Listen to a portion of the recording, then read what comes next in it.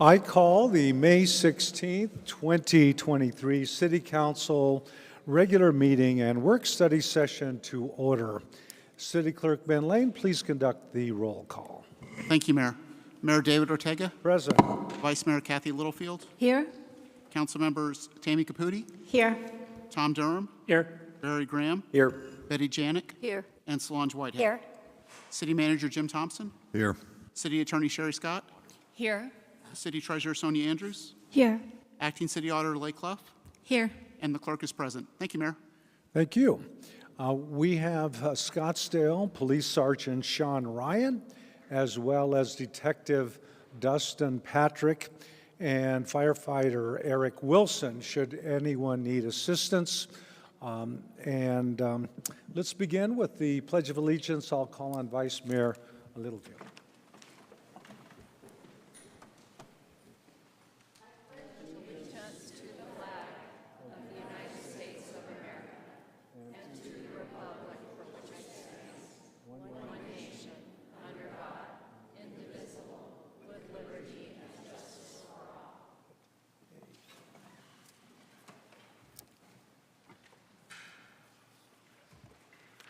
Welcome, everyone.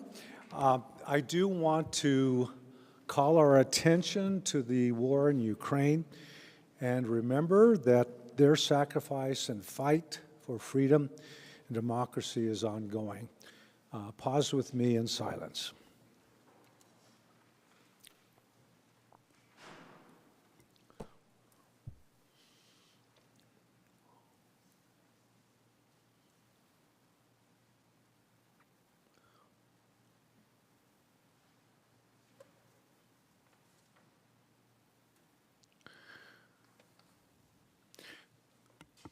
Thank you. Well, the month of May is Indian Bend Celebration Month. And 50 years ago, the Indian Bend Wash opened. There are still two events coming forward. On Saturday, May 20th, there is a dive-in movie at El Dorado Aquatic Center. And Thursday, May 25th, there's a Toss on the Wash event at Vista del Camino Park. Both events are free to the public. Also, please note that the McCormick-Stillman Railroad Park have our concert series going all the way up to June 3rd. Next, we'll have a presentation regarding the Arizona Public Service APS Peak Solutions Rebate. And I'll call on Brian Biesmeyer, Water Resources Executive Director, and Austin Prusek, Account Manager, Arizona Public Service. Thank you, Mayor. It's our pleasure to have a nice big check to present to the city.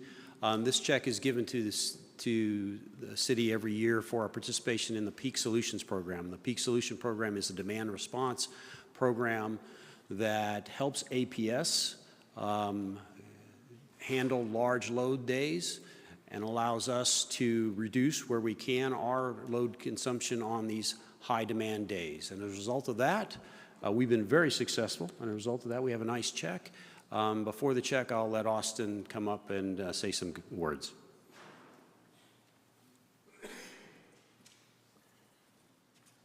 Thank you, Brian. I am just so happy to be here to represent APS and also to say that Scottsdale does such a wonderful job with our demand response program. They really are a great partner. The water department is a wonderful group of people. Been very happy with everyone that I've spoken to at Scottsdale, and again, very pleased and very happy to be here to present the check to not only Brian, but the Scottsdale folks here. And thank you very much for allowing me to be here.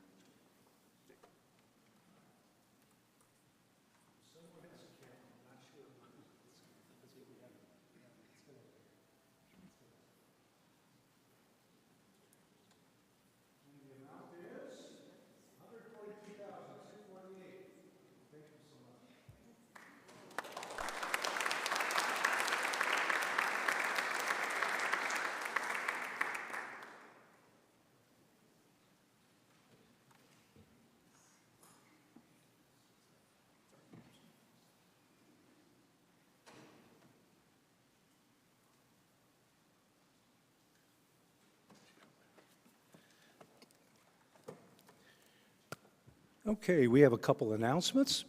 First of all, during tonight's meeting, the council may make a motion to recess into executive session to obtain legal advice on any applicable item on the agenda. If authorized by the council, the executive session will be held immediately and will not be open to the public. The public meeting will resume following the executive session. Second PSA, per our council rules of procedure, citizens attending the city council meetings shall observe the same rules of decorum applicable to members of the council and city staff. Unauthorized remarks or demonstrations from the audience, such as applause, stamping of feet, whistles, boos, yells, and/or other demonstrations, shall not be permitted. Violation of these rules could result in removal from the meeting by security staff. It also helps our time management so the meeting runs smoothly. Next, we have public comment. Public comment is reserved for Scottsdale citizens, Scottsdale business owners, and our Scottsdale property owners to comment on non-agendized items that are within the council's jurisdiction. Advocacy for or against a candidate or ballot measure during the council meeting is not allowed pursuant to state law and is therefore not deemed to be within the council's jurisdiction. No official council action can be taken on public comment, and speakers are limited to 3 minutes to address the council. We received 2 requests. So as I call your name, you'll come forward, state your place of residence, and you would have 3 minutes, and you'll see a timer for that. So welcome, William Teskey, and then Jason Alexander.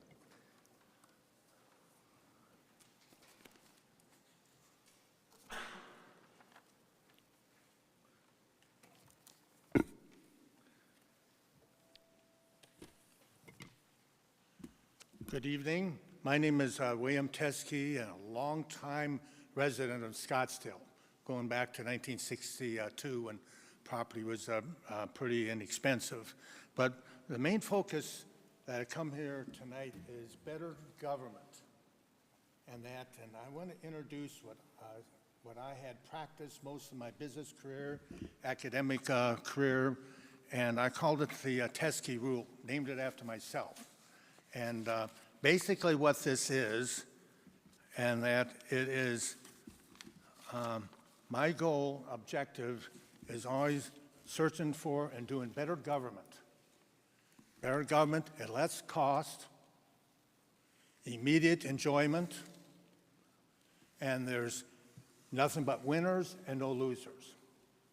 So in that light, after 65 years of practicing that, I codified it into law a number of years ago. Remember the Burke's Law that used to be on TV? That's where I got the idea, the Teskey Law. So anyway, going briefly, and that I'm talking about the sustainability plan and urbanization thing, and I'm very concerned what's going on, with this, and I was a practicing accountant for many years, and I know that money draws a lot of good things, but nothing happens unless somebody sells something or there's money behind it. And I've handled a lot of money, millions and millions of dollars I handle in my hands. And I know how money works and how it corrupts, absolutely. But anyway, getting right to the crux of the matter here, is I live right off of 6th Street in Osborne, and I noticed they blocked off a couple of lanes and that there, and I found it hard to get out because it's all the traffic going into one lane. And then I understand they have this sustainability thing, and they have a word for it. And what I'm having difficulty even getting onto 6th Street. So what I propose, and that Scottsdale, and that, if this is so good, this 6th Street project, why not expand it to every place in town, like Scottsdale Road and up all the major streets and that. So I know there's a lot of money involved. It's money-driven economy, and I suggest this to all community members. And it's a nasty word I'm going to say, and that is, I spell it as AUDIT, audit. And this really cries out for a thorough investigatory forensic audit, and also to set up a program and that for a tip line, of wrongdoing. And I want to say to everybody here, the council, everybody standing here, that as a citizen of this community, we're duty bound to report any wrongdoing to the authorities. If we don't, and that you'd be considered a collaborator, and that you have a duty to report. And I'm suggesting to the council and here officers of this community, and even our treasurer here is a certified fraud investigator. She's got a CFE certificate. We need this seriousness going on, Thank you, all Thank you, Mr. Teske, and we audited the time, so you got 24 extra seconds, and I appreciate receiving anything in writing, and thank you very much, sir. We would love to add that to the record. I have a lot more to say on this. Thank you, sir. And then much more, but it needs to be done. And you're duty bound in that you've got to report any wrongdoing. Thank you, sir. Thank you. Next we have Jason Alexander.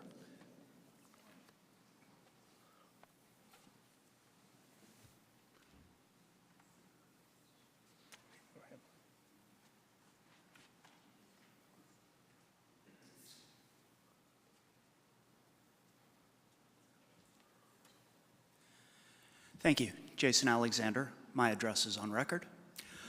I would like to stress that when council makes decisions, the best decisions are made when we think of all the residents, all the various stakeholders, and think toward the future.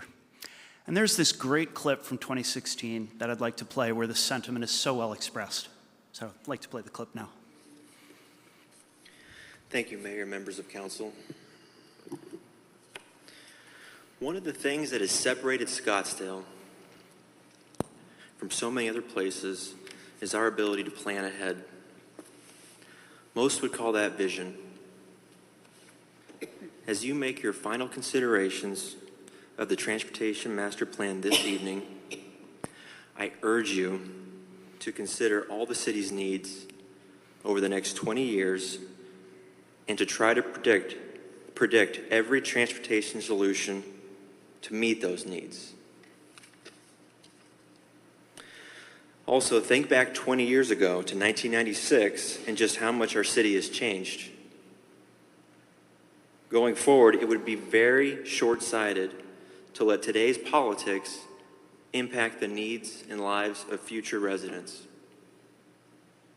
Scottsdale didn't become the great city that it is by drawing lines in the sand and limiting discussion about important topics like transportation. Our leaders came together and planned for an evolving city that people not only want to visit, but work and live. I ask you to look beyond today's political differences and to contemplate the Scottsdale of the future. Please don't be content with a temporary solution that addresses a near-term issue, while sacrificing smart, long-range planning. Thank you for your time and attention. Thanks, staff, for playing that. And what a great comment by a younger and slightly slimmer and slightly more hirsute Mr. Graham. What a great sentiment. Think about the future, think about all the stakeholders, and think about everybody and not give in to the politics of the day. Thank you. Okay, with that, thank you. We will close public comment. Mayor, may I reply? Yes, you may. Go ahead. Should I change my haircut back? Well, thank you. And we are moving on to the next topic. So accordingly, I will close public comment. And we, just to make a note of it, we do receive written comments as well, which are available at the clerk's desk, and those can be filled out. And you would just need to itemize whatever topic may be on the agenda. Next, we have the approval of minutes. I request a motion to approve the minutes for the retreat meeting minutes of April 13th, 2023, and the regular meeting and work study session minutes of April 18th, 2023. So moved. Second. We have motion and a second. Please register your vote.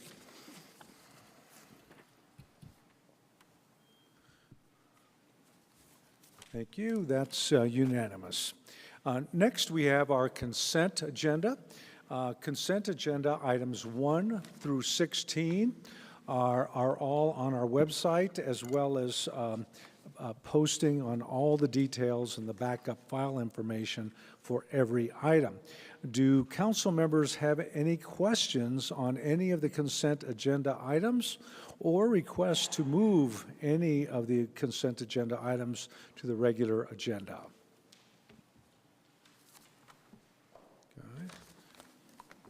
Mayor, can we move the public training facility? Okay, and what number was that one? 10? I don't have it in front of me. Okay. I think 3 or 4.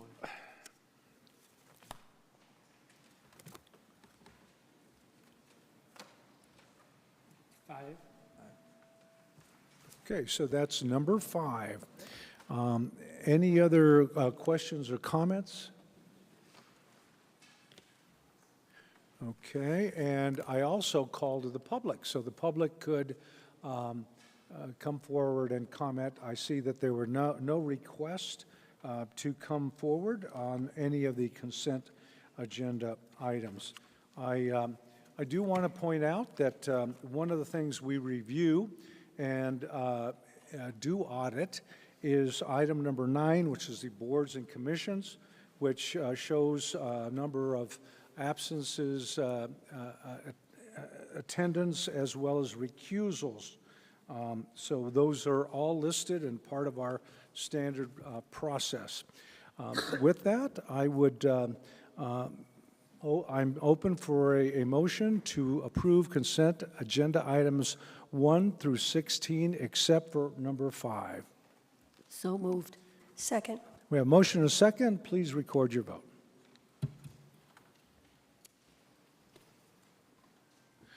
Thank you. That is unanimous.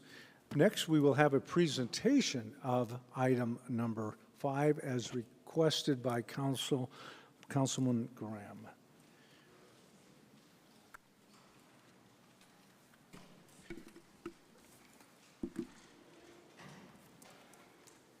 Hi, good evening, Mayor, members of Council, Allison Timku, City Engineer.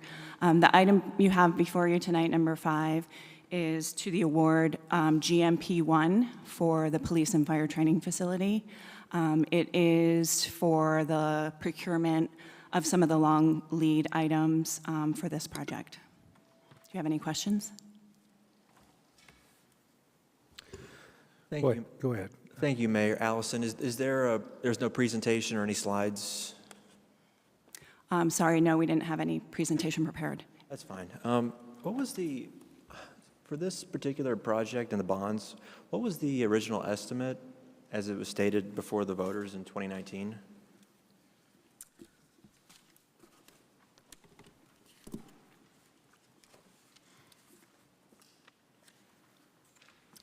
Okay.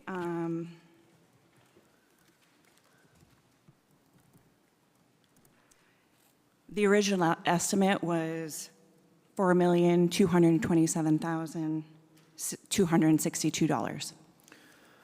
Okay, and then what's the updated estimate amount? Our updated estimate is, hang on one sec.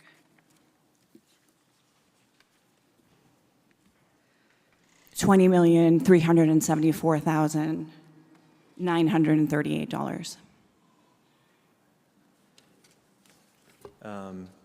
That's more than I remember it. So that's like a 300% increase. You don't have any sort of renderings, or I kind of wanted to show the public, for those that are residents that are new to this process, or not new to this, but not familiar with this particular project. There were two bond projects for the public training. It was the fire station that we talked about ad nauseum, and then this is the complementary police training facility. This is actually a shared use facility. Is that correct?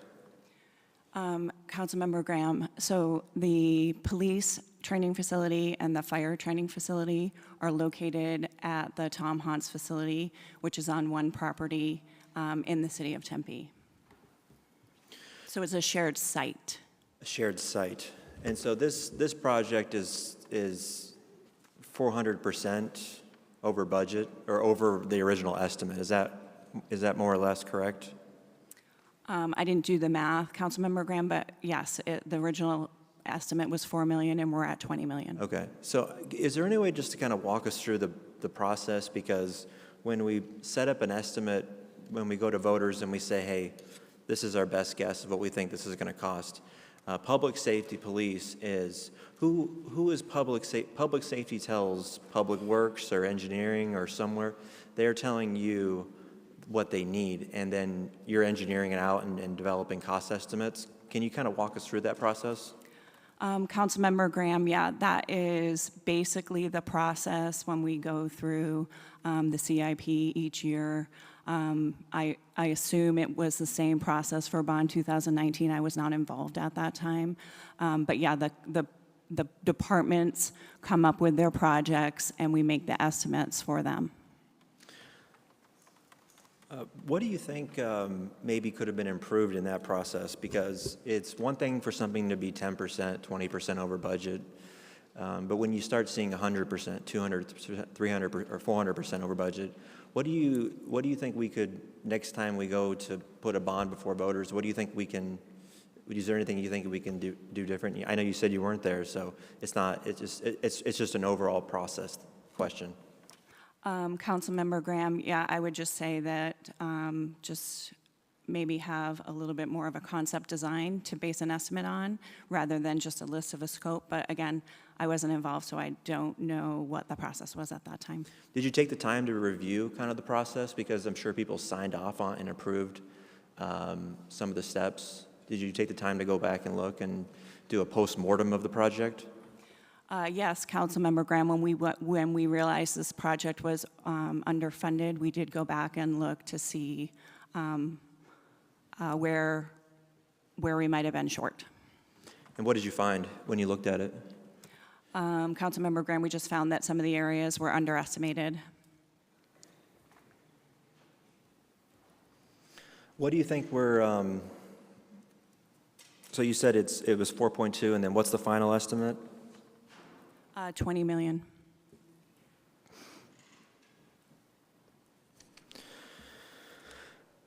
Okay, thank you. No further questions, Mayor. Thank you, Allison. Thank you. Thank you. Just for the record, this topic was discussed in our earlier budget discussions and our CIP presentations, as well as at our retreat. And certainly the pressures have come on many bond 2019 projects due to inflation, COVID, and then the break in the supply chain. The purpose and what's being heard today is to do the advanced purchasing at today's prices, elements that would be installed perhaps even a year away, but we buy them so that we can secure the best possible price at this time. With that, I move to approve the construction manager at risk contract to modernize and expand the police and fire training facility, that is adopt resolution 12828, authorizing construction manager at risk contract 2023-065 City of Scottsdale with Core Construction, Inc. in the amount of $9,250,058 to procure long lead materials and equipment as required to modernize and expand the police and fire training facility. I'd like to second it and speak to my second. So this, for those of you who have not been part of this discussion, we had 319 projects in our approved bonds, and I don't know if our Public Works Director would like to speak to this, Mr. Worth, but we did identify 2 pretty substantial mistakes that were made in design, early design. So these costs increases are not typical.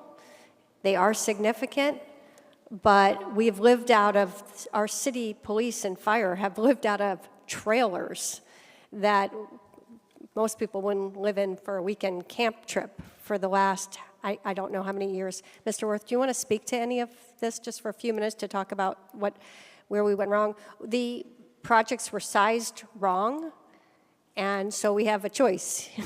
We can either fix the projects and build proper training for our police and fire, or we can stick to the budget. So obviously we made the right decision, and again, we've kind of really addressed these mistakes in a past meeting. And I also want to point out that our bonds are a small percentage of our CIP, our capital improvement project. So the bonds itself are not the only dollars we have to do the important infrastructure that we do here in the city of Scottsdale. So the good news is, with our strong financials in the city and our incredible management of money, despite what these 2 projects would otherwise suggest, we have the funds to do it correctly.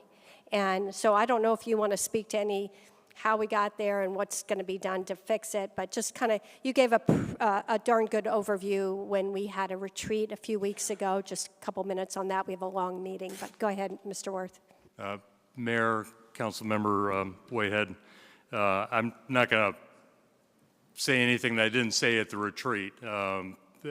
We acknowledge that we had a big miss on this one. Some of the things that we didn't adequately account for. I think the biggest one was it's a police training facility. They have an indoor firing range as part of this facility. The one that they have now is inadequate in terms of safety. It's inadequate in terms of size. The size of the force is twice as big as it was when the original facility was built, and we anticipated modifying the existing range. We can't do it. We've got to build it in a new building. And it's got to be precast concrete to meet the safety requirements. That's what this contract award actually does, is it buys the precast concrete so we can build that facility. There were other things that, and I'll say the same thing I told you last month. Just looking at the square footage that we estimated at that time, the estimate should have been higher. It was a miss. I don't want to make excuses. 58 projects that made it through the election, another 20 or so that didn't. We had to estimate and review estimates on all of those, and I still stand by the fact that there were very few misses, but this is admittedly one of them. Thank you so much. Thank you. Next, we have Councilwoman Janik, then Councilwoman Caputi. Thank you, Mayor. I think we all realize that this project was way over budget. We didn't do our duty. But the most important thing is that we don't let it happen again, that we come up with a policy so that we can catch these errors sooner in the process. And our treasurer, Sonia Andrews, a couple weeks ago, came up with a process whereby we will review budget items that are over a certain amount of money, and I believe it was over $1 million, and that if it's more than 10% over budget and the project cost is over $1 million, we will come back and review it. So we have learned from our mistakes and we go forward. Thank you. Thank you, Councilwoman Caputi, and then back to Councilmember Graham. I'm just going to belabor this again because I think it's really important that the soundbite not be that, oh my gosh, we didn't guess right and it was wrong and the city made a mistake. I think the message should be that, yes, the scope was incorrect. Materials have increased, yes, 400% and 500% sometimes. We've been through this on this council several times. Steel and different materials have actually gone up 400%. Allison couldn't have possibly known that in 2018 because COVID. So we have the situation that we have. The residents told us that they want a brand new fire and training facility, and I think the message that I would like residents to leave with today is that we are very proud to have a wonderful police and fire training facility. It's going to be state-of-the-art, and it would be far more expensive for us to continue to send our firefighters and police officers to other cities to get trained, or to lose our employees because we don't have the capacity to make sure that they're trained to take care of our residents correctly. So I'm very excited to support this project. Yes, it was scoped incorrectly in the beginning, and the materials have increased tremendously, but we absolutely need to move forward with it, and I am proud to support it. Thank you. Okay, Councilmember Graham. Thank you, Mayor. Just a couple follow-ups. We're not debating the necessity of the training facility. Chief Walther and his crew, they deserve the best of the training facilities for public safety. I've been down there and I've seen it's dilapidated, it's in disrepair, it needs an improvement. That's not the debate. I keep hearing that, but it's not the debate. The debate is that we told the voters, the residents, it's going to cost this, and now we're coming back and saying it's going to be, we actually need to increase the scope, double the square footage of the facility. Oops. Cost of the facility is going to go 400%. That's the issue. The necessity of the facility is not the issue, and that is why I'm going to support this tonight. But I'm also want to bring attention to the fact that with a 400% increase, and whether if you look at the whole public training facility in that area, if you're looking at just the fire or just the police, the shared use, or the whole thing, when we pay for that, we are going to have to sacrifice other things. We can't buy everything else anymore. When we went to you, the city, we being the city, we told you, we said, these are the 58 projects from the 2019 bonds. They are absolutely critical. We got rid of all the nice to haves. We got rid of all the projects that would be, it would be fun to have, and these are the critical projects. We have overruns that we've seen that we have never seen overruns to this extent. And we're looking at least a third of those critical must-have, can't live without projects. They're not going to happen maybe ever or for a long time. So that's what I'm bothered by. When we're over budget on this project, I understand about how we have other money. Scottsdale it's a wealthy city. We have other money. But when we're over budget, especially to this extent, the simple thing is we can't buy everything else we said we could buy. So the bond projects, yes, we need this project, and that's why I'm happy to support it. But the other projects that we told you were critical, there's not going to be money for. So that's something I'm bothered for. The last thing I'll say is that I haven't really heard how what changes we're going to make or procedures we're going to implement to prevent this from happening again.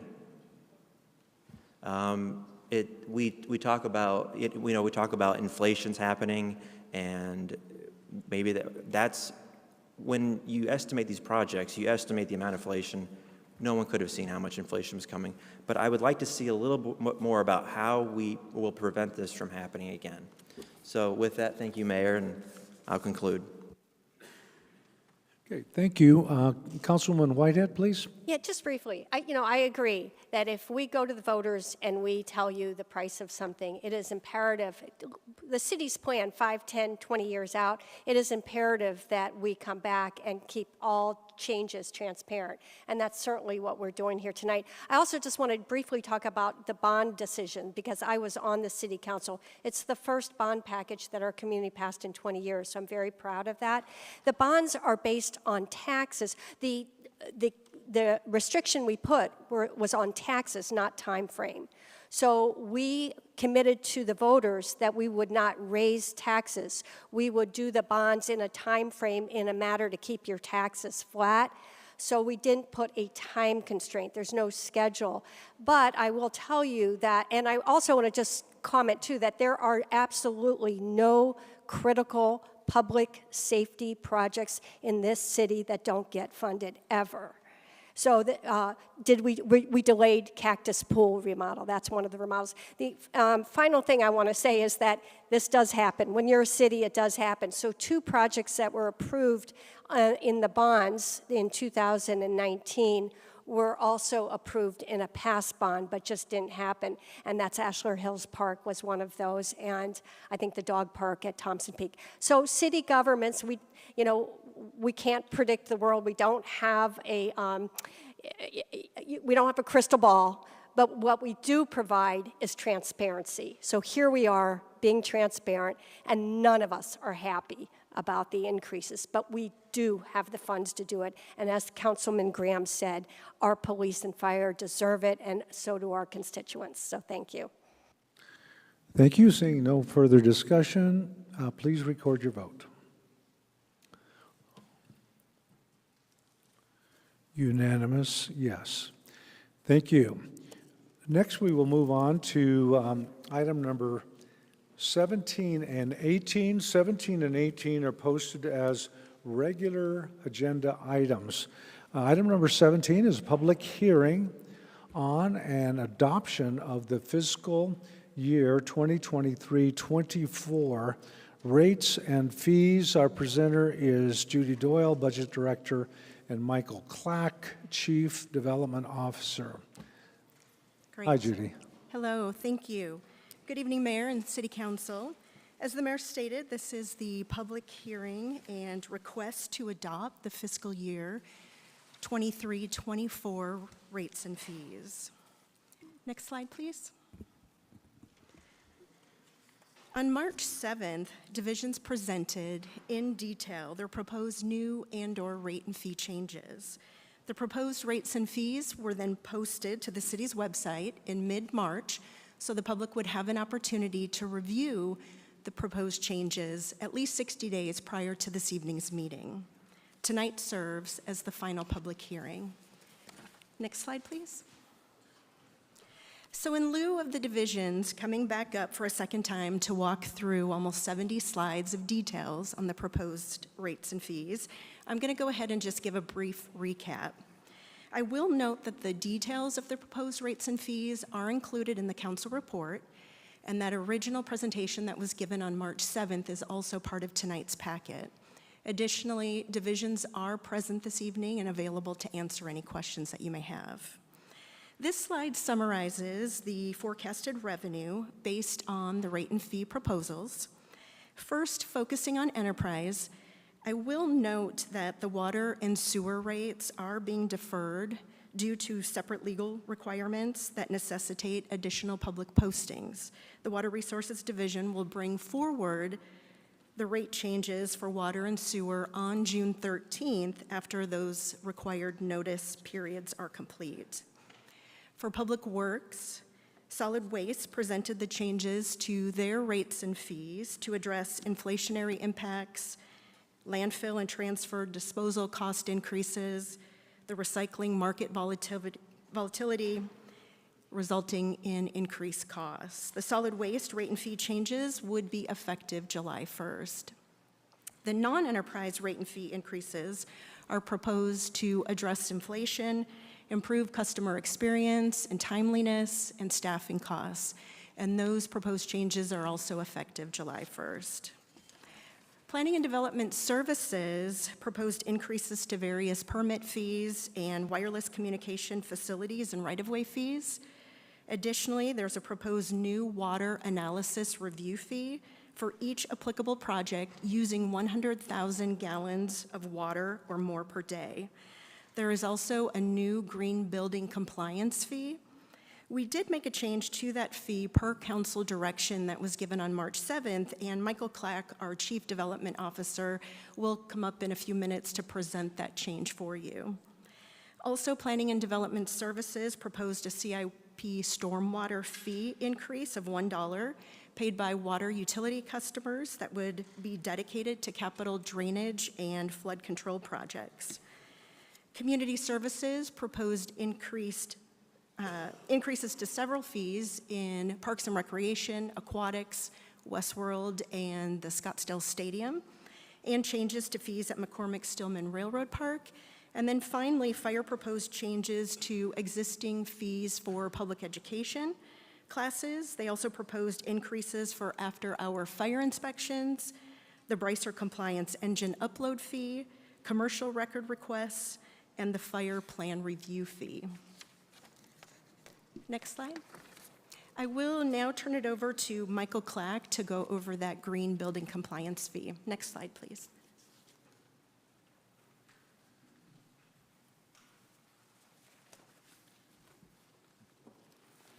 Good evening, Mayor and Council. Hope you all can hear me. All right, thank you.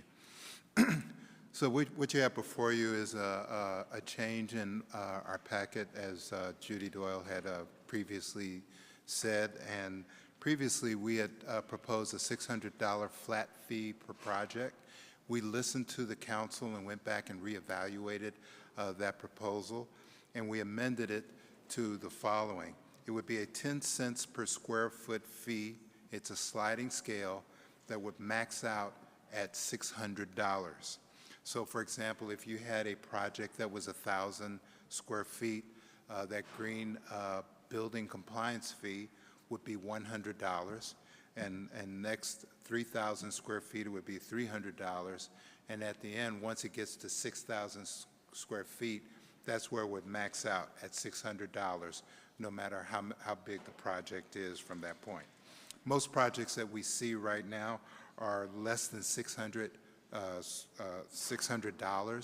so it would be less than 6,000 square feet. That's about 78% of the overall of all the projects that we take a look at that would be below that number. And so our revised estimate is $160,000, which would help cover the cost of 2 reviewers for this project, for this program.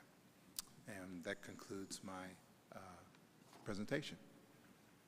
Okay, Councilwoman Caputi. I'm happy that it's sliding now. I know the council remembers that I asked that we make this a little less punitive, but I just want to repeat for the multiple time I've said this now. I feel like if we want people to be green, which we do, we would love folks to build more green, we should be rewarding them and incenting them to do it, not punishing them to do it. If you do a Google search and you look into the different programs the city of Scottsdale has to incent folks to be green, we actually don't have any. Again, we're fining them to do the right thing, and I think we would have a lot better compliance if we made it a good thing to be green. And we've said that the whole point of green building is that we're going to save so much money. And so again, it just seems very counterintuitive to me that we would be fining and punishing folks for being more sustainable and green. So again, I'm glad that it's sliding, and it certainly won't be, it's not like it's going to be, cost prohibitive, and I appreciate that.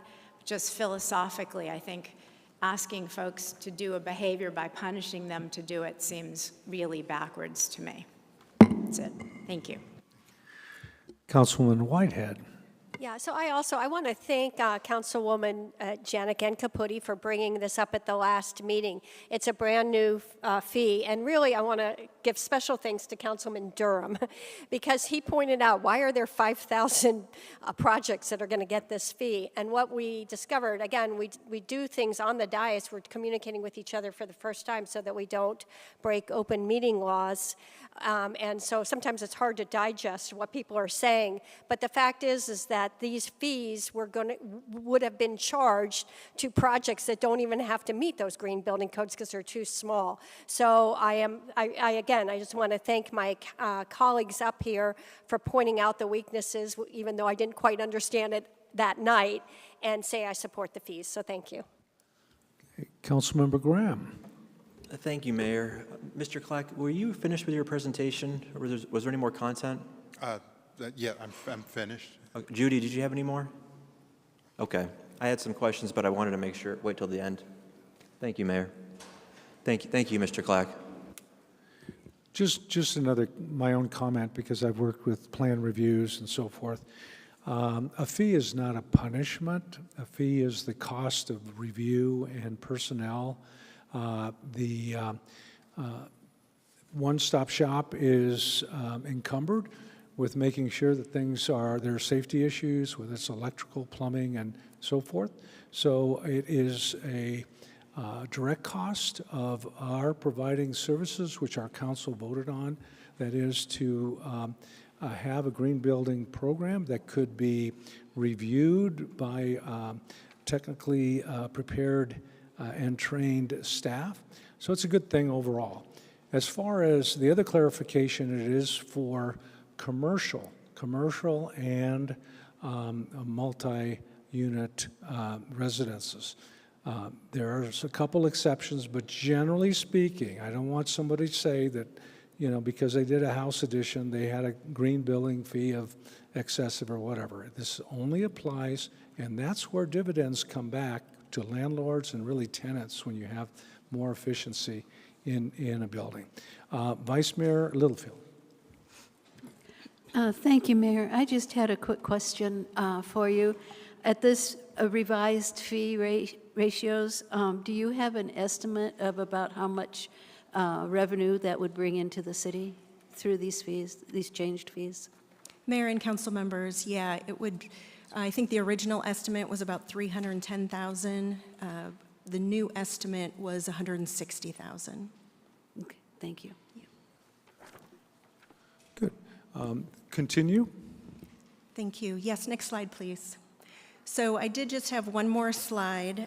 We are recommending adopting the associated ordinances and resolutions shown here on the slide. And again, divisions are here this evening and happy to answer any questions that you may have. Okay. The other purpose of this item is to make sure we have a public hearing and public comment. So I'll return back to Councilmember Graham if you had some general question or comment. Thank you, Judy. Is it no more content? That's the full presentation? That is the full Okay, presentation. I'm very appreciative of it tonight. I don't, the confusion about the fee, we passed a requirement back in December for the green codes, and it costs we have to hire people to, when you require people to do something and it requires enforcement, we have to pay for it. So we have to charge people for it. So I'm not really shocked by that. What we do know for sure is that the amount you've gone and reduced that fee, and so the amount of revenue that we anticipate collecting is going to be less than what it costs. So we're going to have to hire people. I'm rounding numbers.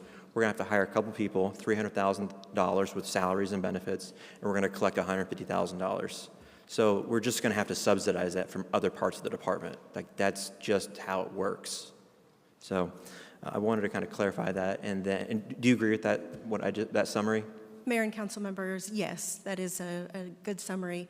It's my understanding that the division does plan to maybe stagger that hiring to see if that additional position is necessary. The division is also planning a rate and fee study. So they are in the process of putting out a request for proposal for that. Yeah. So they'll be able to take a look at all of their rates and fees. I guess, but the green fee, I mean, that's kind of almost a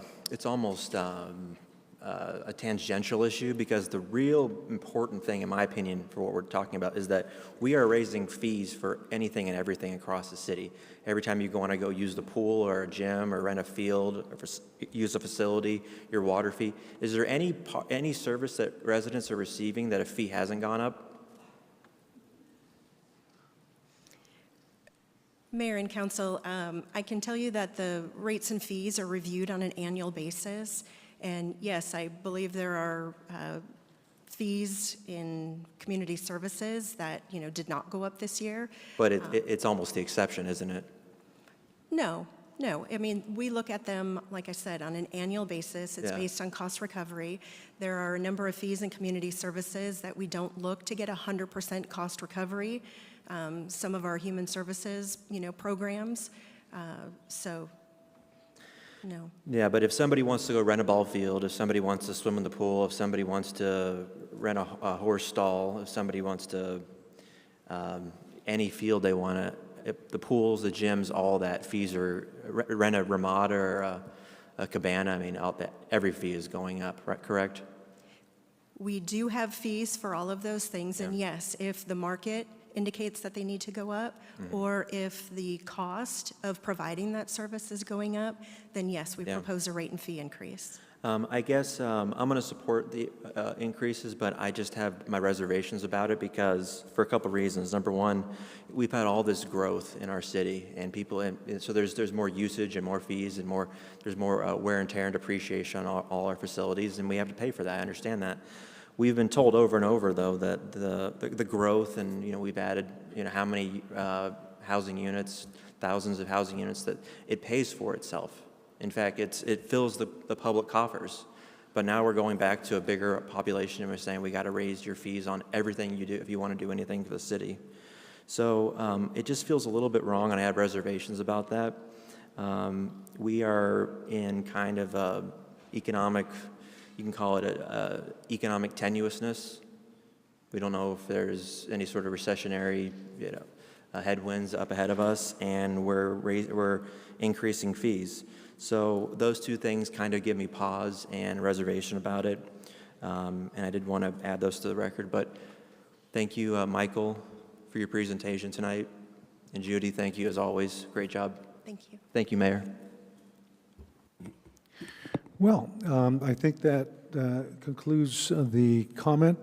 I would now open for our public hearing, and this is a statutory requirement. I see that one person wishes to, excuse me, I don't see anyone on item number 17. So with that, I would close public comment. And,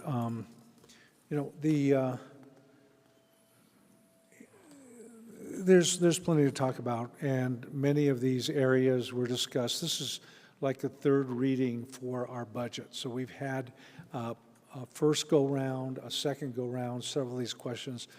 As I said, they're slides of record.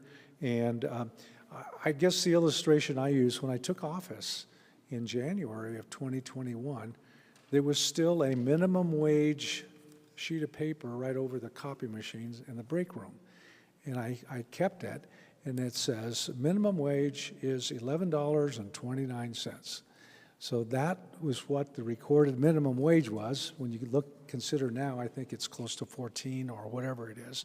So that's how much things have changed in very few years. Also, of course, the price of gasoline and providing services. So we do plan to be as cost conscious as possible. There is no need for an action item for this. Oh, there is, I'm sorry. So with that, I would call for a motion. I don't see any other requests or questions, so I would, we have accepted the citizen comments at this hearing of the proposed rates and fees. And we are now at the point to adopt rates and fee ordinances and resolutions. Do I have a? I'll move to adopt rates and fees. Second. So we have a motion and a second. Just to clarify, the motion is to adopt ordinance number 4588, adopt resolution number 12786, adopt ordinance number 4592, adopt resolution number 12805, and adopt a resolution number 12788. All of these are posted under item number 17. We have a motion and a second for the discussion. Seeing none, please record your vote.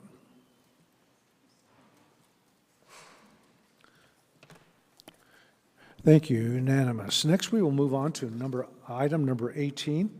Item number 18 is the public hearing on an adoption of proposed fiscal year FY 2023-24 budget, tentative budget. We have our treasurers, Sonia Andrews, and Allison Timku is our city engineer. So we'll have the presentation first, then we'll have our public comment and discussion. Go ahead. Thank you, Treasurer. Thank you, Mayor. Thank you, Council. Next slide, please.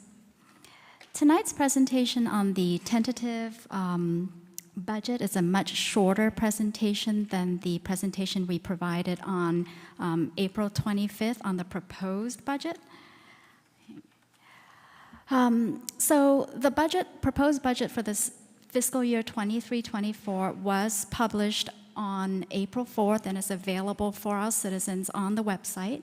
On April 25th, as I mentioned earlier, we did a much longer presentation on the proposed budget. And tonight, we're asking for a public hearing and also council to adopt the tentative or preliminary budget and CIP.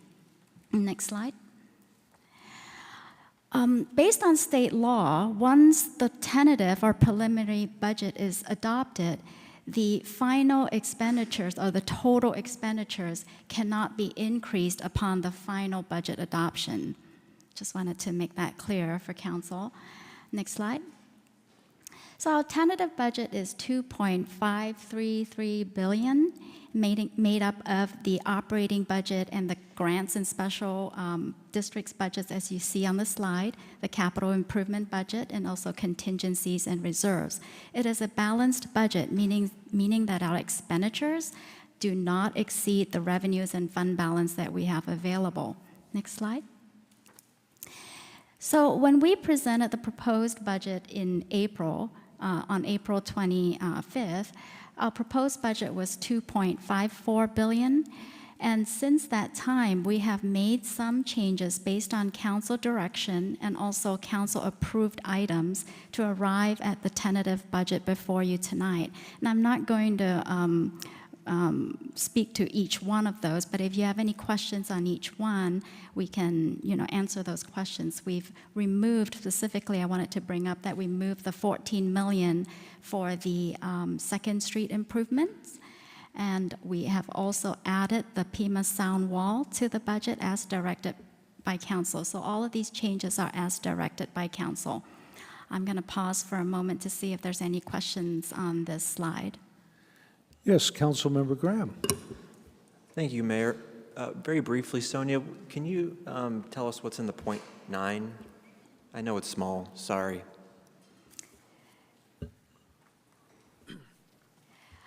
Can I get back to that? We'll look that up. Take your time, no rush. At this point, Councilwoman Janik. Very quickly, the removal of additional funding for 2nd Street project, that was number 18 on the list that we reviewed. Could you give me just a little more information on that project and why we decided to hold back on it? I could answer that. Yeah. Oh, so Allison will cover all of that in her presentation of the CIP. Thank you. Councilwoman Caputi. Thank you.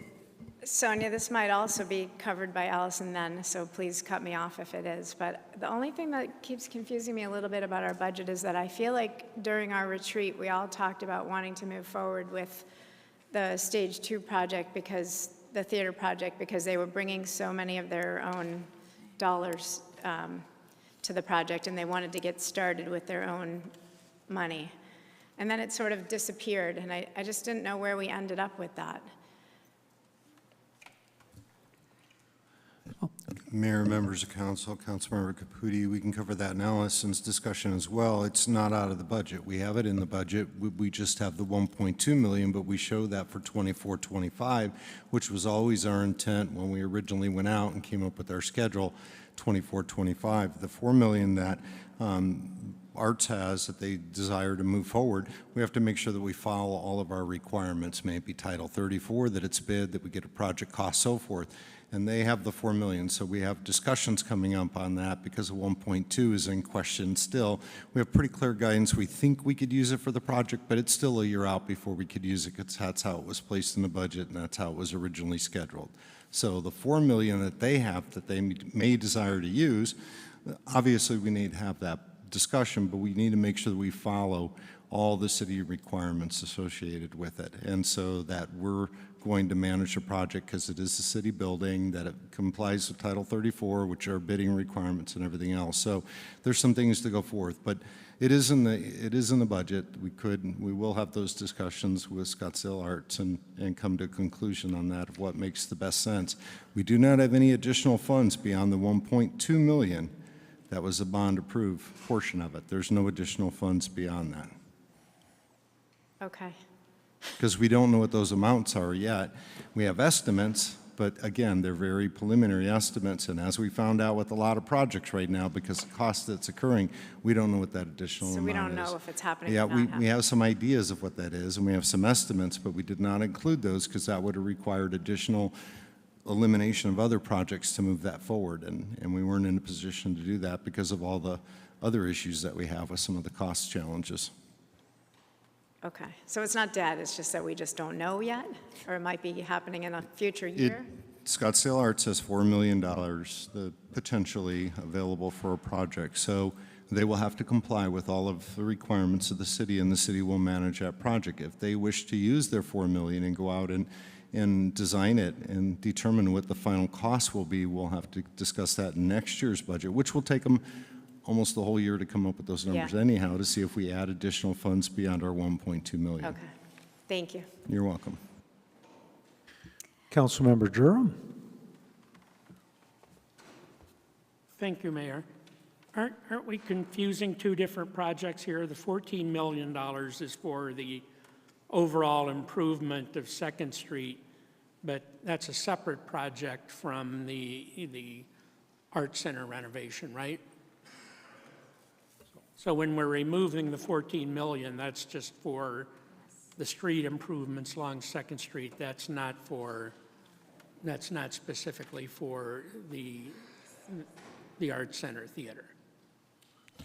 Mayor, members of council, what we have in on Second Street is the original 1.8 million, which was for the design. We do not have any funds in there to build anything at this time, as we discussed at the retreat. That was a separate question I was going to ask. We still have money for design That is correct. in there. Thank you. You're welcome. Okay, any other questions at this point? Continue, please. So I wanted to get back to Councilmember Graham's question on what was the remaining 0.9 million. I wonder if I should wait for him to come back. Here he comes. Yeah. Yes.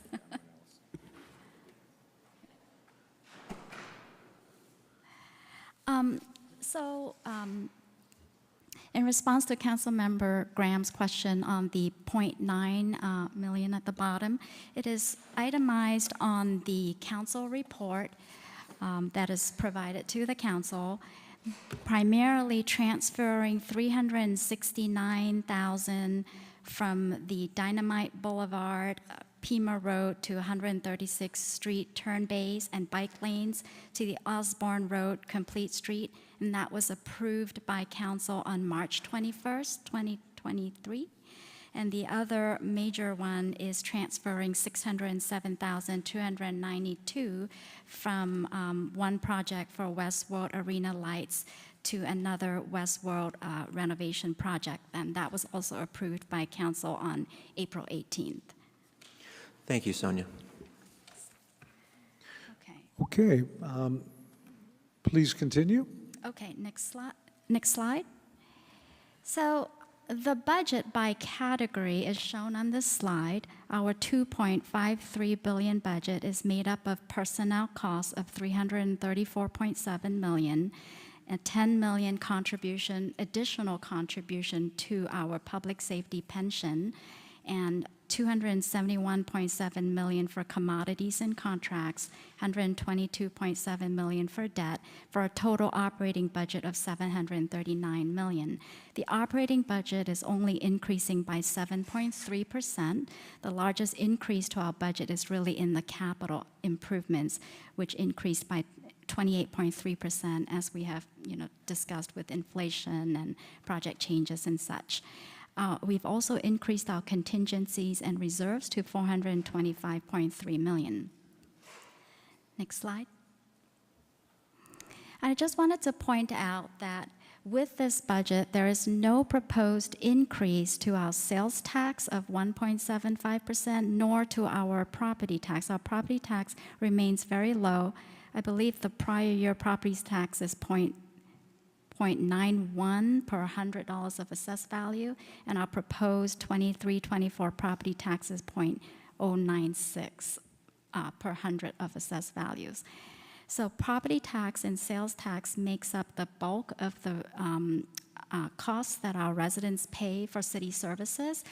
Fees and charges make up a very, very small portion of revenues for the city, and fees and charges that was presented earlier are paid by residents that receive a direct service or a direct benefit.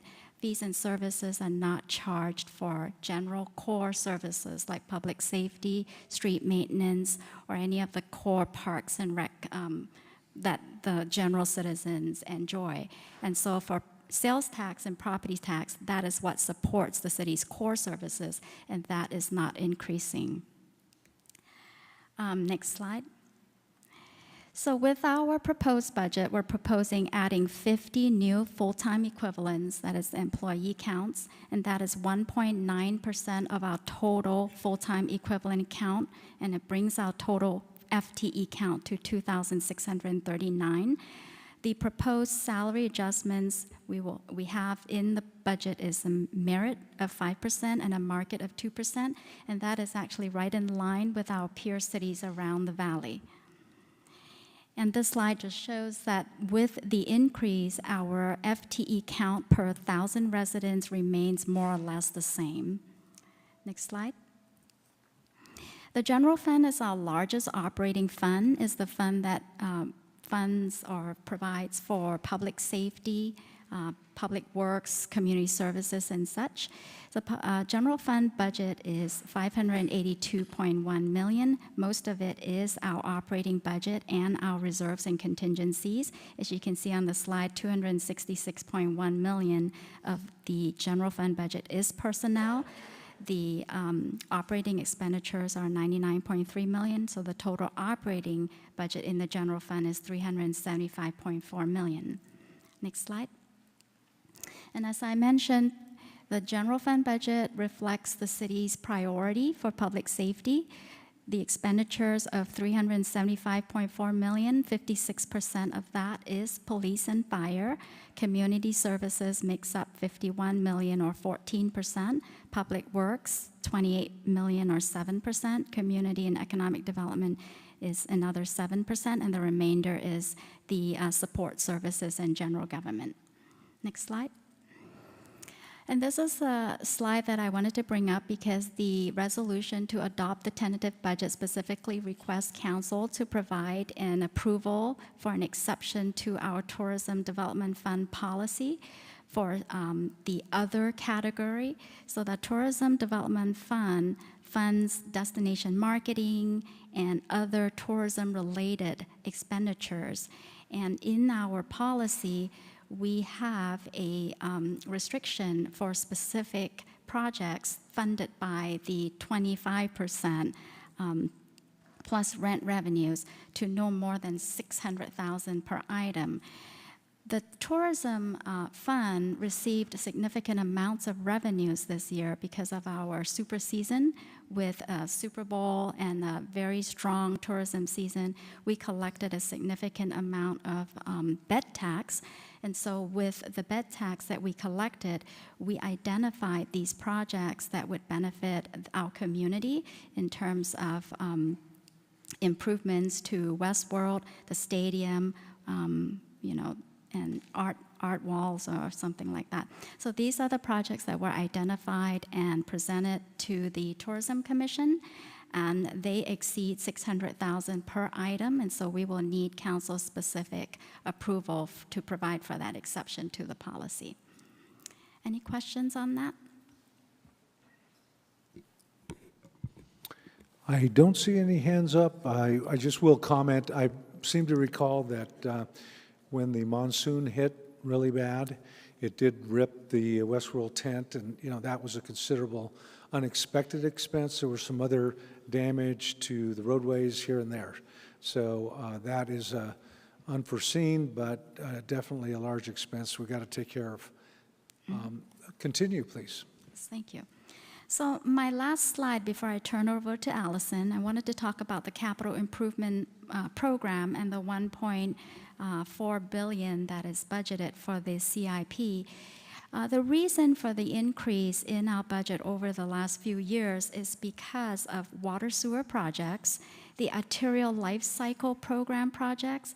Those projects have been in the works for the last 4 or 5 years through they've been in the design and engineering phase, and they're now progressing into the construction phase. So you'll see an increase in our budget because we're starting to put the construction dollars in the CIP for the arterial life cycle program. The other reason for the increase in our CIP budget is also the Bond 2019 projects, and then we have other transportation projects, drainage projects, and other service and community facility projects. And that ends my portion of the presentation, and I can respond to any questions before we turn it over to Allison. I see none, so we'll turn on for the capital improvement project discussion. After this presentation, I will go directly to public hearing, and then we will get into our own dialogue from the dais. Okay, thank you again, Mayor, members of council. Could I get the next slide, please? And one more, please. So this is a summary of the changes in the CIP since the April 4th proposed budget release. Quite a few of these items were already discussed with the city treasurer's presentation, but I'm going to go through each of the items that have changed since the release of the proposed budget, as well as the presentation that I did back on April 25th of the proposed budget. So first, we added 2 new capital projects, which were approved by City Council on March 21st. They were the Pima Road Sound Wall, and it was the Railroad Park Ramada. Second, we transferred $369,306 from the Dynamite Boulevard Pima Road and 136th Street turn bays and bike lanes to the Osborne Road, Complete Street, Hayden Road to Scottsdale Road project, and that was approved by City Council on March 21st. And Osborne Road and Miller project is complete and open to traffic. Third, we increased the 68th Street Indian School Road to Thomas Road project, $92,159, and that was approved by City Council on March 21st. Moved up the timing of the 68th Street storm drain south of Camelback Road so that the funding would align with the 68th Street sidewalk project. We removed the additional funding that was not necessary for 2 Bond 2019 solar projects. We were originally planning some inflation amounts in those projects, and we've realized that we can scale the projects to the current budget. We also increased 45 Renovate Westworld horse barns to increase rentable space as a result of our discussion at the retreat on April 13th. We removed the additional funding request for 18 build roadway and pedestrian improvements along 2nd Street from Drinkwater to Goldwater Boulevard, again based on direction received on April 13th at the council retreat. And finally, we transferred $292, from 47 replace Westworld Arena lights to reduce operating costs to Project 45 renovate Westworld horse barns to increase rentable space. And that was approved by City Council on April 18th. And that's it, if you have any additional questions. I will go to Councilwoman Janik and then City Treasurer. Thank you, Mayor. Allison, I have a couple questions, and basically it's just to clarify some issues that we discussed at the retreat versus what we're seeing now, just to kind of get some information on why those changes were made. And I do have project numbers. I hope that's okay to go that way. The Asher Hills Park, I remember that we had discussed that perhaps we should not install the shade structure as a cost-saving measure, and the whole project is now on, project number 55. Can you explain why that change was made? Councilwoman Janik, yes. So the Asher Hills project, we are currently going through some value engineering on that project right now, and we're specifically looking at the shade structure. We did get a cost estimate from our CM at risk contractor to remove that shade structure, and it was $300,000. So that's not a large impact. And additionally, the project already has been through design review board process. It had extensive public outreach, and the shade structure was important to the public. Okay, thank you. That's good judgment. Next one is, well, we talked about Second Street, that we just are going to keep the number at that $1,845,000, basically. And the next question is on Project 25, the Paiute Center. There was some discussion that we might have additional funding for a second story, and the bond project was about $11 million. And we were considering perhaps adding more to that, and we, at this point, are not. Councilwoman Janik, we have, I believe we've applied for a grant for that project, is that correct? Mayor, members of council, just a quick update on that. When we discussed it at the retreat, we discussed potentially adding a second floor with outside money that would be brought in from maybe county or federal funds associated with that. This year, our goal in that project, and we're not really funded out to 24, 25 to construct, so we will be designing, and in that process, we'll be coming back to you to have those discussions with those funds that might be available from other entities that could add to this project. Okay, thank you. You're welcome. And then just one last one. Renovate and modernize the Stage 2 theater. I think we've already discussed that, though, so thank you for that clarification. Appreciate it. Thank you. Okay, a clarification from City Treasurer and then Councilwoman Whitehead. Mayor and members of the council, I just wanted to make one correction and clarification in my presentation earlier. I had misspoke and said that there was no increase to the property tax. There is an increase to the property tax rate. It's going to go from 0.907 to 0.968 per $100 of assessed value. Thank you. Thank you, Councilwoman Whitehead, and then Councilmember Graham. Okay, thank you, Mayor. And I just want to thank Councilwoman Janik, actually everybody up here. So this budget process really starts last year, and we go through many steps to get to where we are today. And I just, it's really important to mention the staff expertise at every level, and then the staff specifically in the Treasurer's office. So a $2 billion budget is a pretty big deal, and this is really great to be here tonight after doing so much work on this. So a city budget really is a book of priorities and how much, and it's the best way to decide if the city is in fact aligned with its constituents. And not only that, the level of programs, services, and infrastructure improvements that get funded in a budget is a measure of the city's fiscal discipline and prudent decision-making. And by prudent decision-making, that means making decisions today that save you money tomorrow. So it's easy to cut a cost today that's going to cost you quality of life and actual dollars in the future.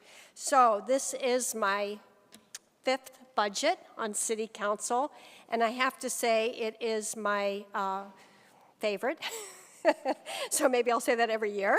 But this budget is very robust, and from policies to capital improvement projects to line items, this is directly, I look at these items, they're directly from you, the citizens. And so I want to go over just some of the examples of these projects. Petitions. We found out that there was a gap in a sidewalk south of Camelback on 68th Street. That was a year and a half ago. And it's a pretty dangerous gap. That is funded. And not only is it funded, it's funded in conjunction with drainage work, which we have a grant to do, to reduce the taxpayer impact, the taxpayer cost. Pickleball courts in the south, that was a petition, that's funded. Indoor playground at the railroad park, that was a group of citizens who actually raised money and brought it to our attention, so that it also is a citizen priority. More traffic enforcement officers. I have a lot of people asking me for that. We've got that in your budget. So other priorities from our community are the Pima Sound Wall. Got to mention that. That came straight from the residents too, and thank you to staff for making sure that the right pot of money was used to fund it. So other things that are in this budget, we have an ADA coordinator for the first time in over 10 years. We have rental assistance. We have a number of programs to make sure that everybody in our city is cared for. So in this past year or two, we've seen seniors getting priced out of homes they already live in. We take a big stab at solving that problem in this budget. We have a tree canopy plan. We have things that don't seem that exciting, but are money makers. The polo field lighting, we're doing lighting that actually saves money by having LED lights, but also expands the use of these fields to nighttime sports. So we now have soccer games on the old polo fields. So lots to love about this budget. And I just also want to say that we're delivering this broad range of priorities. We're delivering so many new infrastructure projects, and at the same time, we've significantly reduced our pension liabilities, and we've substantially increased our rainy day funds. So this year's projected reserve balance is $81.8 million, and I just want to point out that that's 3 times the amount of the rainy day fund when I first got elected 4 years ago, 4+ years ago. So this is a budget I'm incredibly proud of. I've already asked so many thousands of questions that I have no more. Thank you. Thank you. I have Councilmember Graham and then Vice Mayor Littlefield. Thank you, Mayor. I'm not quite as optimistic on this budget as my colleague. I do think a lot of it is very good, but unfortunately, there's been so many projects that have gone over. This budget kind of is sort of, in a lot of ways, putting out fires to cover overruns, and there's so much that we're not getting. That residents, I think, we need to kind of tamp down expectations and make sure they understand that you are not getting as much as you might want from this budget. The overruns have been jaw-dropping. We've seen over and over again. I mean, there's just that we've talked about that many times. So I kind of wanted to start with that.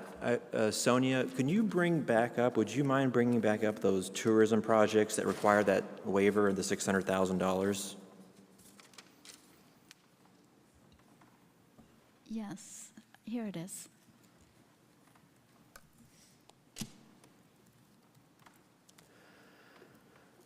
One of my concerns about these is that, so a lot of these projects, I want these.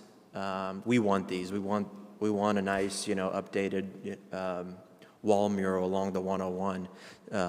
Jim, can we deliver on these projects quickly before they get chewed into by cost inflation and other project cost increases?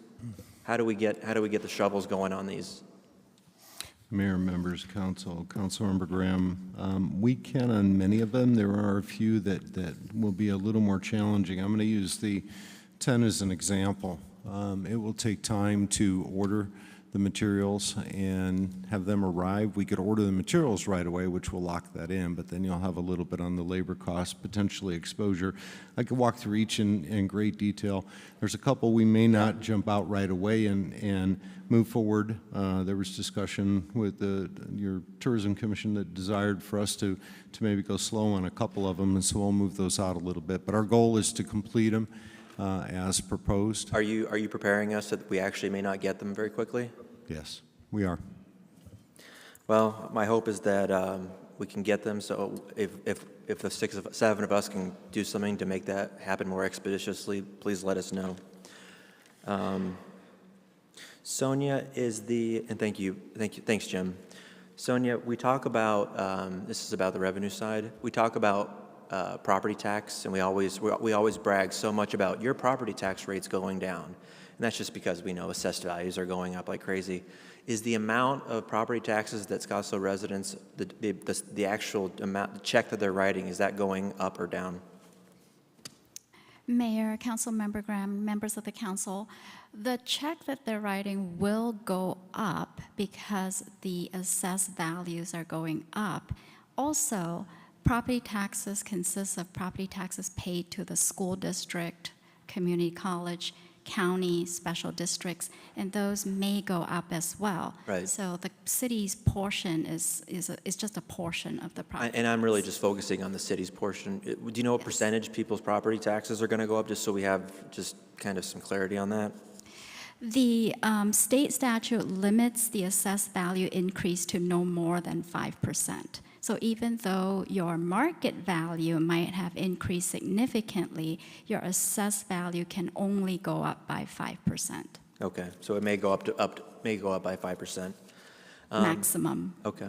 I'm a little bit concerned about the 50 FTE, full-time equivalent headcount increase that we're going up. I know there was debate about we need 100 or 200, but even if it's 10 or 20, I think that people look at that and they kind of have questions. Why do we have to raise the headcount? And so I do have some concerns about that. A question here for Allison, if she's still around. Oh, there she is. I want to talk about Ashler Hills, which is a great project. It's 17 acres up in North Scottsdale behind Safeway or Target or whichever facility that is, right? We talked at when we had that bonds retreat in, was that April or March we had that retreat? And, well, for starters, that was a 2019 bonds project, is that correct? That's correct. And how much did we tell voters or residents how much did we estimate that project?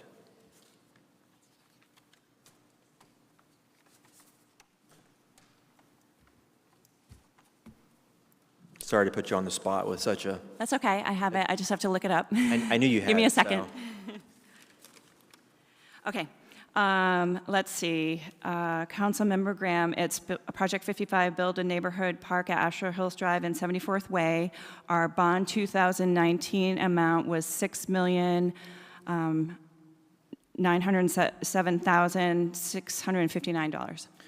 $6.1 million, right? Yep. Okay, and so in the bond, in the budget this year, we have $10.8 million for it? Yes, there's an additional request for $4.7 million, correct? Okay, so I mean, another 80% increase on a project. So it continues. A lot of it is not our fault, it's inflationary. Not 80. What was that? Councilman Durham was correcting me. It went from 6.1 to 10.8, and I said it's about 80% increase. Not an 80% increase. 10.1 minus 10.2. It's the percent of 6 up to 10. Is my math wrong? Is my arithmetic wrong? Yeah. Okay, 65%, 70%. Okay. Okay, so it's still a significant increase, whatever the number may or may not be. I just kind of wanted to manage the residents' expectations about that. We are covering a lot of those. Some of this, what we're authorizing from the tourism fund is to cover some more overruns. When we met at that retreat, we talked about setting aside the shade structure. And the reason I remember this, and my colleagues can correct me if they disagree, but we talked about it because we were told that was the major cost driver for that project. But now you're kind of saying that it was only a $300,000 delta? Councilmember Graham, so if you recall from some of those elevations, that structure was not the shade structure itself, it was also the restroom building. So it was like this one large structure together. So just removing the shade structure, the estimate was $300,000, and that's from our CM at risk contractor. So we're still buying it and spending the significant money for it? Correct. Okay. I don't want to quibble about that. It's 77% increase, so. How are we, thank you, Allison. That's all I wanted to ask about Ashler Hills. My last question for the time being is, Sonia, how are we on the expenditures, state statutory expenditure limit? Mayor, Councilmember Graham, members of the council. Oh, and can you kind of explain to the residents a little bit of background and then where we are with this budget? If you wouldn't mind. Yes. So the expenditure limitation is a constitutional limitation that restricts a city's budget to a 1979-1980 base amount that's been increased every year for population and inflation growth. So the state takes our 1978-1980 budget and calculates the increase every year, population and inflation growth, and limits the city's local expenditures of local revenues to an amount called the expenditure limitation.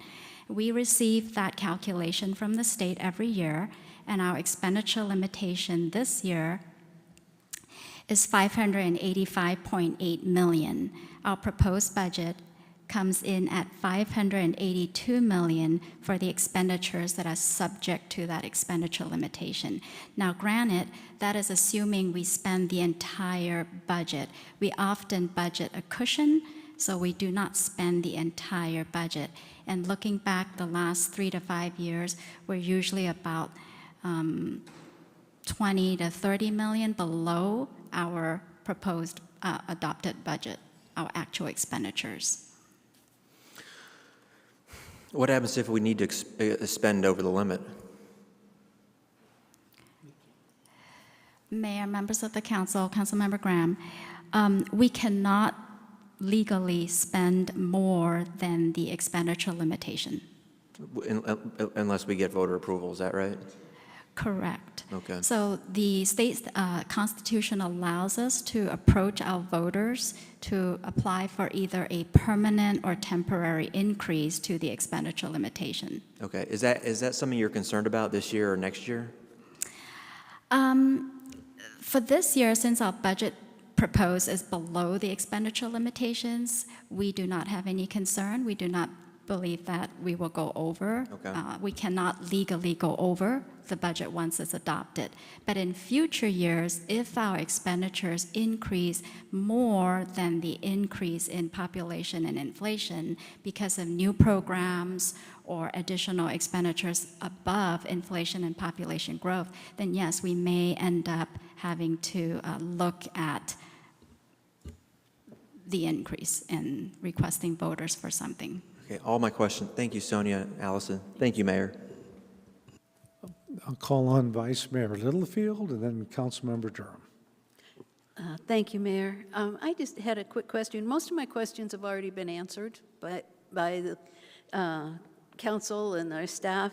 I had a couple of things I just wanted to bring out so that citizens know what's going on some of these other things. And Jim, I'm going to put you in the hot seat right now. We have in this budget 50 new full-time equivalent employees openings. And I'd like to have a brief explanation about where those people are going and how much it's going to cost the city. When you do employee increases like this, that's a permanent increase into the budget because you're opening a new position slot. And it doesn't go away at the end of the year. It's not a one-time, we're going to put a canopy up here. It's an employee who's going to be working for us. He's going to have overhead. He's going to have pensions and health insurance, and he's going to stay with us for many years, hopefully. So it's a long-term investment when we increase our employee count.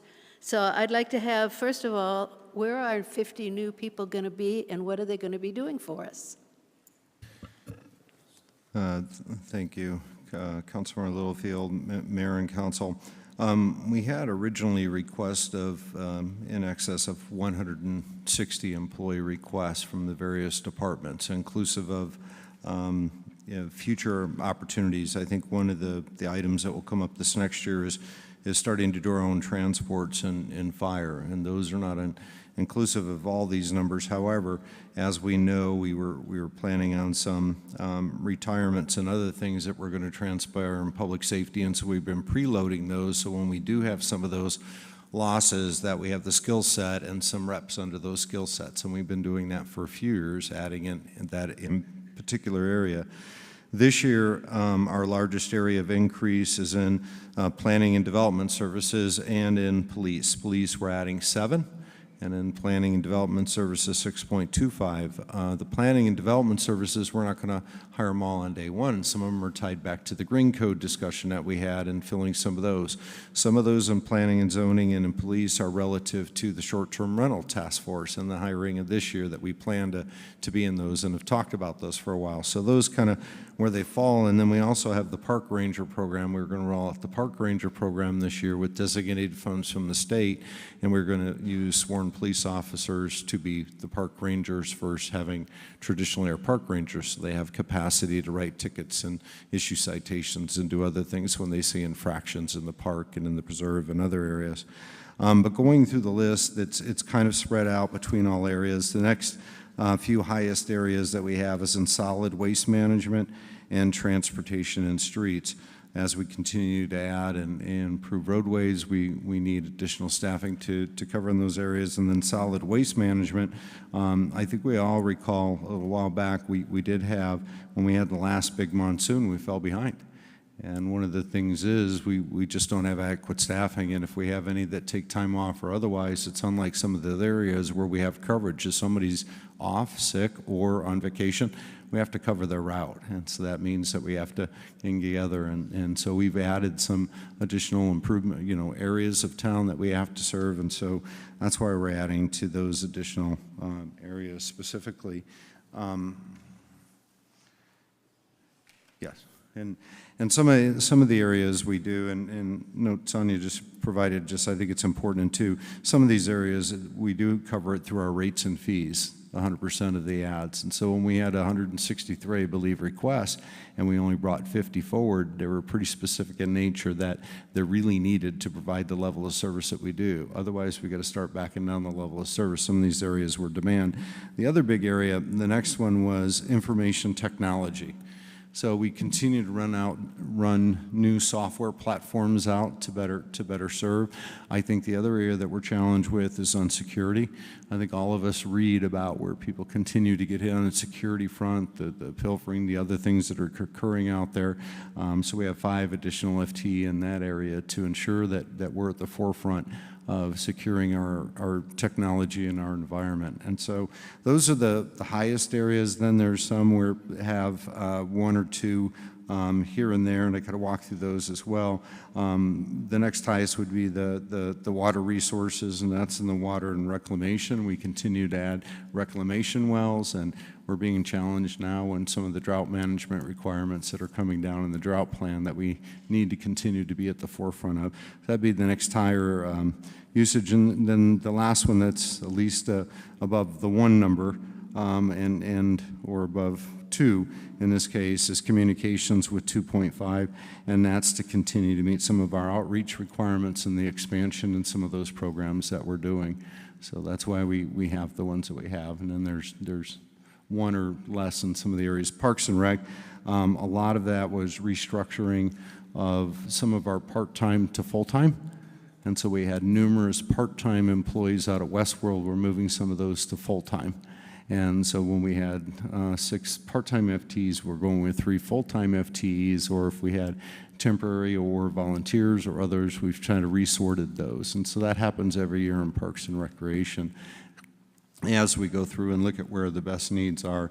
But those are the 50 that we're proposing. Not all 50 are being hired on day one. Not all 50 may be hired throughout the year. We'll also have numerous vacancies throughout the year, which traditionally occur in the city because we're a large city with a large number of employees. We'll have retirements, we'll have resignations, we'll have possibly even terminations throughout that year. And so we do have those things that occur that fluctuate the numbers. Okay. But these are new opening positions that we're putting into the budget on a permanent basis. That's correct. Okay. And You're welcome. I wanted to know that. Thank you so much. I also just had kind of an odd question. It's not a lot of money, but I just kind of wondered about it. We have in our budget a new item for $1.3 million at Westworld for polo field lighting. Is this really high priority? How many people would use this, and is there anything else besides just the polo that these lights would be used for? Mayor, members of council, Councilmember Littlefield, we believe that it is. We know we have a shortage for fields. We continue to add fields in demand. If you remember a couple years back, we were not using the polo fields for any other events other than the polo event and parking on. And so we went in and we did improvements to those fields, and we want to add lights. And so now we're having soccer, and we have additional soccer leagues utilizing those, and we have youth sports going out and utilizing Westworld, where traditionally that was not the case. Keep in mind that area is in a flood zone. And so when we get the heavy rains, that area does flood. And so, but we wanted to be prepared so we could extend the usage out there, in particular for the youth soccer programs. Our demand is far greater than the number of fields that we have, and we continue to add fields, but this was one area that we thought would be an inexpensive improvement to extend that availability to the youth in the community. Okay, thank you very much. You're welcome. I also just wanted to say I think it's high time we replace that tent at Westworld. It was time to replace it many years ago, and now that it's received some wear and tear on it, I'm really glad to see that to be put into the budget. It needs to be done, and before it goes up in cost anymore. So that's basically what I had. I think this is pretty well-rounded, and I think it's well done. I want to thank Sonia and her team and all of the people who worked on this to make it as good as it is, and to work so hard in cutting back and sprucing up and adding to and making it a very, very well-designed budget for the coming year. Thank you. Good. Councilmember Durham. Thank you, Mayor. I agree with everything Councilmember Whitehead said about the budget. I think it's a very good budget. I don't think any of our citizens are going to be surprised that our costs are going up. Our residents shop for gasoline, they shop for cars, they shop for groceries. They know that their expenses are going up. So I think they're smart enough to figure out that the city's expenses are going up if we are going to provide the types of services that our city expects. And our land values, the prices, the values of the houses in Scottsdale are going up. That's in part because of the good services that Scottsdale provides and because it's a great place to live. And on the number of employees, if you look at the graph, we're only now coming back to the number of employees we had before the Great Recession. And I'm very happy that some of these new employees are going to be dedicated to short-term rental enforcement. Almost every day we get emails about the lack of enforcement on short-term rental rules. We have a new set of rules, and I'm really hoping that the new employees who are going to be dedicated to this will help in this, and frankly, I'd like to see us hire some more dedicated to short-term rentals. So these are simply the costs of living in this type of environment. It's unfortunate, but I think almost everyone understands why these costs are going up. Thank you. Thank you.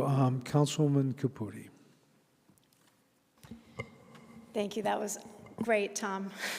It's pretty much what I wanted to say. And I just also want to remind folks that we've increased our cash reserves and contingencies in our general fund budget to 25% this year. So in terms of bumping up against an expenditure limit, we have an awful lot of extra rainy day funds that we've set aside, which is a very conservative move for the city. So I don't think we need to worry about that. And the idea that there's this nefarious scheme and we've overrun everything, I agree with Councilman Durham. Anyone who's been out there in the world understands that things are wildly increasing right now. I actually sell commodities for a living, and I'm here to tell you that anything that you estimated even a few months ago is no longer relevant today. So things are continually increasing, and we've done an excellent job managing given the uncertainty of the times. And as Councilwoman Whitehead said, this is my third budget, and I am very proud of it as well. I think we did an excellent job of delivering resident priorities. Almost everything that folks told us they wanted during the course of the year, as was just pointed out, actually got put in the budget, which is wonderful. Thank you. Well, thank you. Just to wrap up, I believe you were very informative. I would like to, before I conclude with my own topic or comments, move on to public hearing. We are required by law to have a public hearing and on this subject. So accordingly, I would call forward, we have one request for item 19, David Smith, who's former treasurer of Scottsdale. And also, just to emphasize that anyone, again, who wishes to provide a written comment on these subjects can do so. We have received them here at our dais, and we also have them of record as they were transmitted in emails. So that's all part of the very transparent public process. Go ahead, Mr. Smith. Mayor Ortega and members of council, my name is, as you said, David Smith, and I am now and have been for 37 years a resident of Scottsdale. One thing you were told a little earlier was, surprisingly, that if you're short on capital, take a look at the tourism fund because they had a good year. See if you can get some money from there.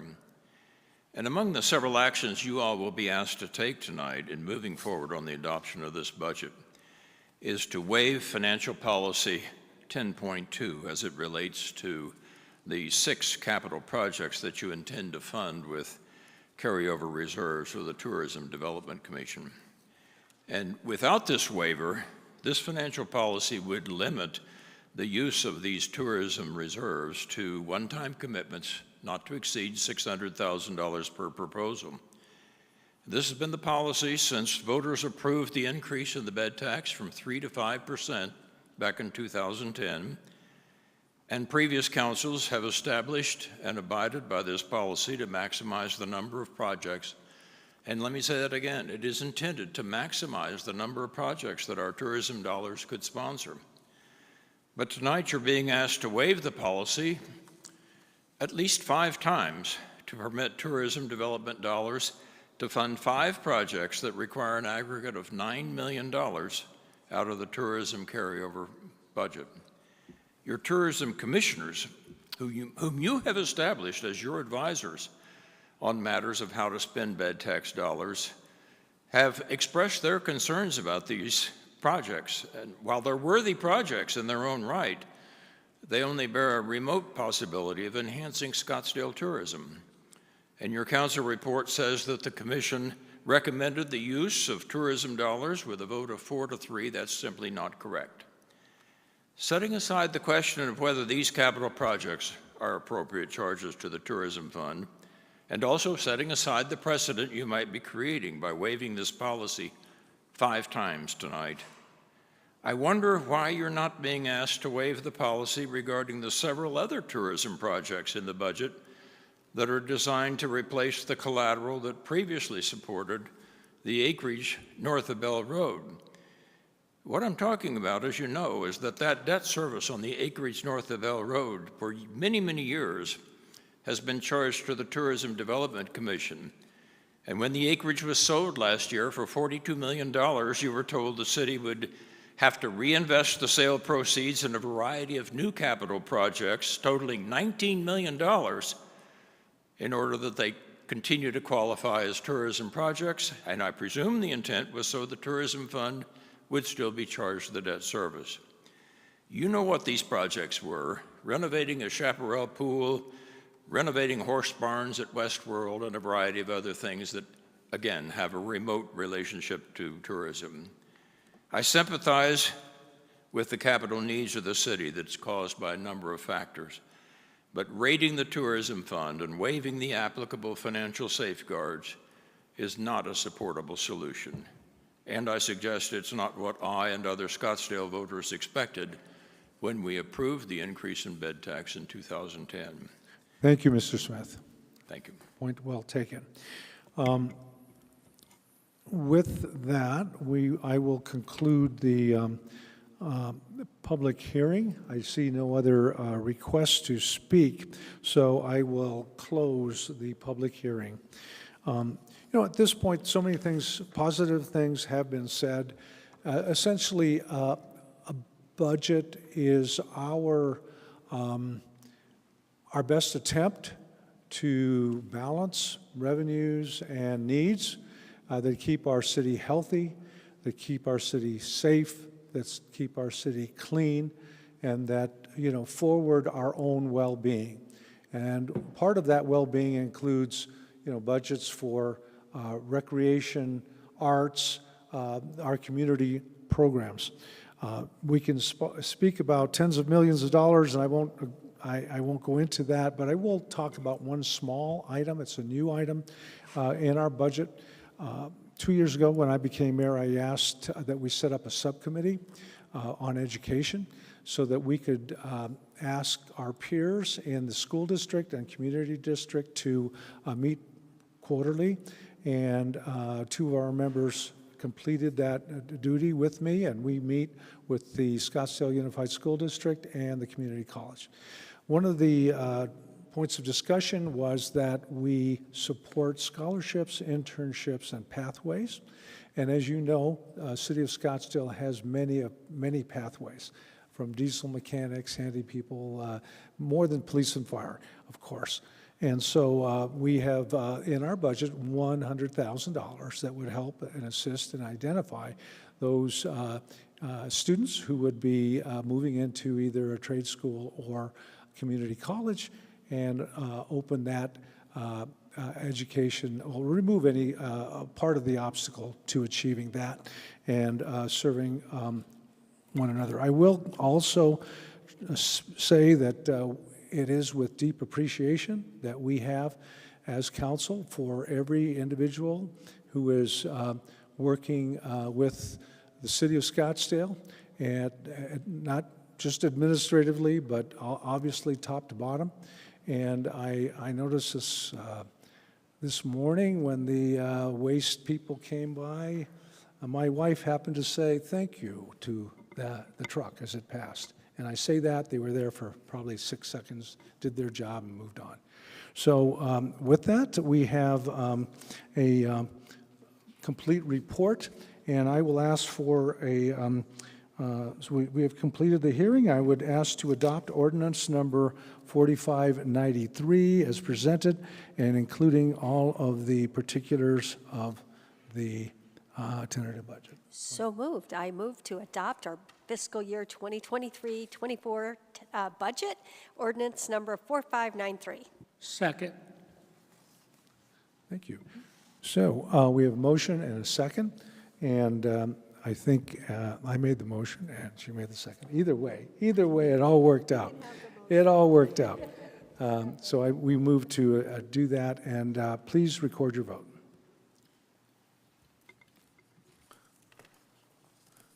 Thank you, unanimous. Next, we'll move on to the next item is public comment. Public comment is an opportunity for any non-agendized item to be discussed, but it must be within the council's jurisdiction. We had an earlier public comment opportunity. We have a second one now, saying that there are no requests for public comment on non-agendized item. I will close public comment. Next, we move on to item number 19, which is the citizens petition item, receipt of citizen petition. Our charter allows for a petition to be submitted to the clerk's office and then would come forward on our agenda. Seeing none, that item number 19 is therefore closed. We have no petition. Next, we will have the work study, and I would ask for I'll allow a short recess. So we will reconvene at 7:05 and get to our work study. Thank you for hanging in there.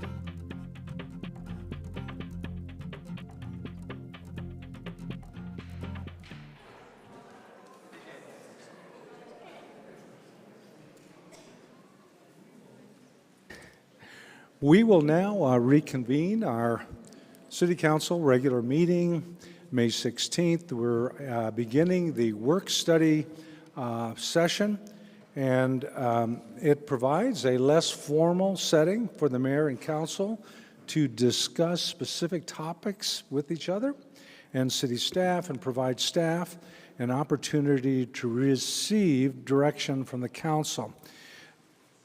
To provide an opportunity for public input, yet continue to maximize the amount of time available for the council to have focused discussions, spoken comment, that is, we will have 5 speakers, and they are permitted 3 minutes each. And this will allow the meeting to continue on the topic as posted. I have a request for 5 speakers, and we will begin with Thomas Kubi and Ginny Bertoncino, and then French Thompson.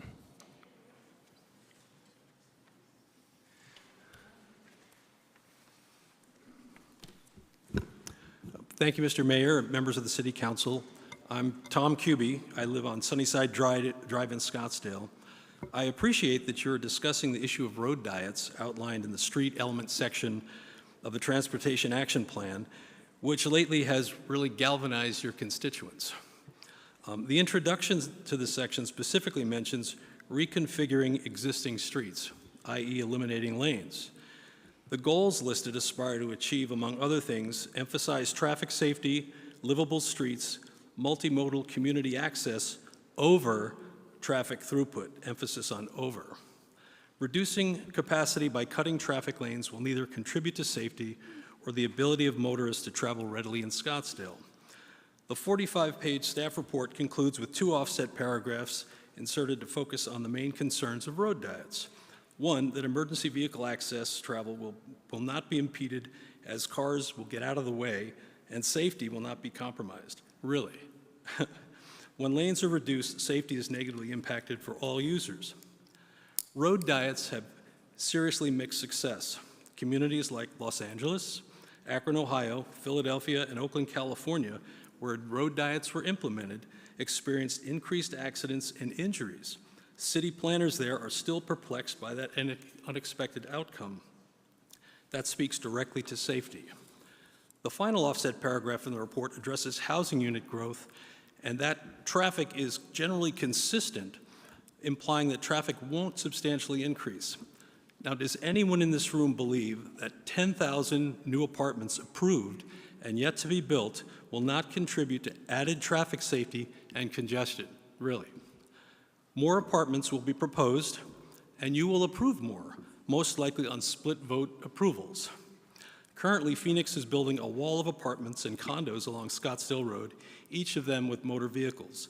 They will share and use our roads. Again, more traffic equals safety concerns.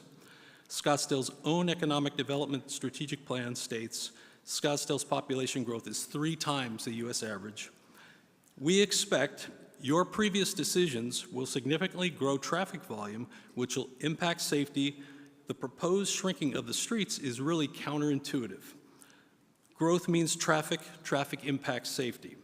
Please allow this topic to be placed on the 2024 ballot, as safety and traffic are major issues that Scottsdale voters have an obligation to vote on. Thank you for the opportunity. Thank you. Next, Jenny Bertoncino and French Thompson.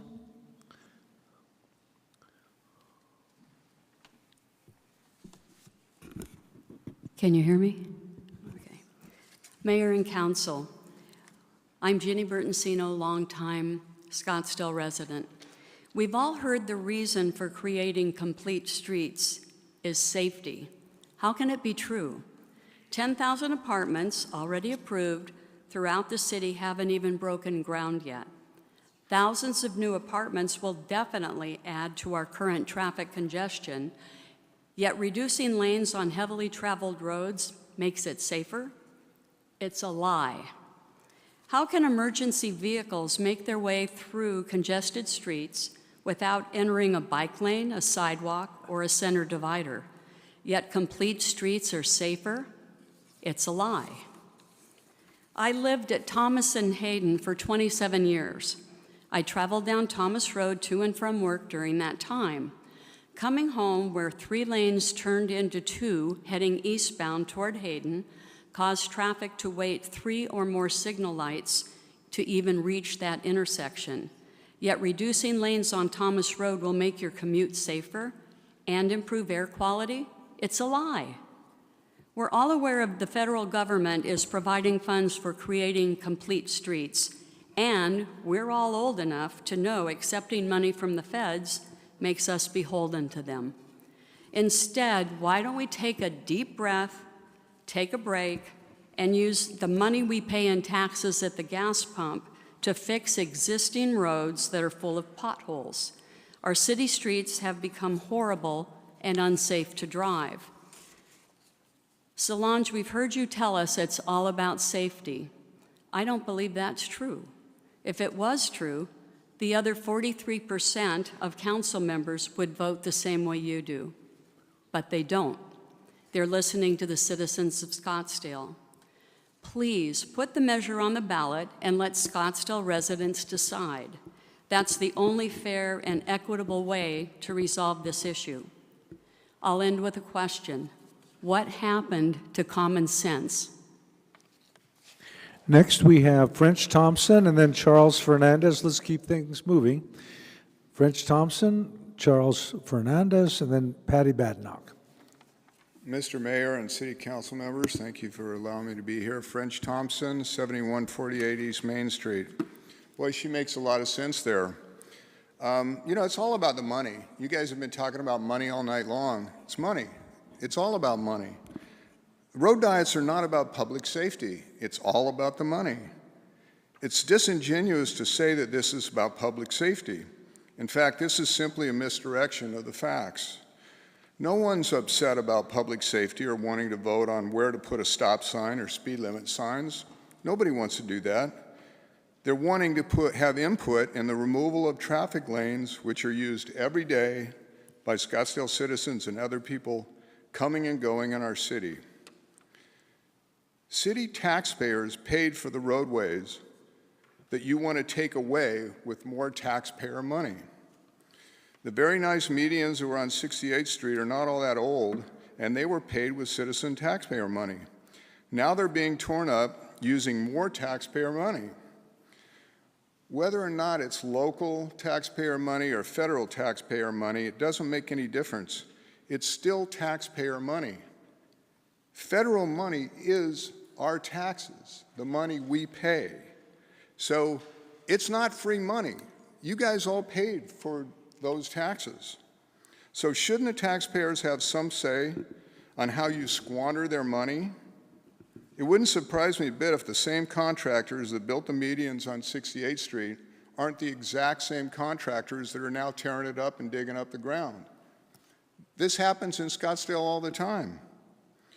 So where are the traffic studies showing how many bicycles will be traveling on these complete streets? Where's the hard data showing the great need for complete streets? Hard data on how many bicycles will be using the roadways. I've never seen any of that. You're actually taking away roadways used by 99.5% or more of the roadway users to give lanes to less than 0.5% of users, which would be a major amount of bicyclists.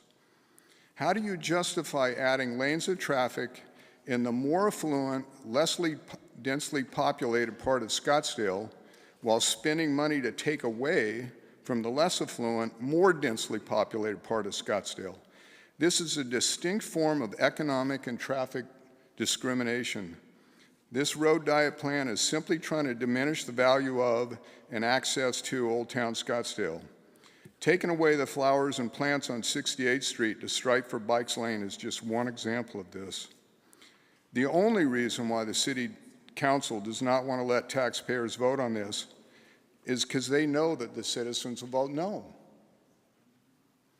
You know that the citizens will vote no on this. You just don't want to listen to the tax-paying citizens. It's all about the money. That's where it comes down to. So You can listen to the money or you can listen to the citizens. Thank you. Thank you. Next, we have Charles Fernandez and then Patty Badnock.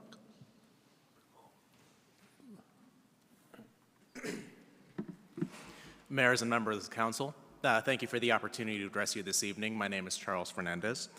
I'm here because I do ride bikes in this area. I ride on these roads. In fact, I like Lafayette out there a little bit. It's really cushy, got nice bike lanes on it. I ride downtown here as well. I actually helped lead a tour of the public art in this area just last month. I pick up my favorite authors at the Poison Pen. John Scalzi was there a few years ago. Downtown's pretty nerve-wracking. So's a lot of Indian school, and honestly, I'm a pretty strong rider, so I just take my space in traffic. That's great for me, but it really doesn't work for the friends who aren't as confident in traffic, or for all the people who I really want to invite to see the city in this way. Because the biggest reason that people are afraid to try riding is because of cars and having to claim that space in traffic in order to ride safely or indeed at all. Cities should be designed for people and not machines. Space should be prioritized for those who are here living and visiting, and not for the expediency of drivers who are passing through.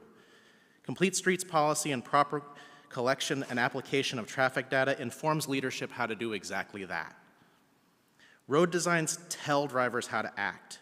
Posted speed limits can be everywhere, but when there's a wide stretch of road that goes out to the horizon, it says go. And speed is one of the biggest factors in crashes. Priorities are chosen in road design, and I'm hoping that the city of Scottsdale will choose the health and well-being of human beings, both inside and outside of vehicles, rather than expediency and convenience. Roads that move fast will come with a cost that is paid in pain, suffering, and death.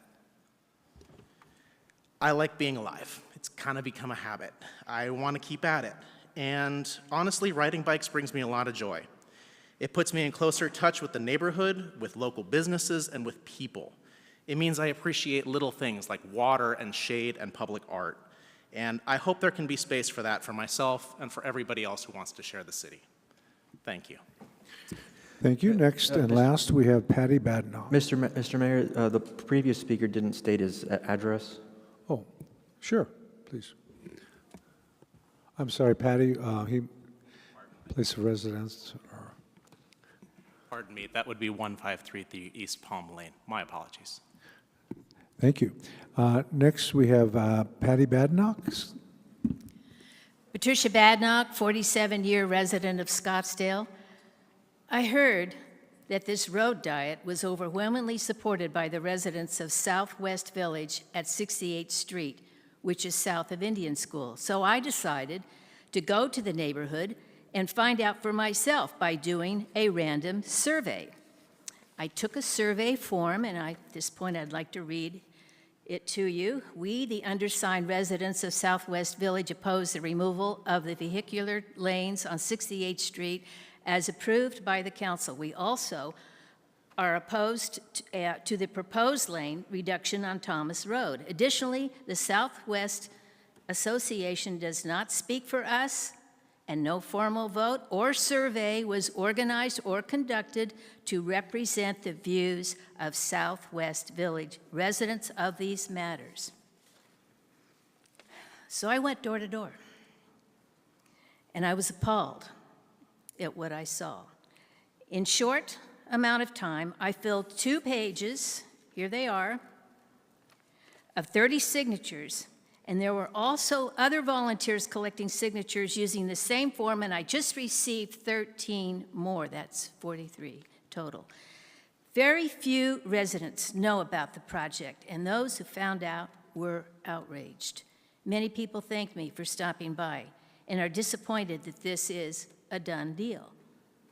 They don't want these bike lanes at the expense of taking out any lane of traffic on what they are experiencing, which is already a busy street getting worse.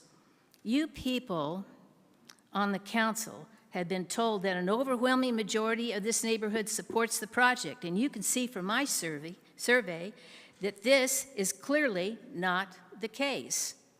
You are basing your decisions on false information. Put this issue of road diets on the ballot and let the voters decide. This survey has been sent to the city clerk, and I am sure each of you have a copy. Thank you. Thank you. And with that, we will close public comment. We'll move on to the roadway classification work study item and our presentation.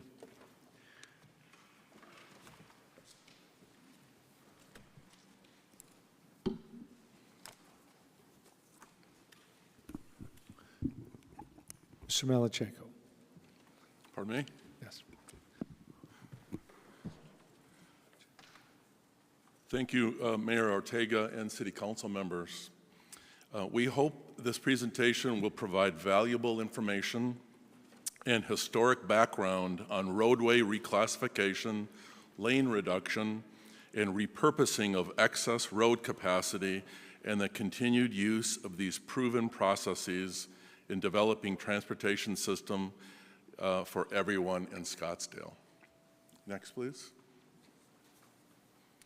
For the last 30 years, the City of Scottsdale has developed and implemented policies, practices, and plans that support high-quality transportation for all users. These documents include the 2001 General Plan and the 2008 and 2016 Transportation Master Plans have moved the city in a consistent direction. All plans include extensive public input, Transportation Commission recommendations, and City Council adoption. The 2022 Transportation Action Plan, or called the TAP, is an update to the 2016 Transportation Master Plan and a continuation of transportation planning in Scottsdale that has occurred since the early 1990s. Goals and objectives have remained consistent throughout these plans that support the Scottsdale General Plan and have helped guide the city. Next, please. City staff views the foundation of previous plans along with the 2022 TAP and the city's design standards and policies manual to support the goals and objectives of Scottsdale's General Plan 2035. Each one of these documents, which helps guide the city's decision-making, were adopted by council and have a common theme in their direction. Safety, complete streets, multimodal, accommodation for all users, and livable community. Next, please.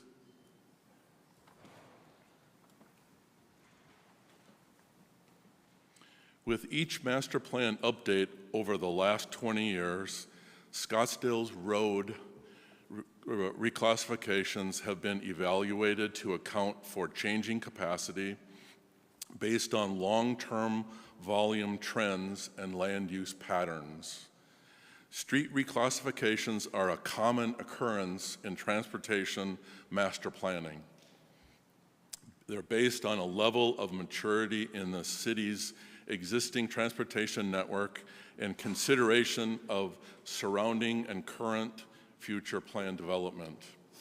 Street reclassification were included in the 2008 and 2016 master plans, as well as the 2022 Transportation Action Plan.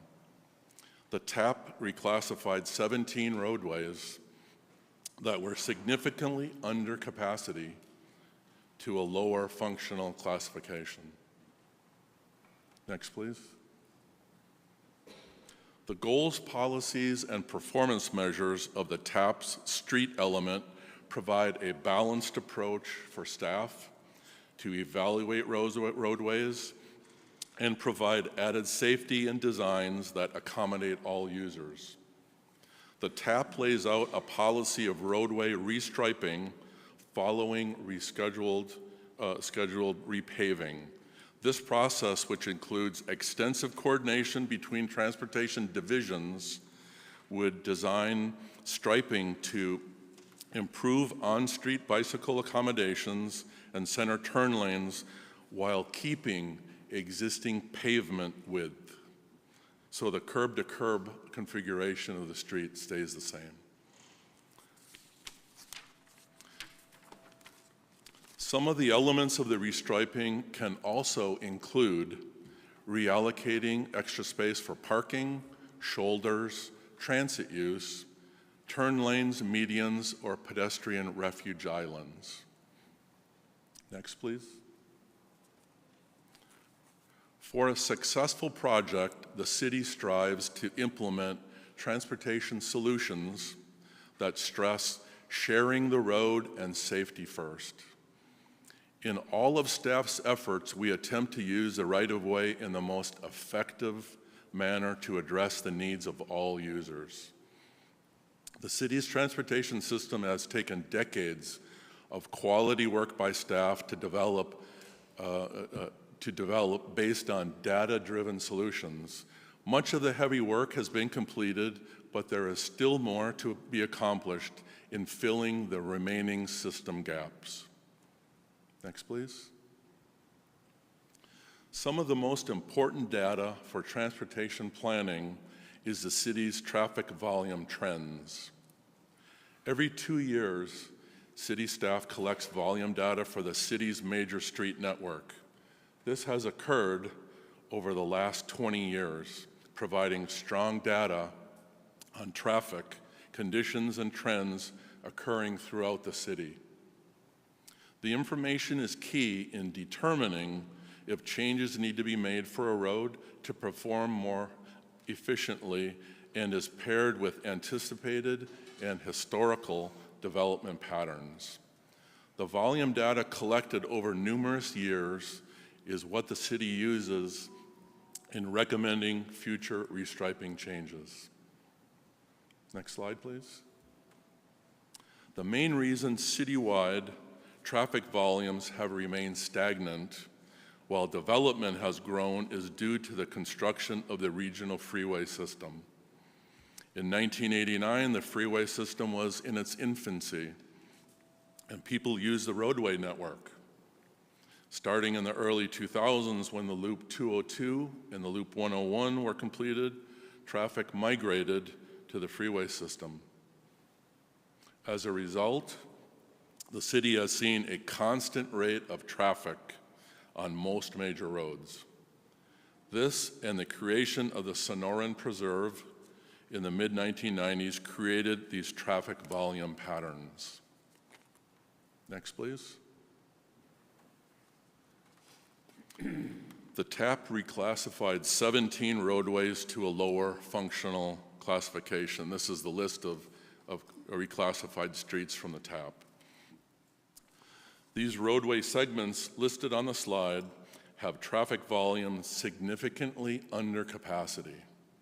As a result, staff would consider these roads for possible lane reductions and combine these modifications with scheduled repaving. The list of reclassifications in the TAP is 3% of the 1,060 arterial and collector streets in Scottsdale. Next, please. This map shows the locations of the reclassifications mentioned on the previous slide. 5 of the roadways have been evaluated and have been removed from consideration for the duration of the Transportation Action Plan. These include McDowell Mountain Ranch, Hayden Road, 128th Street, 130th and 132nd Street, and Bell Road. That leaves 12 of the 17 street segments listed as potential lane reduction locations. There are also 2 projects funded in the fiscal year 2022 and 23 capital improvement plan that are in progress, 68th Street and Thomas Road. These 2 projects are not listed in the 2022 TAP since there was no reclassification involved. The last portion of Thomas Road was reclassified in the adopted 2016 master plan update from a major to a minor arterial. Next, please. McDowell Mountain Ranch Road, 105th to 108th, was repaved earlier this year.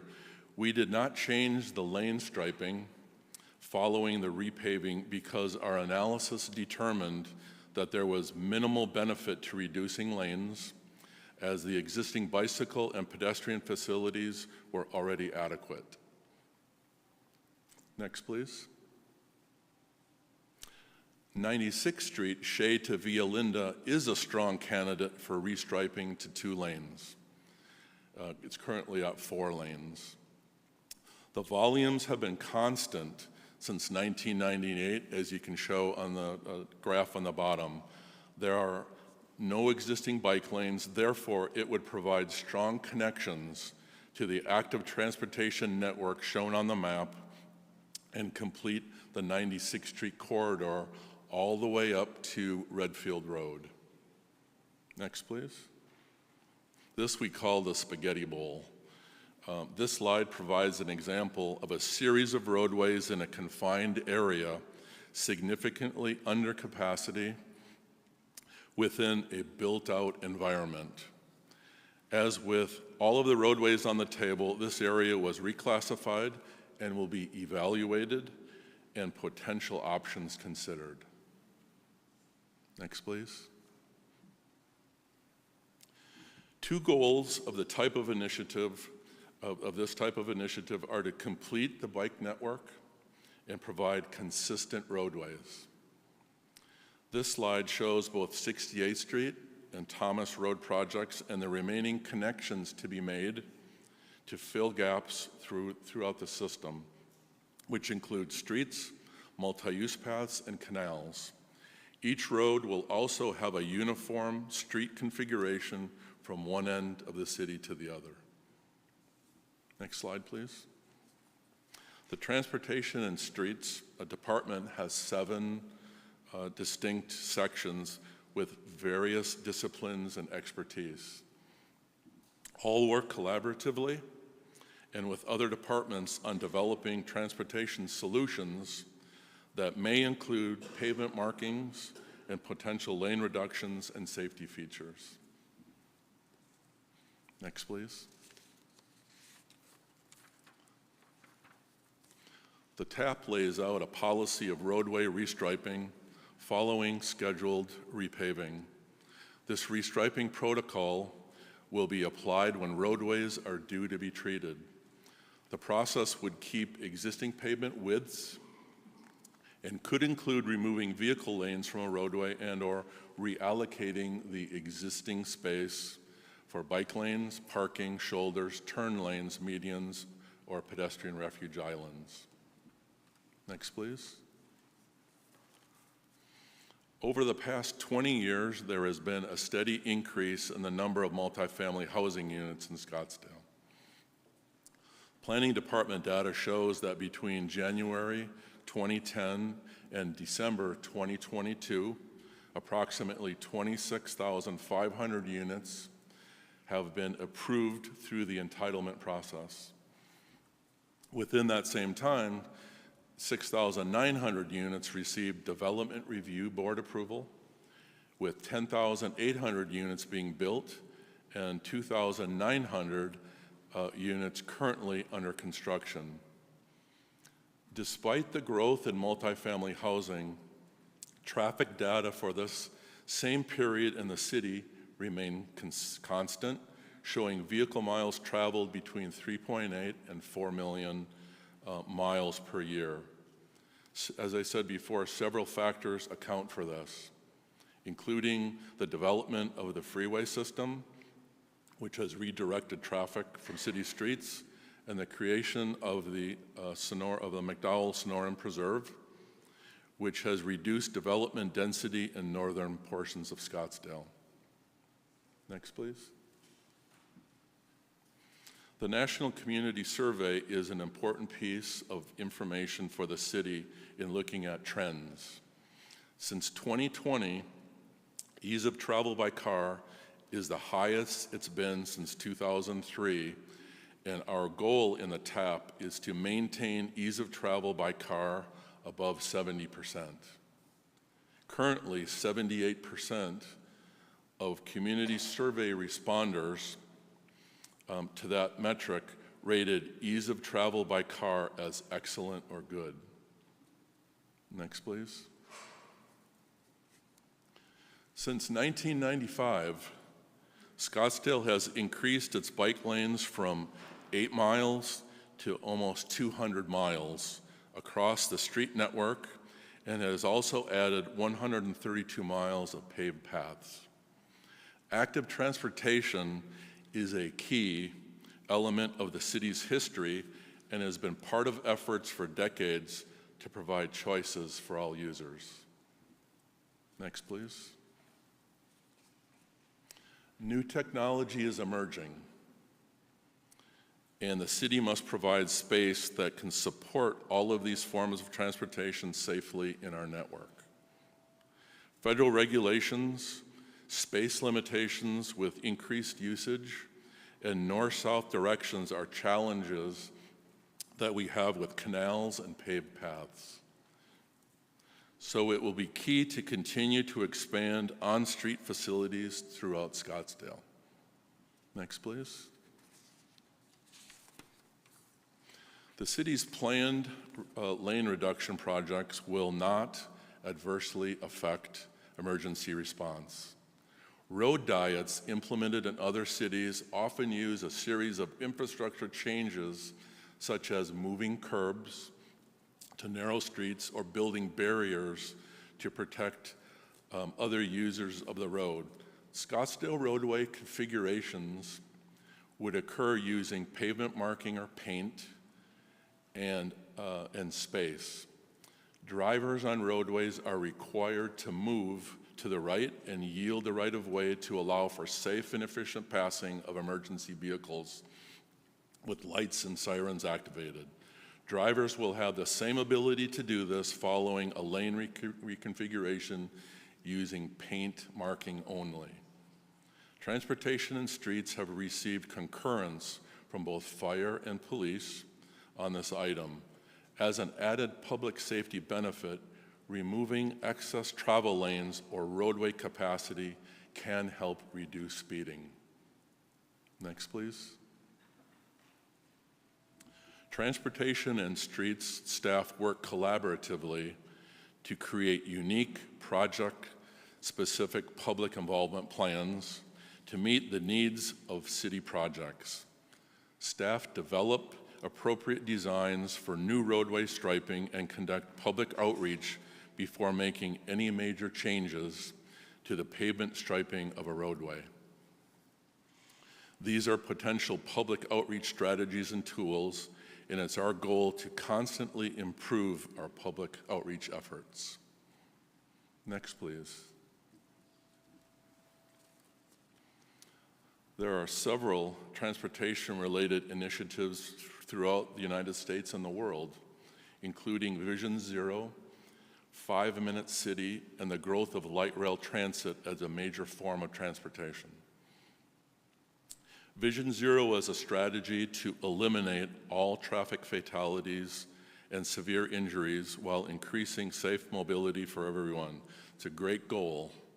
The 15-Minute City is an urban planning concept in which most daily necessities and services are easily reached by a walk or a bike ride from any point in the city. Light rail was removed from consideration as a transportation option in Scottsdale with the approval of the 2016 Transportation Master Plan by the City Council.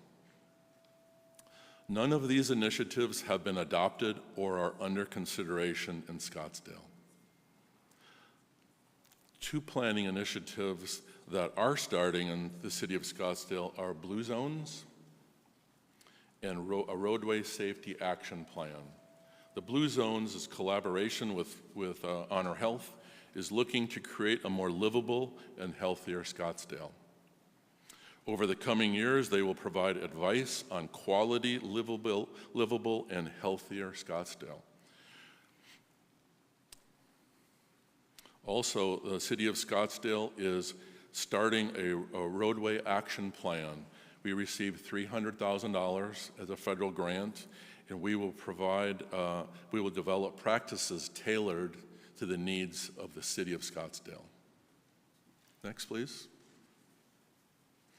Scottsdale is comprised of over 140 square miles that include extensive infrastructure, which our expert staff has played a major role in planning, designing, constructing, and maintaining over time.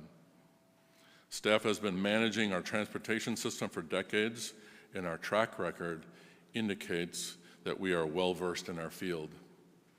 This slide shows a partial list of the items that staff develops, maintains, and improves over time.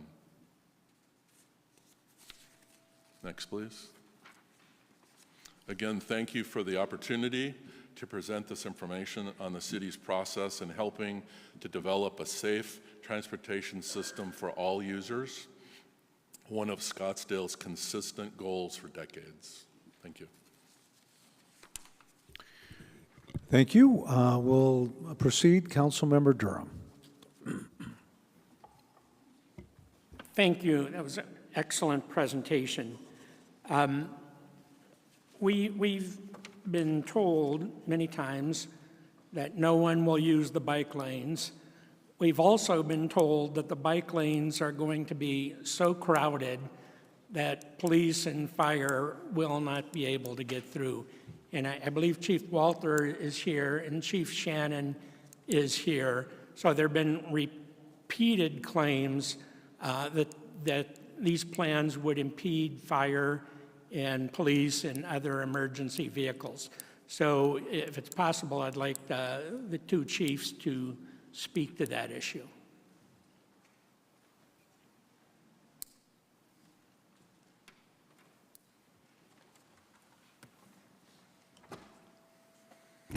Thank you, Mayor, members of council, and Councilmember Durham. Thanks for the question. We have consulted and been consulted with regarding this, the road diet strategy. And when we look at the roadway itself, the width of the roadway is not changing. Really what we break that down to is we're talking about paint. And so you're changing the striping on the roadway. That still allows access, and I'll allow Chief Shannon to speak to this because his vehicles are significantly larger than mine.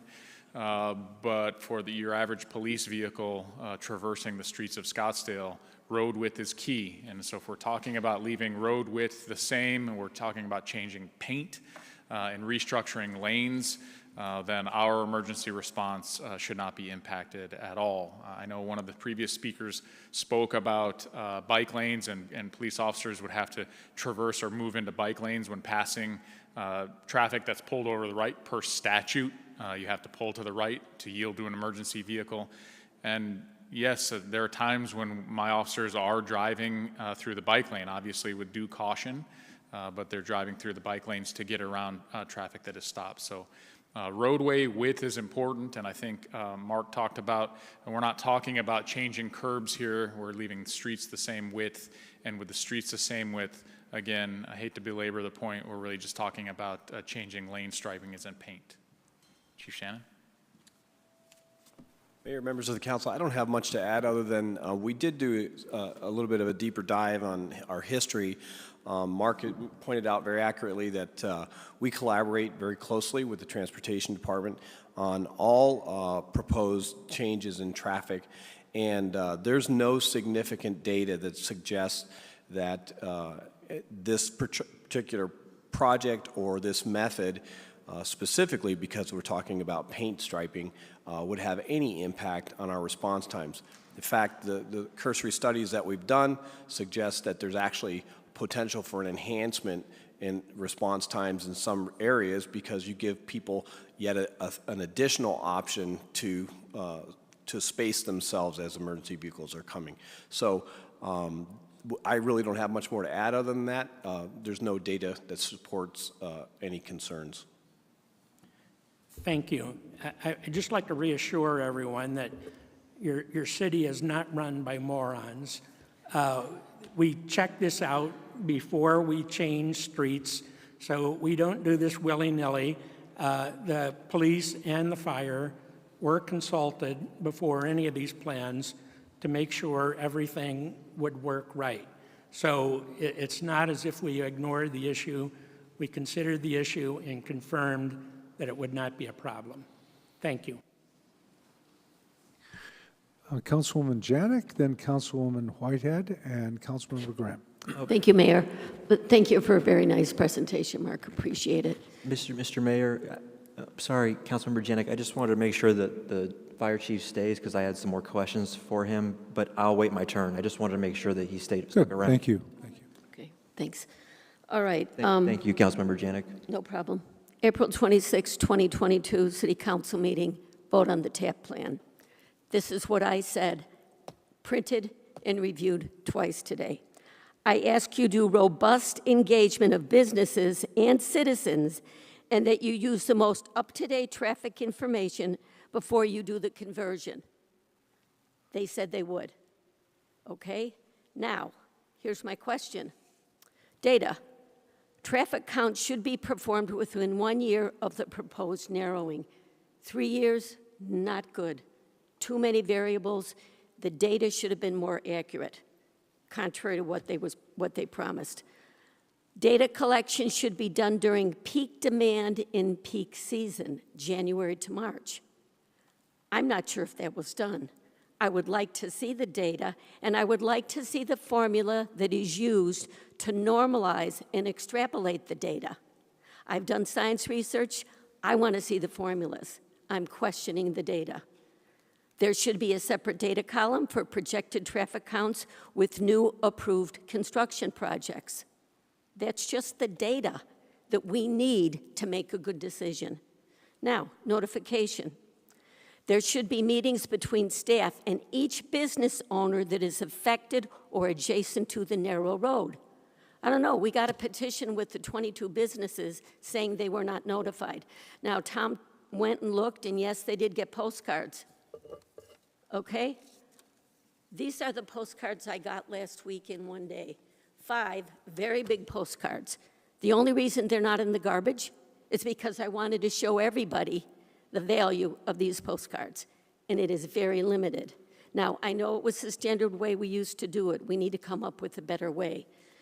I would say that you need to meet with all the HOAs in the affected zones, and again, you need to meet with all the businesses that are affected. I think you need to have generous signage perpendicular to the roads under consideration for at least 90 days. I think you need to use all the social media notification of the neighborhood meetings so that we get good participation. Some of the responsibility is yours and mine. We do make these meetings available. We do a pretty good job of advertising them, but people don't bother to go. So you need to assume some of the responsibility, as do I. And then I talked about the postcards. Now, if we get all this data and the people don't want these roads, why don't we listen and not do it? If we don't want that, that is the whole purpose of doing the research.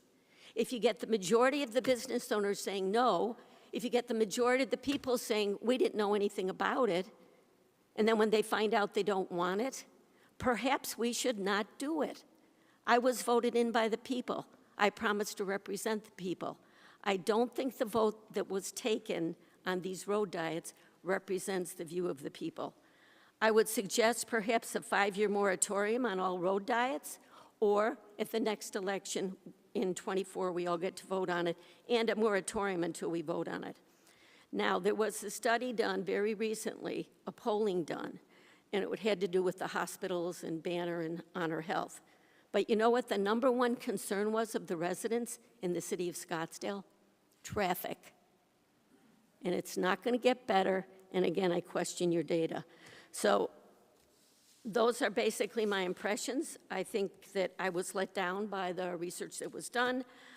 I actually don't trust the data unless I can see it and do the calculations. So you've got a growth in population. We're waiting at traffic lights longer and longer. Why? Is it traffic? Is it something else? I don't know. But before we do this, we need to get the data to make an informed decision. Thank you. Councilmember Graham, and then Councilwoman Whitehead. Thank you. Please contain yourself. Councilmember Graham, and then Councilwoman Whitehead. Thank you. Mayor, did you, I think you, Yeah. is it my Yes. turn? Graham, Thank you. Graham. All right, thank you. Chief Shannon, thank you. Did transportation personnel discuss 68th Road Diet with you before they brought it to us? Yes, of course, the Transportation Division meets with our planning staff at the One Stop Shop, and they work very, very closely on all projects. Okay. Did the fire department give transportation, make any requests when you looked at the proposal? None were reported to me. Of course, we have a fire marshal that oversees that staff. I met with her on this issue. No concerns were voiced. Did you review her review of the? I did not. Okay. What did she tell you in that meeting about why she approved it as it was? Because road diets, in her opinion, have little impact on response times and/or maneuverability of emergency vehicles, especially in the design type that is proposed. Do you like this specific road diet as a public safety tool? I'm agnostic on traffic. We find that anything that delays a smooth transition through traffic can be problematic. Certainly, that's where we get interested in things like roundabouts and speed humps and things like that. This particular project and one similar to it don't concern us as much. I frankly have not heard of any concerns prior to this project. And then in my own research, it would appear that projects designed like this offer maneuverability to emergency vehicles that almost negates the issue. After you found out that this was became a hot issue, did you go back and talk to your subordinate about what she saw for this particular? Precisely, yes. Okay.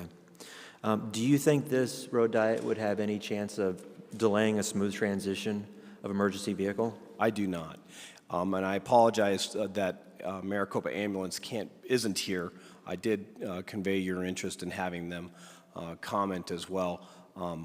My guess would be that in as much as their vehicle is somewhat sized between my vehicles and the chief's vehicles, is that there would be no lesser maneuverability of their ambulances. Are you aware of any road diets that were done anywhere else that had a negative impact on response times? I am not. Okay. So by removing half the car lanes on this collector street, you believe it will have no effect on fire response times? There's no data to support that it will. I certainly would, given the sensitivity to the issue, we would certainly study that. We have data that talks about accident history on all roadways. We can map that. We have very talented mapping staff, and I certainly would propose that we continue to look at that with any changes in traffic patterns. Okay, and then, the last comment I wanted to make, and you made allusion to it, is I asked transportation staff last week if we could have our ambulance provider here to answer questions. They were unavailable. I had no response from Maricopa Ambulance. You made the contact on the 13th to Mark. Mark gave it to me, and I contacted her on the 14th with no response. Okay, I think that could have added some further contextualization. Perhaps, but okay. They're not here. Mayor, those are all my questions for Chief Shannon. Thank you, Chief Shannon. Thank you, Councilwoman Whitehead. Councilmember Durham. Thank you, Mayor. I do want to thank everybody once again for being here with this issue. The best way to find out that we have not done our job correctly is to put it out in the public and get your feedback, good, bad, or otherwise. And we've certainly gotten a lot of input on this Transportation Action Plan. I want to remind everybody that the focus, 6 of us, spent about a year reviewing this Transportation Action Plan. And our focus was, of course, to protect our constituents, and we are your neighbors, so it's to protect our own interests as well.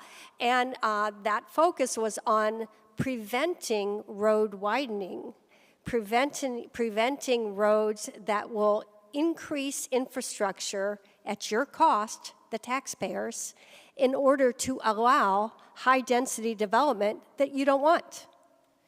And so the Transportation Action Plan protects you in many ways with that, and many of you are from the Shea Quarter. There was a proposal to widen Mountain View Road.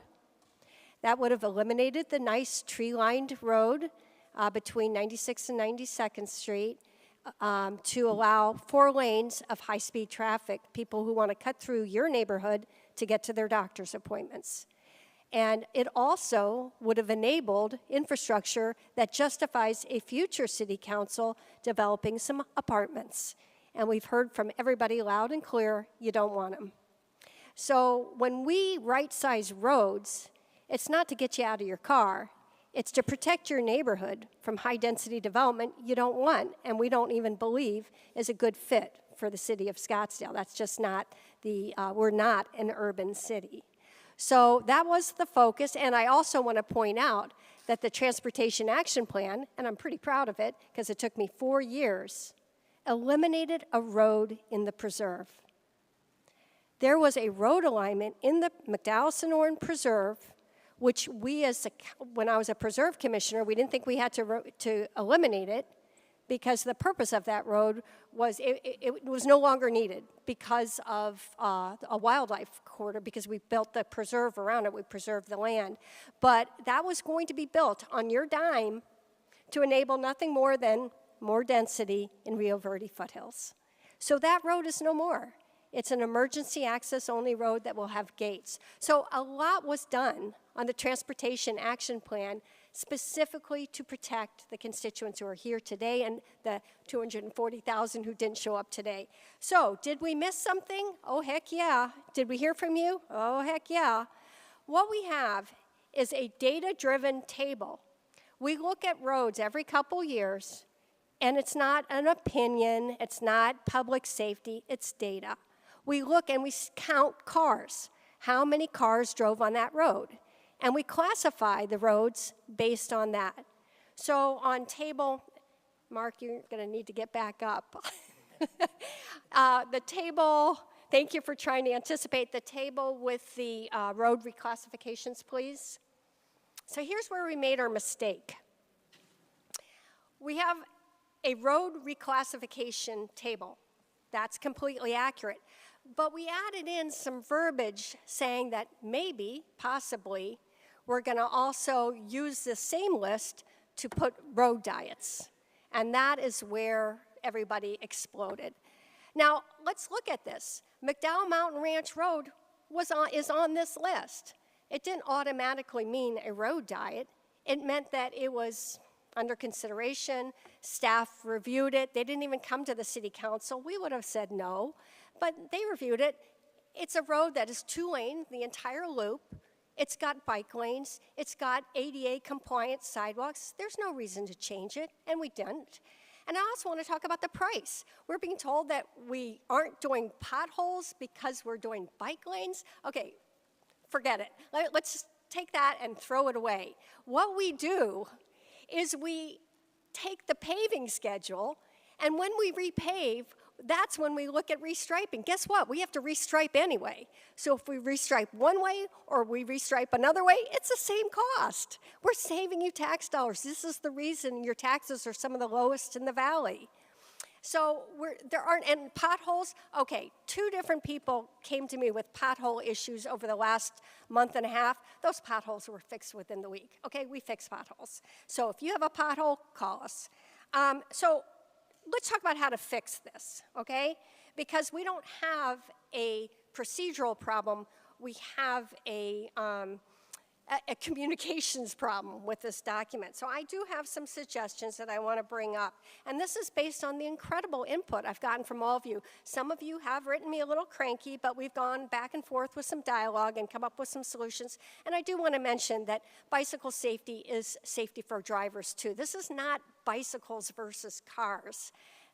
We have bike lanes all over the city, and nobody's saying get rid of the bike lane. So we're filling a couple gaps, and believe me, I know each and every one of you would be pretty upset if you hit a cyclist like that happened just 3 or 4 weeks ago on 68th Street. But even if you weren't unhappy, I don't think you want to spend the rest of your life in court. It is in your interest as a car driver to make sure you don't hit somebody who's got a disability, you don't hit somebody on a bicycle, you don't hit somebody who's walking their dog, and you don't hit somebody who's also driving a car. So public safety is the reason we do this. The city of Scottsdale has never reconfigured a road to increase congestion, and we're not going to do that moving forward either. So here are some guardrails that I would suggest for this plan to better communicate the process of what we would do to consider any lane changes. First of all, one of the gentlemen brought this up, that throughput is somehow subordinate to safety and livability. One of you guys brought that up. I agree. I see you. No, we need throughput to be equal to safety and livability, because that is actually what we do. So that is a change I would like to see happen in this document. We need to add verbiage that, take out the verbiage that the list of road classifications can also be road diets, and be a lot more specific, and I'll bring that up again. On page 29 of the presentation, the lane narrowing, I wonder if your page, it might have changed. Okay, when we discussed the Transportation Action Plan, we were discussing all these roads. First of all, we were here till like 11 o'clock at night. Remember that? That was fun. I mean, we had some pretty long meetings. But I think, for me anyway, when we talked about road diets, which is something I had never heard of, we do a lot of lane narrowing in the city. And I want Mark to talk about that. I get complaints about speeders cutting through your neighborhood. One way that we fix that is we narrow lanes, but we're still bound by federal guidelines. We can't just willy-nilly pick a width of a road. So I would like to see as options for these reclassified lower usage roads to have lane narrowing in the verbiage in the Transportation Action Plan, as well as lane reduction, because I think lane narrowing would go a long way. And that might even be an option for 96th Street south of Shea. So other things I would like to see. So we have a 5-year paving cycle. We're not going to reconfigure your lanes any other time, because that costs money, and we don't like to do that.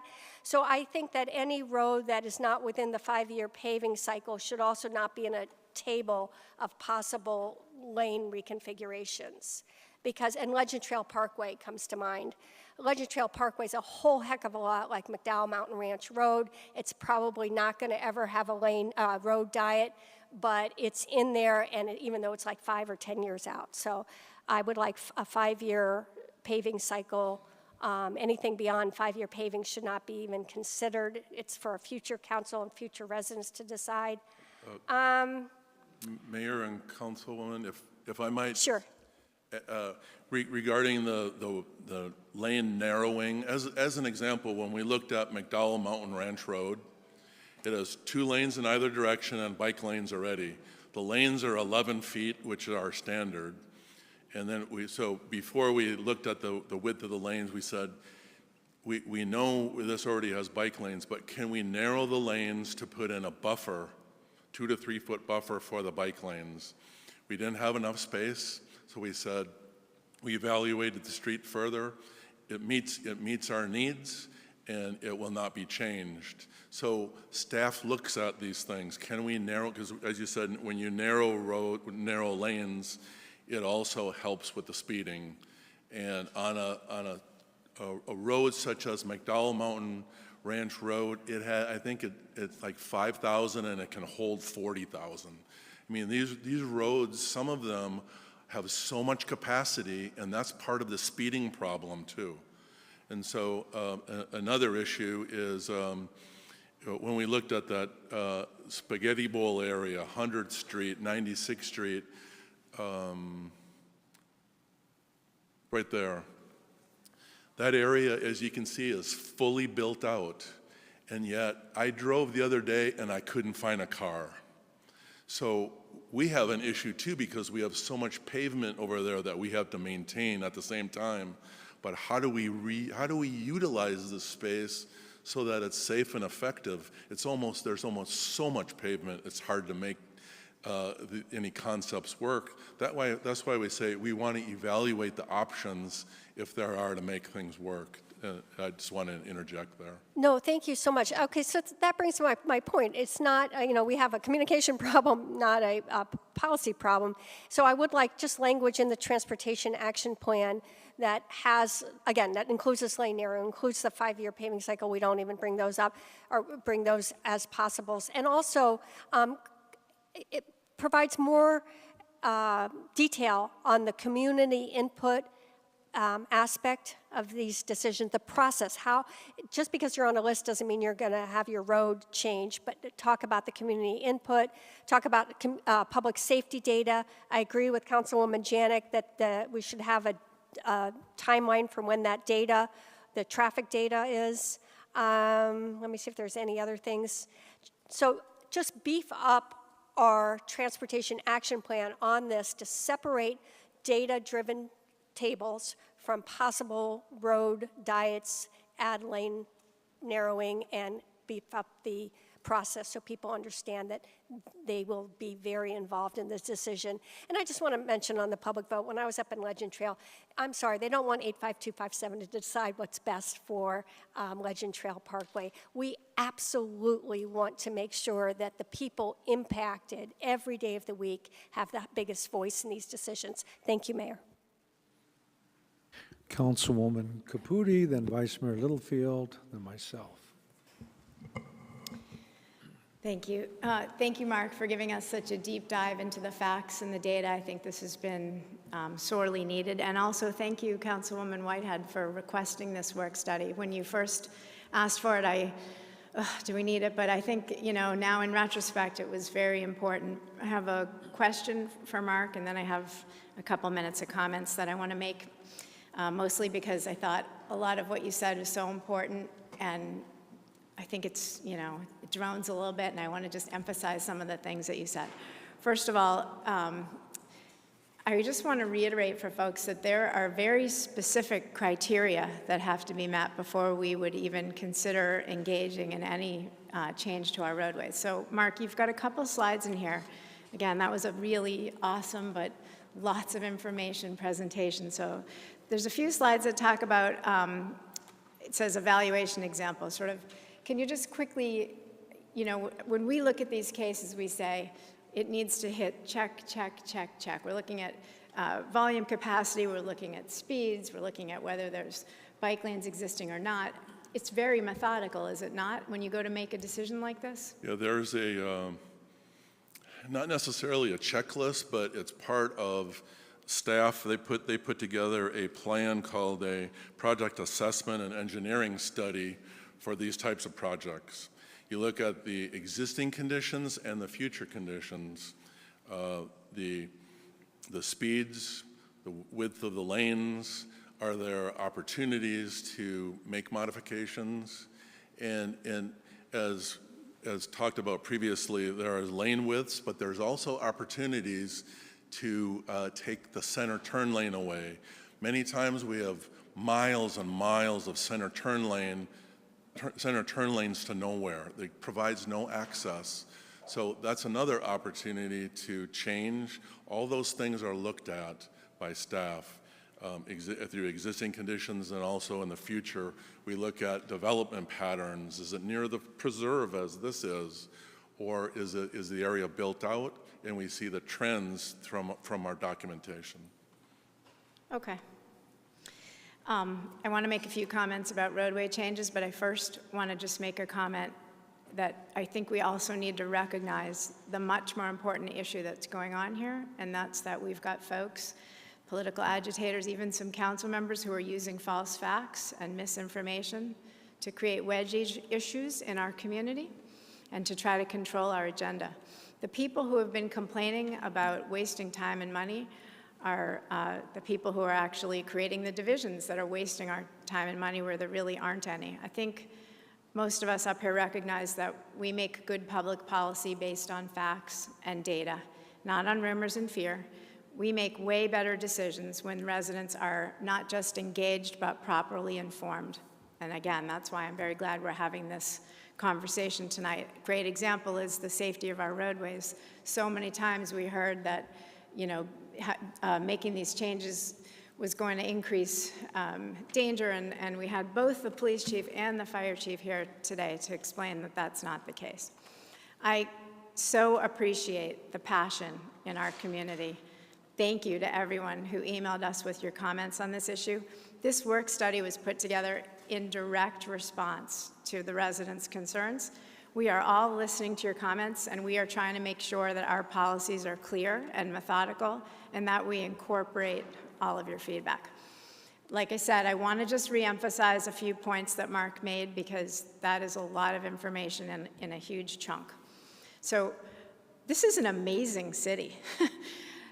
We are obviously doing things really well here in Scottsdale that this has become such an issue of the day. This is a really, really small issue. We've reduced lanes on, I think I looked back, about 3 miles of roadway in the last 30 years. It's impacted 1 mile of roadway while we've been on this council in the last 3 years.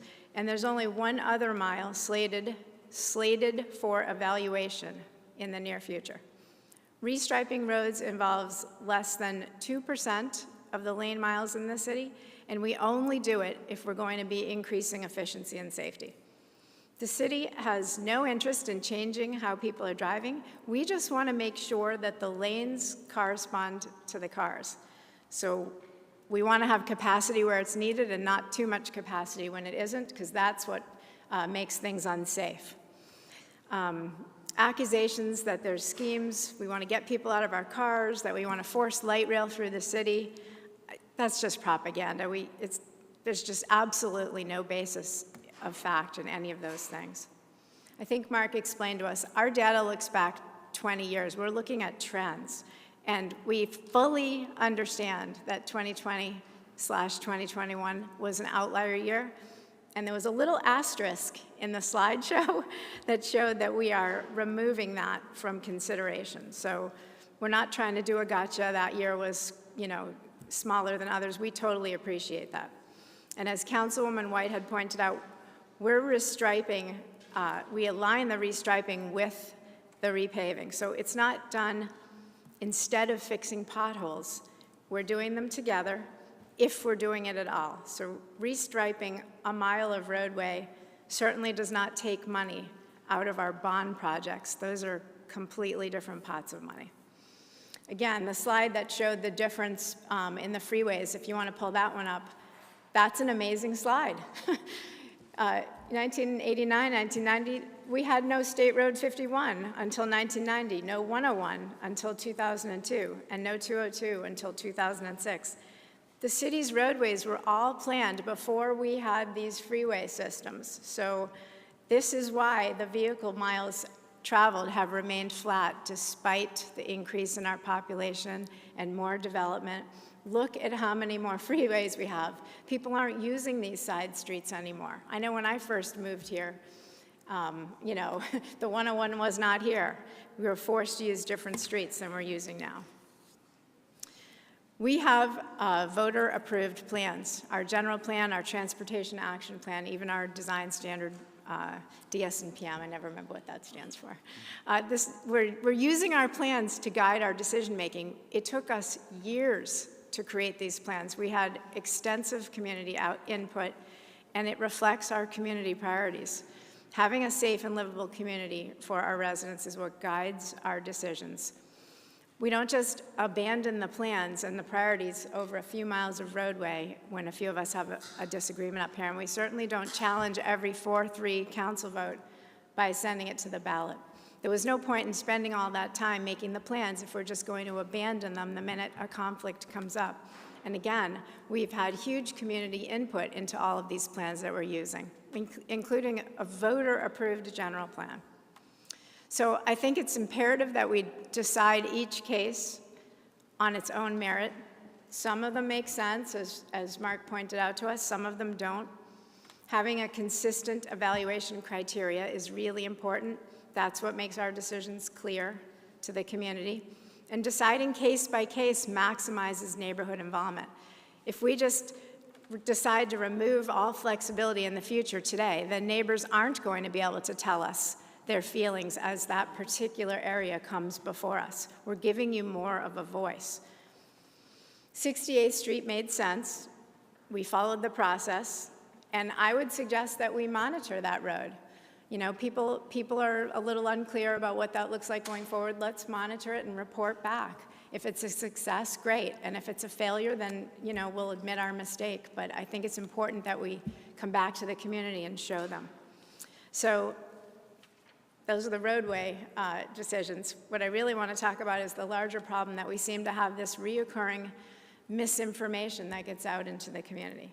And what I would suggest is that we have a white paper of facts prepared by city staff and put forth when we have these issues that are going to become controversial. I think the Transportation Department prepared one for an upcoming project on Thomas, and that really didn't go anywhere.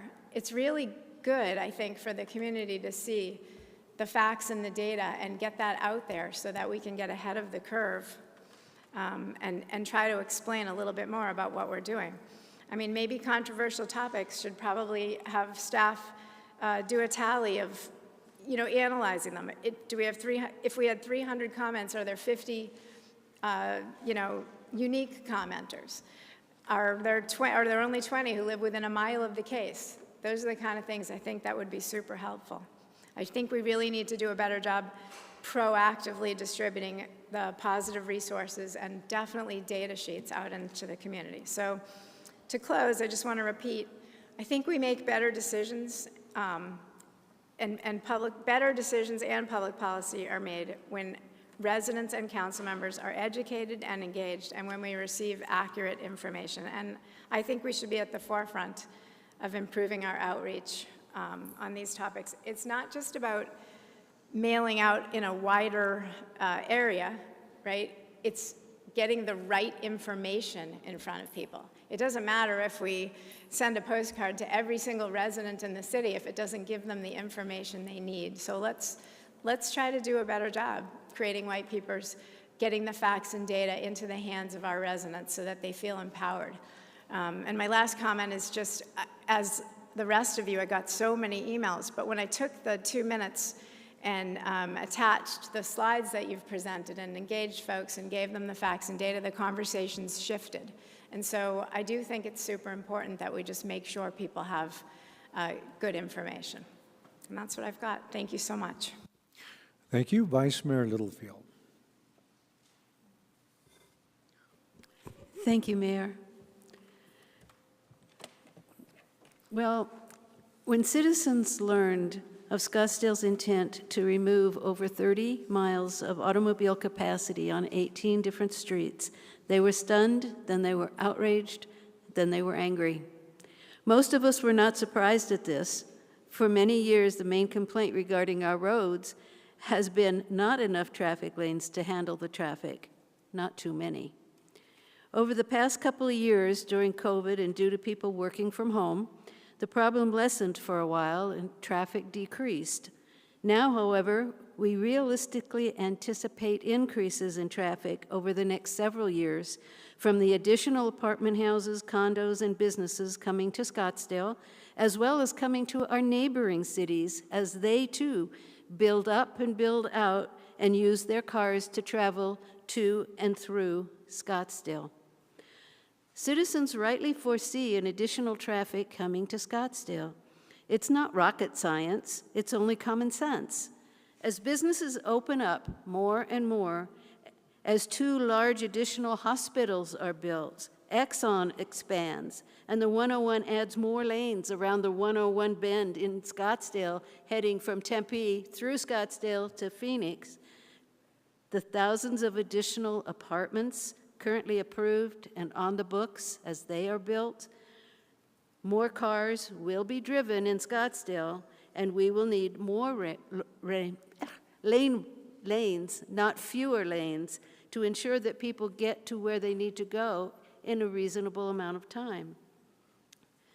Also, we have heard repeatedly from our residents, in person and in our emails, that we should be spending our transportation money to maintain and repair deteriorating roads and to accommodate the expected increases in traffic flow. This planned removal of lanes has angered citizens across the entire city. We all know this. We've received the hundreds of emails. This road diet has been tried in many cities, and it usually not very successful. Cities want the federal money offered to pay for these changes. They're all thinking free money. However, many of the road diets have had to be reversed. One such example is Portland, another Seattle. They don't work. It's not free money anymore if you have to go back and reverse what was done and pay for that too. We shouldn't be looking at the federal government as a piggy bank anyway. Their money comes from businesses and citizens, from us. Wasting it in this manner will eventually cause our federal taxes to increase, and there will be no benefit to our quality of life to show for that increase.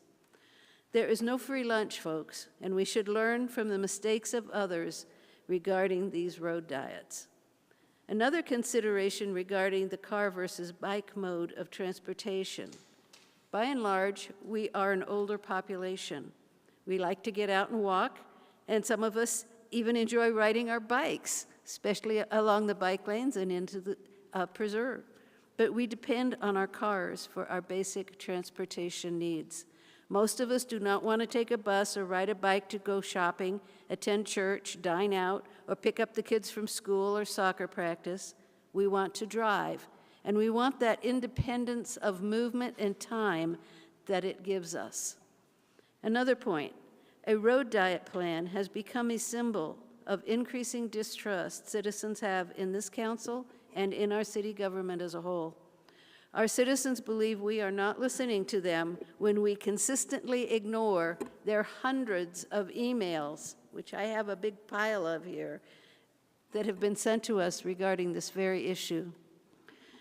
We get calls, we get letters, and like this, that is a direct influence on their house, on their homes, and on their quality of life when we respond with, we don't care, we're going to keep doing what we're doing.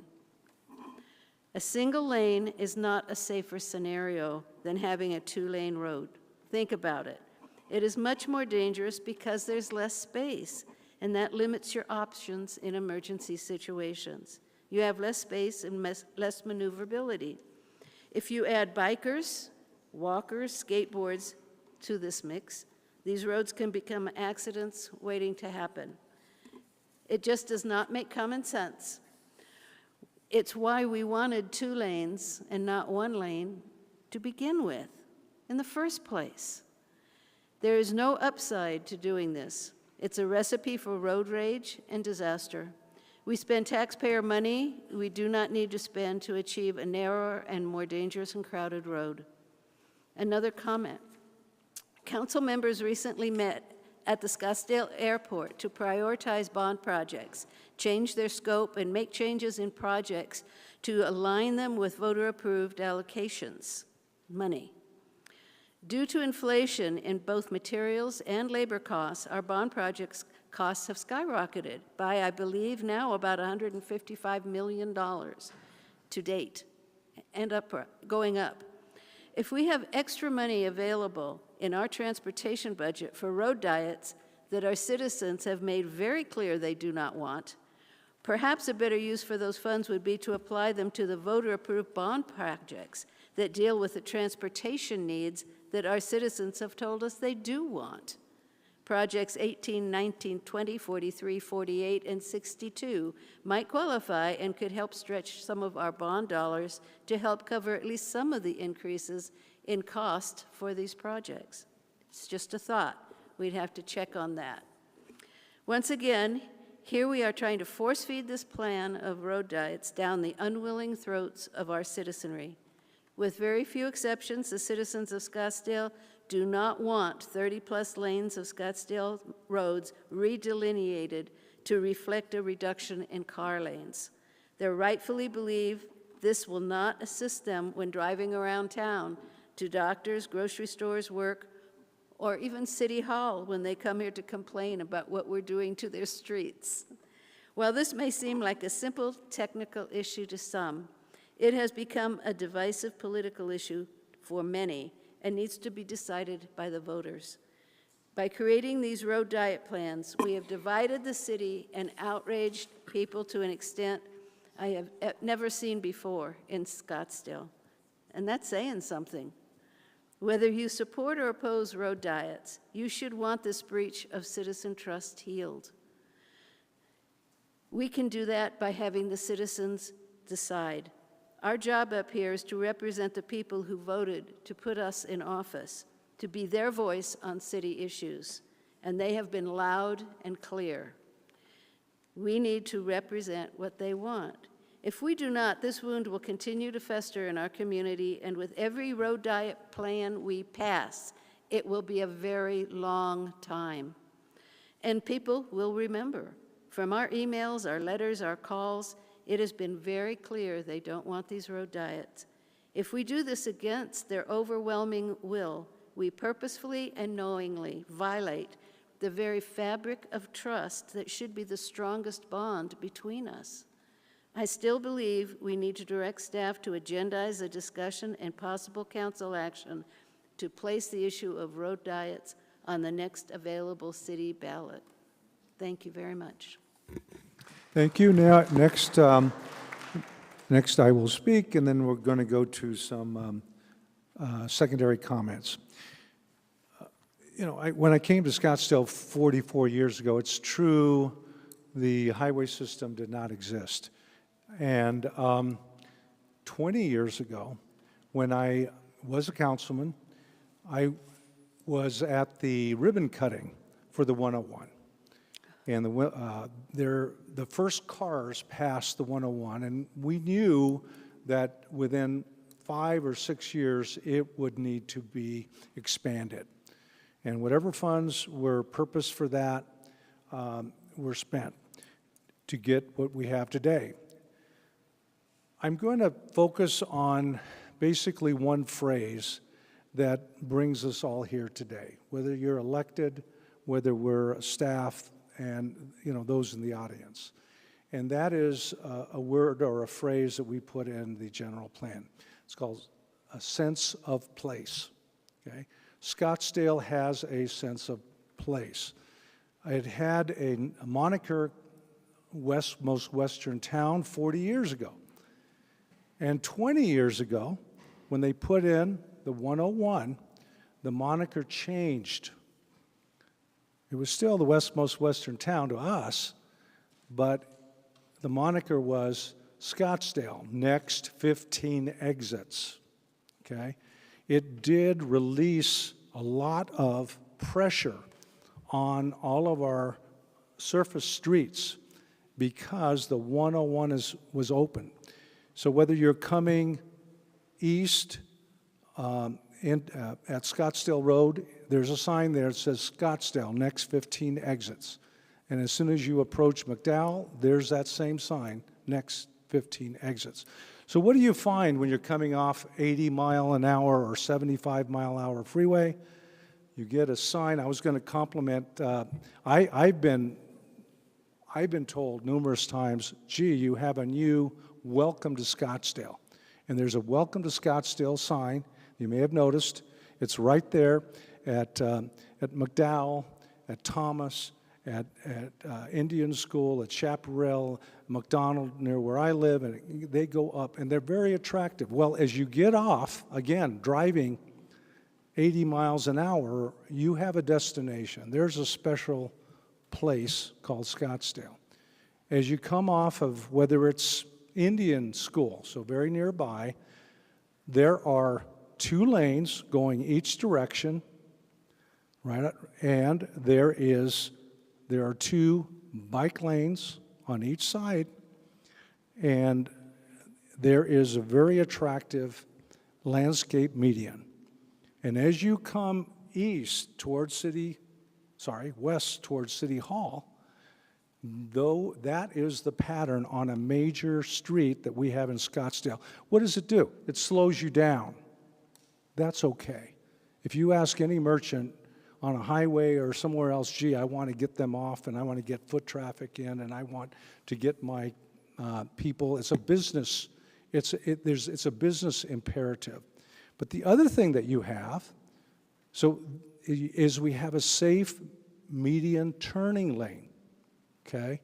So that someone can turn left or right into a business, into their neighborhood before they reach that intersection. We also, again, walking through this, and these improvements have widening at intersections. So at intersections, we go from 2 lanes each direction to a right-hand turn lane. That's an add. And usually when you hit Hayden, we have 2 left-hand turns. So think about that. These improvements involve improvements that Phoenix doesn't have. If you keep going down on Indian School, you'll see a raceway of 3 lanes going that way and people passing you on your right, and then figuring out, oh, I'm coming to a light and I got to get back into that other lane because I'm stuck in a queue with there's so many cars there. People who come to Scottsdale want to relax. I want to relax. People can sense that, okay? In the opposite direction, whether, again, it's Thomas, you're going to also be crossing bridges. Now, at McDowell, the bridge has 3 lanes each direction. At Indian School and Thomas, it's 2 per. Now, if we said, well, let's design it for peak, and during Barrett-Jackson, we need 8 lanes each direction because we have 40,000 people coming through, that doesn't make sense. It violates our own greenbelt concept. So if people have to wait one more light to get all the way to Scottsdale Road, it's not the end of the world, okay? If we design roads so people could speed through and cut from Phoenix to Mesa to make that jaunt easier, they're going to figure out it's probably better to just take the 202, take the 51 or whatever. All of that factors into, I've been a downtown architect, I've been living down there, I have clients that say, I love foot traffic. Now, if we look at any of these existing components, we have probably 20-year-old trees in the medians. They're on Thomas and Indian Bend, plus turning lanes. And that serves a major east-west function for Scottsdale. Now, as soon as you get to Thomas in this one area that's coming to question, we have a very unsafe situation. There's 3 lanes going one direction and 2 the other, and there's no turn lane in the middle. Now, that's a dangerous situation.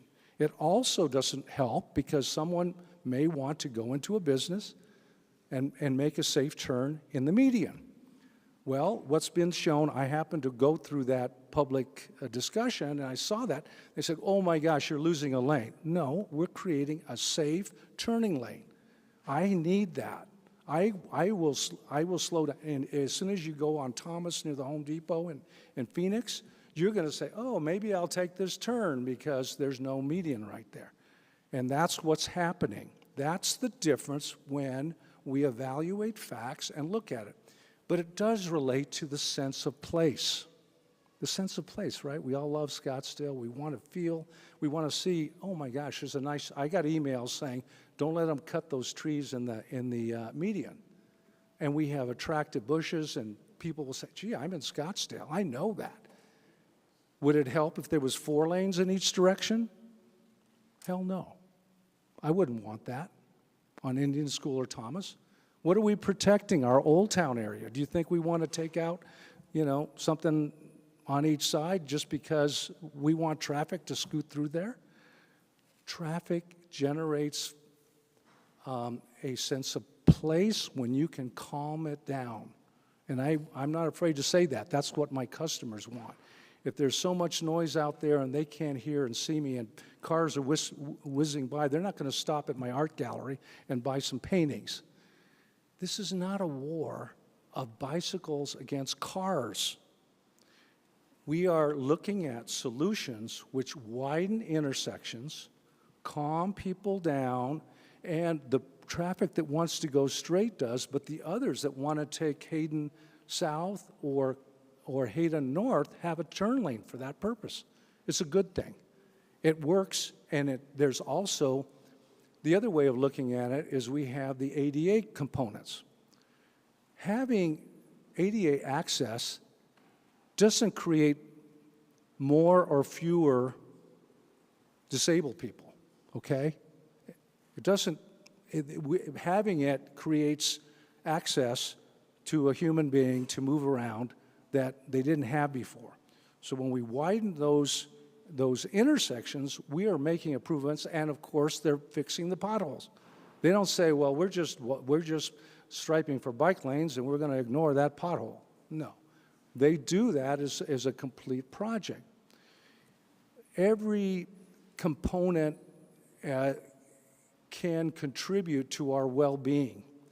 That's a good thing.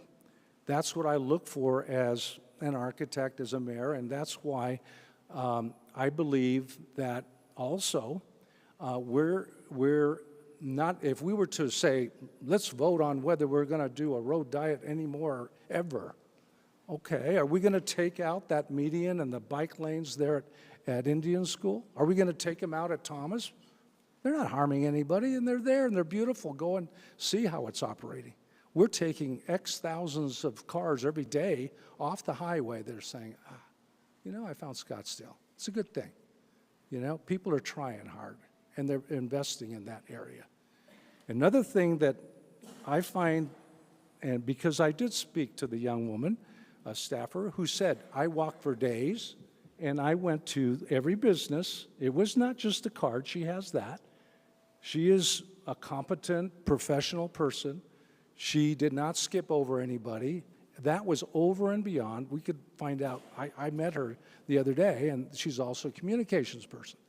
So to say, well, they didn't talk to me, and I'm going to run my own survey, and this and that, and this somehow that staffers are corrupt, and I mean, that stuff is just not leading to a well-balanced decision that I have to make and you have to make for what? We all want the same thing. Sense of place, Scottsdale. Are there other pressures? Yes. That's why some of us are up here, because of heights and density and other factors, right? But there is a place for everyone, and we are not changing the road width except at intersections where the most accidents happen. That's where accidents happen. If there's pass-through and these other guys are going to want to turn on the right-hand lane, they're out of my way, and I can go through there, and I can get to the next intersection. Go to Phoenix, and you'll see it's a disaster. They have buses there. They don't even have pullouts for buses. We have pullouts. I mean, we have a lot more movement available for us here. And the other cases, I get passed all the time on the right-hand side in the slow lane before they come crash, you know, coming swerving back. So that's the identity part that I believe we are elected to do. You, as fellow neighbors, citizens, are, you know, wanting and appreciate us. And I believe that we do earn the trust every day. I do not think that it's us or them, and you know, we are squandering people's money. It's interesting, you know, like the airport. We met at the airport for a work study. The federal government tells you how much asphalt, how thick, what the specs are, and where to stripe it. And we got $12 million of federal money for our runways. And we didn't say, well, we feel like striping it different because, you know, we don't like the way you stripe it. It works because that's not the strings that go with us. That is our money, but it's also the specs that work for a productive outcome. We have some important things that have to be accomplished. In the future, will be support. I've studied the Thomas connection. I like the idea that when you enter Scottsdale, coming from the east, from the west, you can say, oh, there's a sign that says entering Scottsdale, and you know there's a difference. there's at least a turn median so you can turn safely. And oh my gosh, there's even turnout lanes, the decel lanes. Oh, I can tell. I'm in Scottsdale. I love it here. And even our signs are replaced so that we don't lose our way. So we needed this discussion tonight. I see that there's two members that want to add to the information, Councilmember Durham and Councilmember Graham, and then Ms. Caputi. So continue. Here we go. Durham, Graham, and Caputi. Ms. Caputi, excuse me. Thank you, Mr. Mayor. I did have a little bit of my say when I asked the two chiefs about the emergency vehicles, but I do have my own views on the subject, and many of them have been repeated by Councilmember Whitehead and Councilmember Caputi and by you, Mayor. So I'm going to try not to repeat too much of what's already been said, but this is really important, as you just said. And I think it's really important that we be transparent. You know, the notion that we have not been transparent on this subject is insane, because we have spent more time on this than almost anything I can think of. So I'm glad we're having this session, because there's been a tremendous amount of disinformation on this subject. I've gotten emails telling me over and over and over again that police and fire are not going to be able to get through. And I've seen videos showing fire trucks stuck in traffic. And I think I hope if we've done one thing tonight, I hope we've put a stake through the heart of this ridiculous claim that our police and our fire are incompetent and not able to drive over paint stripes. I hope I never hear that again. And I also hope I never hear again that this is an excuse for light rail, or that we're trying to put people on buses, or we're forcing people to go on bicycles. These are just ludicrous claims. And when it comes to division in the community, the division results from the fact that a small number of people are sending out emails telling people to contact the city council. And these emails are repeating this misinformation, and that's the source of the division that's unfortunately been occurring. And it's very regrettable, and I hope this session clears some of that up. So I thank Councilmember Whitehead for suggesting this. I think it's been clear from the presentations that our staff is already following many of these principles. Our staff doesn't say, hey, we're going to talk to the police and fire before we do anything, but of course they do that, because that's the only reasonable way to proceed. And so I think, I'm hoping tonight that we can agree on some clarity on what road diets are and what they are not. And I think the rules need to be more specific about when the road diets are appropriate and when they aren't. We've already had successful road diets in Scottsdale for many years. The people sending us emails probably don't know that, but there are some wonderful projects we've already had. I've mentioned before, 96th Street is one of the best examples of a successful road diet. And the mayor talked about a sense of place, and I ride down that section of 96th Street almost every week on my bicycle, because elderly people do ride bicycles in 100-degree heat, believe it or not. And that street is a great example of a road diet, because it's lined with trees on both sides of the street. There are trees in the median. It's shady. It's safe for pedestrians and cyclists. It's a huge success, no matter how you slice it. And so if you're opposed to road diets, and if you're one of the people sending me emails, I'd ask you to do this. Drive over to 96th Street. I think it's in between Cactus, south of Cactus to Shea, and tell me why that doesn't work. Go over and look at that and tell me why it's a problem. Because there's no congestion on that street. When the mayor talks about a sense of place, every time I ride down that street, I think my pulse goes down a couple of beats because it's such a beautiful, inviting street. And that's what a successful road diet, if you use that term, can be. And with careful planning, we can recreate that in other areas. So I think we need to clarify the rules in some ways. My first suggestion is already been mentioned by Councilmember Whitehead. And Mr. Kuby, I think it was, mentioned that there's this phrase that says emphasize traffic safety, livable streets, and multimodal community access over rapid throughput.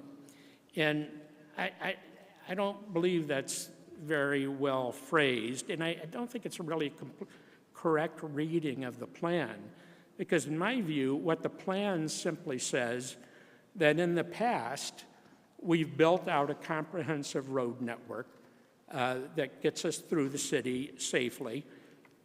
And the TAP states this at the beginning, our road network is essentially built out.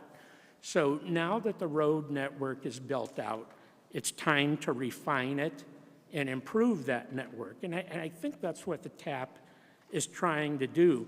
But I think we need to say, but those improvements should not be done at the expense of traffic throughput.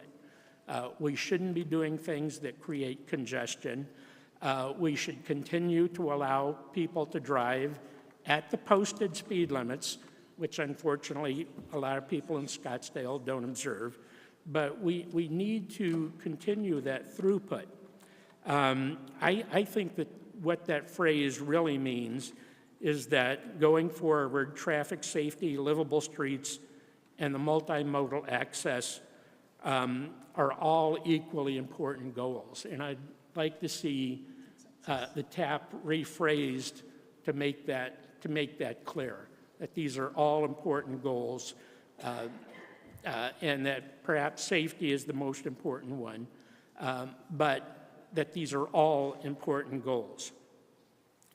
Now, in my view, under the criteria 68th Street, Can we get consensus? yeah, would it be a good idea to have consensus on that rephrasing?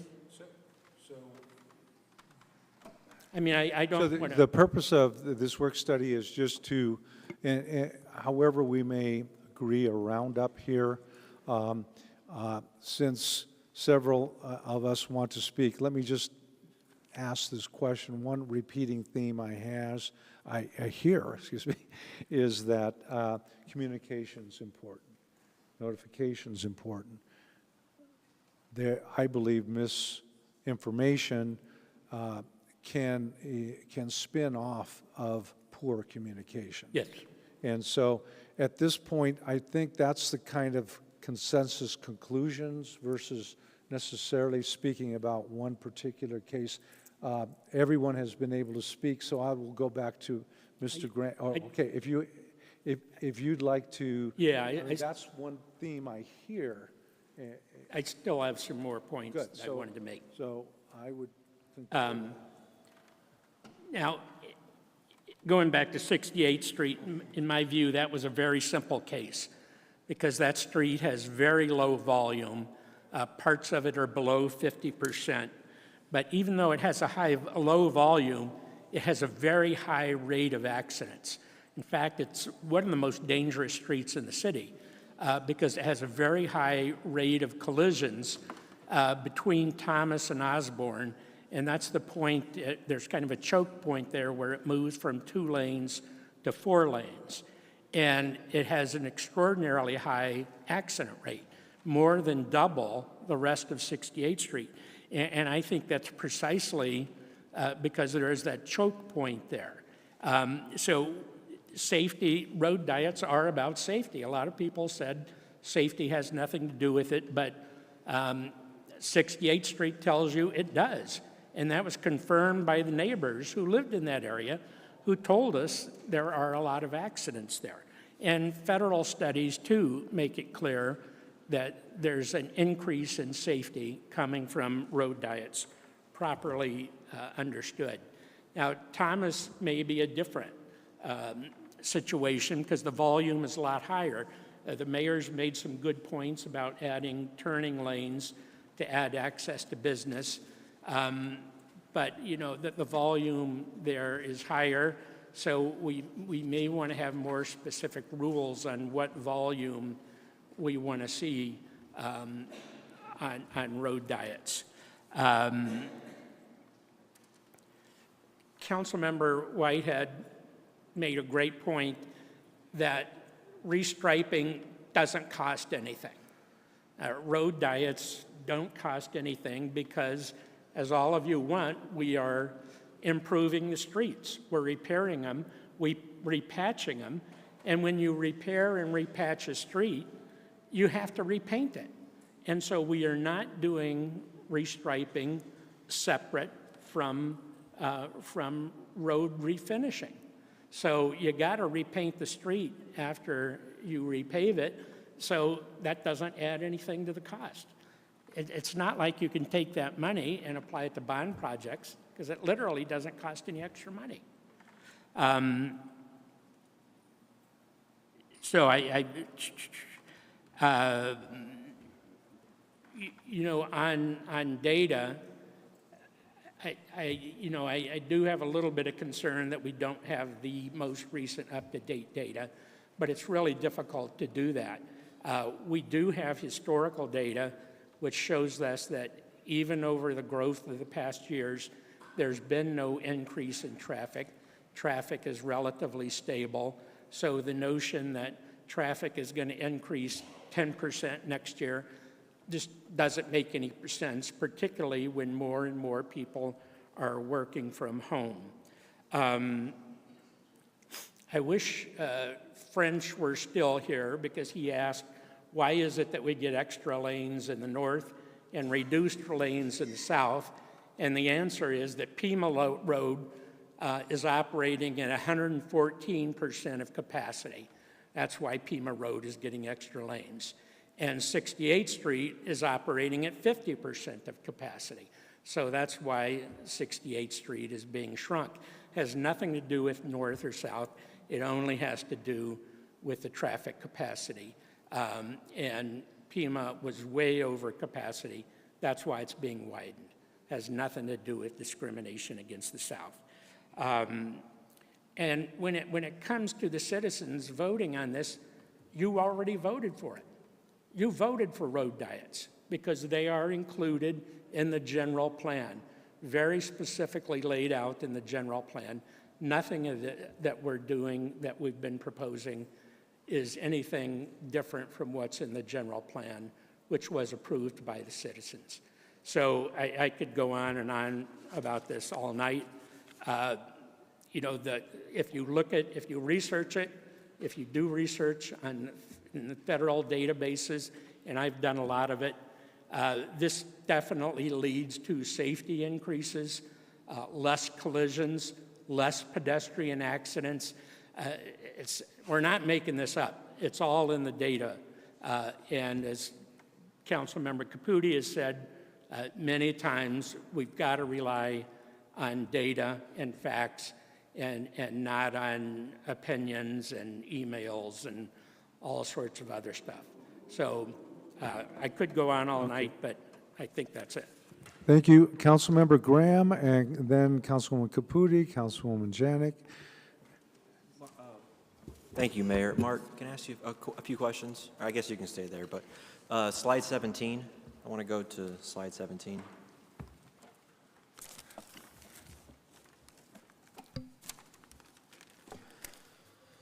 Really what I'm going to ask about slide 17, I would kindly ask for the information that was all the units that were used.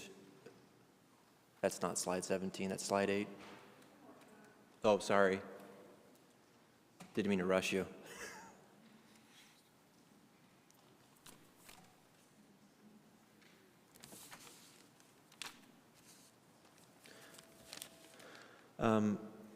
Multifamily units, I would kindly ask if you could send all the information that supports this to the council so we can review that.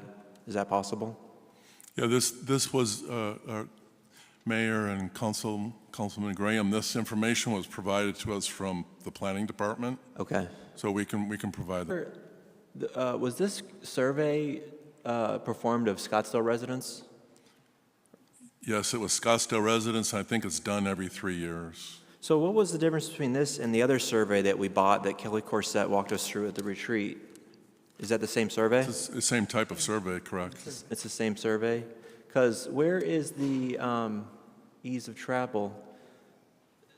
There was a question in there, I was wondering, traffic flow. Where is that question? Well, there's ease of travel by car, and that is, as you can see, it's way up. What is it? 24%, 26%, and 78% of those said either good or excellent that were surveyed in ease of travel by car through the city. But was there another question that said, how do you rank traffic flow in Scottsdale? I don't know. There could be. Okay, I thought there was, and that got a pretty low mark, 58% or something.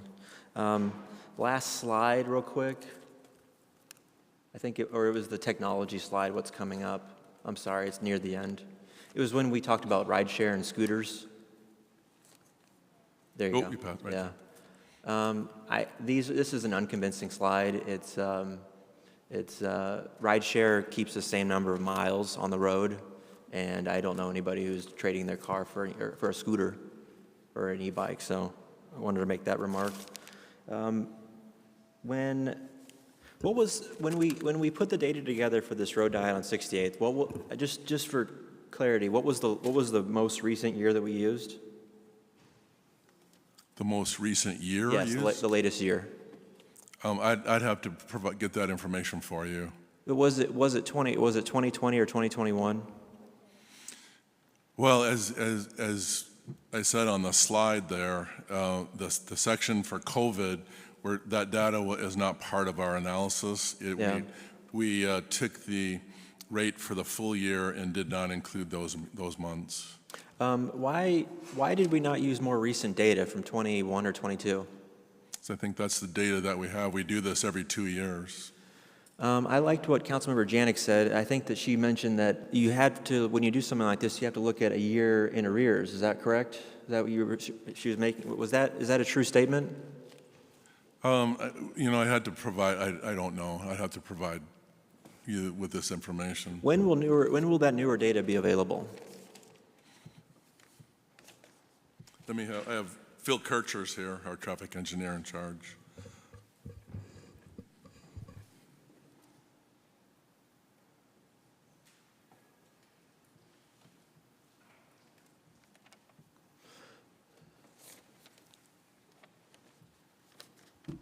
Hi, Phil. Welcome. Councilman Graham, how are you? Very good, thank you. Mayor, members of council, your question was about our traffic volume. Correct. And we produce the traffic volume and collision report every 2 years. So it takes us 2 years to collect traffic volumes on the many streets that we have in Scottsdale. And then we collect all of the collision data as well, and it takes some time to compile all that and rectify the collision data with the PD database. So we're actually in the process right now of producing the 2022 report. Okay. Do you think so I have a client who's in gasoline distribution industry, and so it's directly related to the number of gallons that people are buying, and they said 2022 was a record year for miles driven in Phoenix. 2023 is shaping up to be even bigger than that. Would you agree with that? I wouldn't in Scottsdale. When you look at the volume data, as Mark alluded to, we're not seeing trends of increased travel. So I mean, that may change a year from now when we look at the data that's occurring now, the volumes. But as was mentioned and shown, just over this 20-year period from 98 to now, volumes were much higher in 98 because of the lack of the freeways, and they've dropped and then stayed pretty consistent. Now, I will say in the north area, on the major streets, the arterials, there's been some increase. But, since I've been with Scottsdale, and not just in the past 2 years, but I mean in years past, 10 years, and we've had the new developments downtown, there's always been this concern that we were going to overload the streets in the downtown area. And it just hasn't happened. When all the data that we look at, the volumes stay pretty consistent, the vehicle miles traveled stay pretty consistent, as Mark showed. How would you respond to somebody who says that, that may be what, because data, I mean, you can torture data and get it to say whatever you want. What would you say to somebody who would say, with my own eyes, I'm waiting at more cycles at lights, there's more congestion? I would just say, there's always, traffic is dynamic, and there are always, changes in volumes on streets and traffic patterns. So yeah, there may be, at one location, you might see more congestion, but the data that we collect hasn't shown that. Again, as Mark alluded to, with the freeway, it changed travel patterns. Before the freeway, it was a lot of north-south travel. Right. Now it's a lot of east-west travel. Right now, Pima Road's under construction, so that's affecting all the other streets in that area, Scottsdale Road, Dynamite, Pinnacle Peak. So yes, traffic is dynamic, and as was also mentioned, I don't think we want to keep building out of that. I don't think we want to add lanes to Indian School. I don't think we want 4-lane Scottsdale Road each direction. Okay, so this federal grant is called congestion mitigation. Mitigation meaning relief or alleviation. Is there congestion on 68th Street? I would say that based on our data, there's not. I do know, that at Indian School, there's some queues that occur. Maybe at Thomas, but the project that we're doing is not necessarily removing the lanes at the signalized intersections, at the major intersections. So we're trying to maintain, right turn lanes, left turn lanes. There might be a reduction of one through lane, but we're keeping other turn lanes or adding them. Why do you think that the federal grant was called congestion mitigation then? I mean, that's what we're applying for, and we're saying it's going to mitigate congestion. I'm not sure the answer to that. The grants are focused, most of the grants I've seen are focused on improving safety, improving traffic flow. Whether they use the term congestion mitigation or not, I'm not sure why they would use that. How do you suppose we'll decide if, or determine, and this kind of question is for, thanks Phil, I mean you can stay, but it's also for both of you. How do you think we'll decide at what point that this 68th Street diet, what's the benchmark for determining a road diet succeeds? And when is that determination made? I'll go first. That's a great question. And I think those of us who work in transportation in the city of Scottsdale, we hear from the residents. If there's a problem, we hear. If there's congestion, signal timing, we hear from the residents. So it's public feedback? Right, but we will keep monitoring and keep collecting traffic data, but most of the time, if there's something that's not working, we hear about it from our residents. And it was kind of mentioned, I mean, we've been doing these, restriping. We have projects that we've completed, and we're not hearing from the residents in those areas that, hey, things have gotten much worse since you did that. So I guess there's a lot of fear of, what's going to happen, but also has been stated, we're not moving curb lines, so we're not, like in some of the road diets, they're narrowing the street. We're not. We're keeping the curbs where they are. We're using paint. So if we have to convert it back, if things aren't working, what's the process to converting it back if we decided it wasn't successful? The best scenario would be wait to the next pavement cycle where they're doing an overlay and we can change it. And if not, we'd have to obliterate existing striping where it didn't match and redo it. Would we have to pay the money back to the federal government if we decided it was unsuccessful? You knew that question was coming. Hi, Nathan Domi, Senior Transportation Planning Manager. We've been talking to ADOT, who we coordinate with on our federal funding, and there would be a time limit. So about the time of the next pavement cycle, we would not have to pay that money back. And can you remind us the paving cycle, 5 years, or what is that cycle? It'd be about 10 years. Okay, so we've got it for 10 years, right? Sorry, what was that? So we've got the road diet for 10 years if it's not successful. Well, we need about 10 years to evaluate if it was successful. Okay. We have to get the data and determine how it was going. Would you say that people talk about, we get a lot of feedback about strings attached to this grant. Would you say there's strings attached? I would not. Okay. We apply for federal funding. we send in the application for what we would like to see. So if anything, we were establishing our own strings. Okay, so on the record, you would say there's no strings attached? I would say that there are criteria for grant applications that we try to adhere to, but we look for grants that we would like to apply for that would benefit our community, and we fill out the application for that. So the criteria, I guess you could say, have strings, but This project has about 7 main items. So you've got adding bike lanes, removing car lanes, you're applying the slurry coat. We're going to replace 5 ADA ramps. That's great. Adding 7 sidewalk offsets. We're replacing an SRP pipe, 2 crosswalk signs, and new poles and traffic signals. So it's about 7 main features of this project, of this federal grants paying for. Would you agree with that? I would agree that we're doing all those things during this project. So could we do 6 of those and not 7 and keep the money? It depends on what you're trying to take out of it. The bike lanes are essential for the grant application. You said it was congestion mitigation. It's also a big component of that grant is adding bike facilities. So you think there's mitigation there too, or there's congestion to mitigate? I'm saying that that grant has a big bucket attached to it. Some of it's grant mitigation, some of it's air quality, some of it is bike infrastructure. We were specifically looking for the bike infrastructure. Okay, so if we applied the slurry scope, replace ADA ramps, sidewalk offsets, SRP, if we did 6 of those, but we set aside the bike lanes, or we made them smaller, could we do that and then keep the 4 car lanes? I would say that we would have to, first, this would be back in the design phase, and we're past that now. But during the design phase, we could have gone back to MAG and ADOT and requested that change. And I would say that it would be highly unlikely that they would agree to that change. So it seems like grant application. So it sounds like what you're saying is it seems like the bike lanes are conditioned on the money. Is that correct? And if we remove the bike lanes in 10 or 12 years, we'd have to pay the money back. No, we would not have to pay the money back because we would go past the term of having to pay them back. I would say that the bike lanes were part of our application that was reviewed, and we were rated, compared to the other communities. If we took that out of our project after we were awarded that funding, I think ADOT and MAG would find that disingenuous for us getting that funding. Excuse me, Councilwoman Graham, I think we're going to focus on the work study general, not necessarily a particular 68th Street.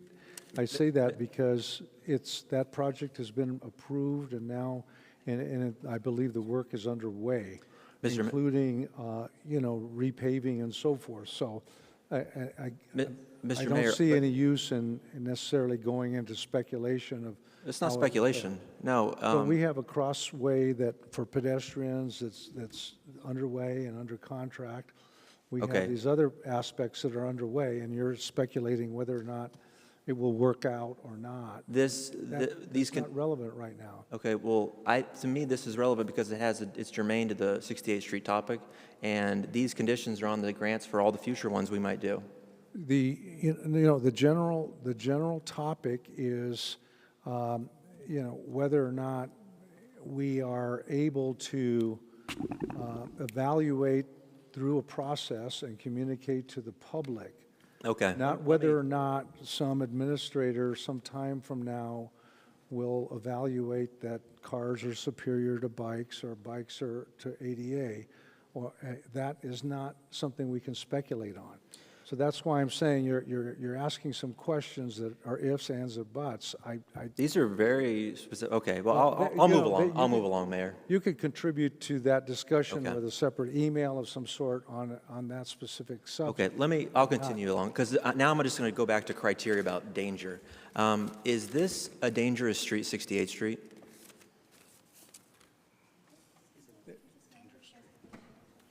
I think you're going again to the empirical information has already been on file, and the decision was made. I promise I have a point. Well, it's not a promise. I promise I have a point here. You're asking for data that we're not prepared with a file to necessarily answer or speculate about.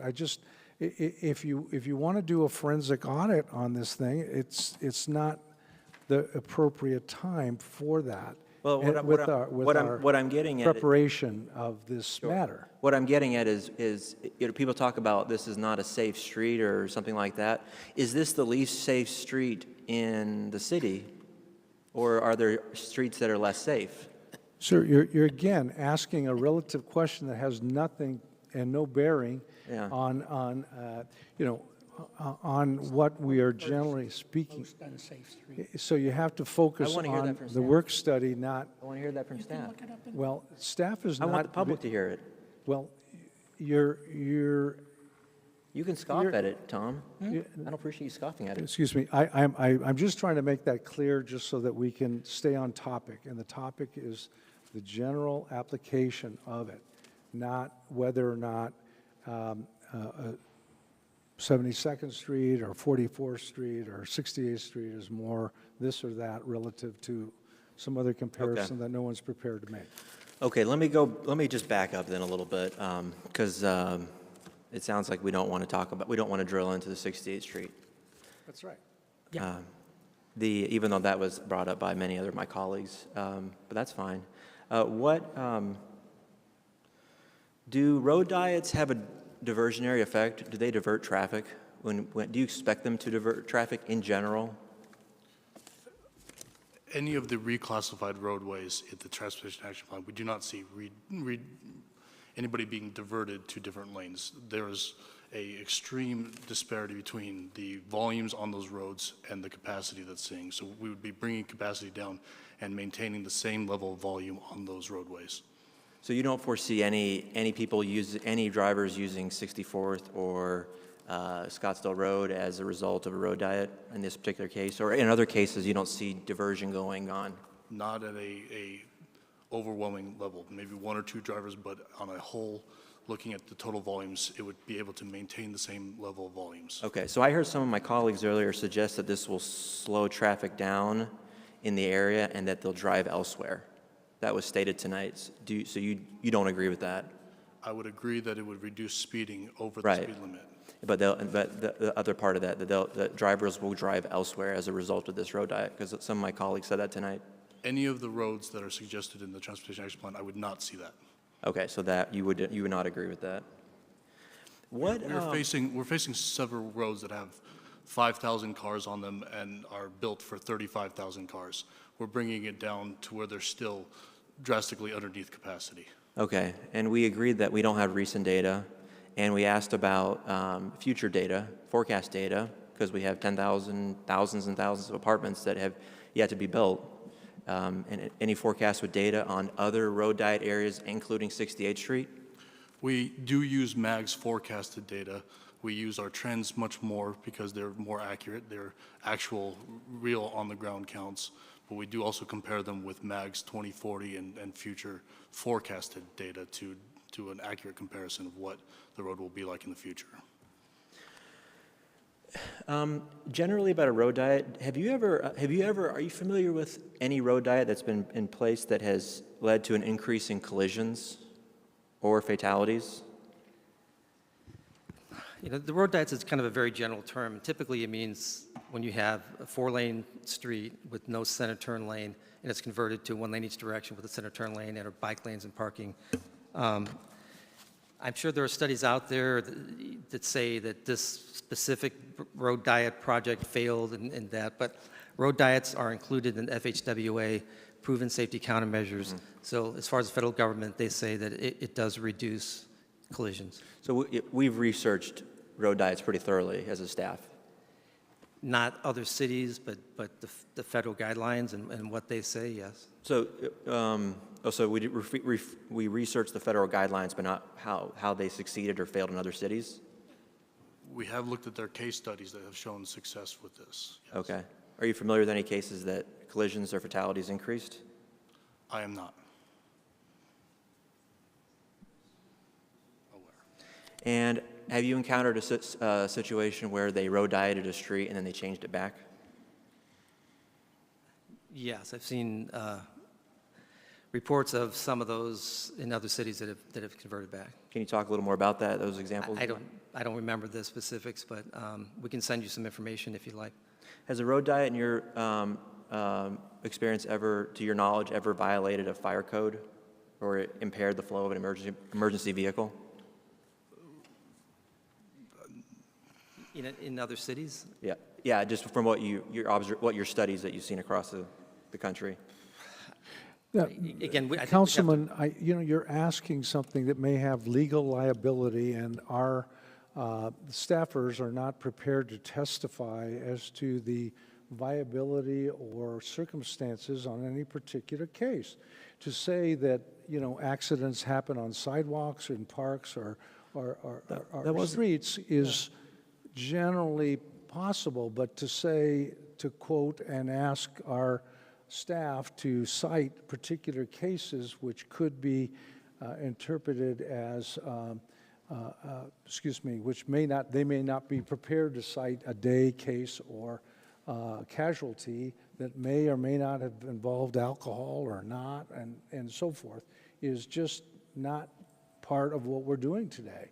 I say that because you're probing into an area when we're looking at the basic analysis of whether or not technically we can rely on traffic information to make a traffic decision, not acting as a court to decide as a jury whether or not something was negligent or causing more of any such incident. So that's why I have to admonish you a bit here that we're not prepared to lay out a legal case for any claim based on any facts of anything that staff may or may not know about, and certainly is not prepared to discuss right now. Mr. Mayor, I have to respectfully disagree because I asked a question if staff who has researched road diets across our country, because we may do many of them across our city, if they knew about cases where it caused an increase in collisions or fatalities. I think that's very You know what? I'm trying to clarify this because, again, the term road diet in many other cases where there have been failures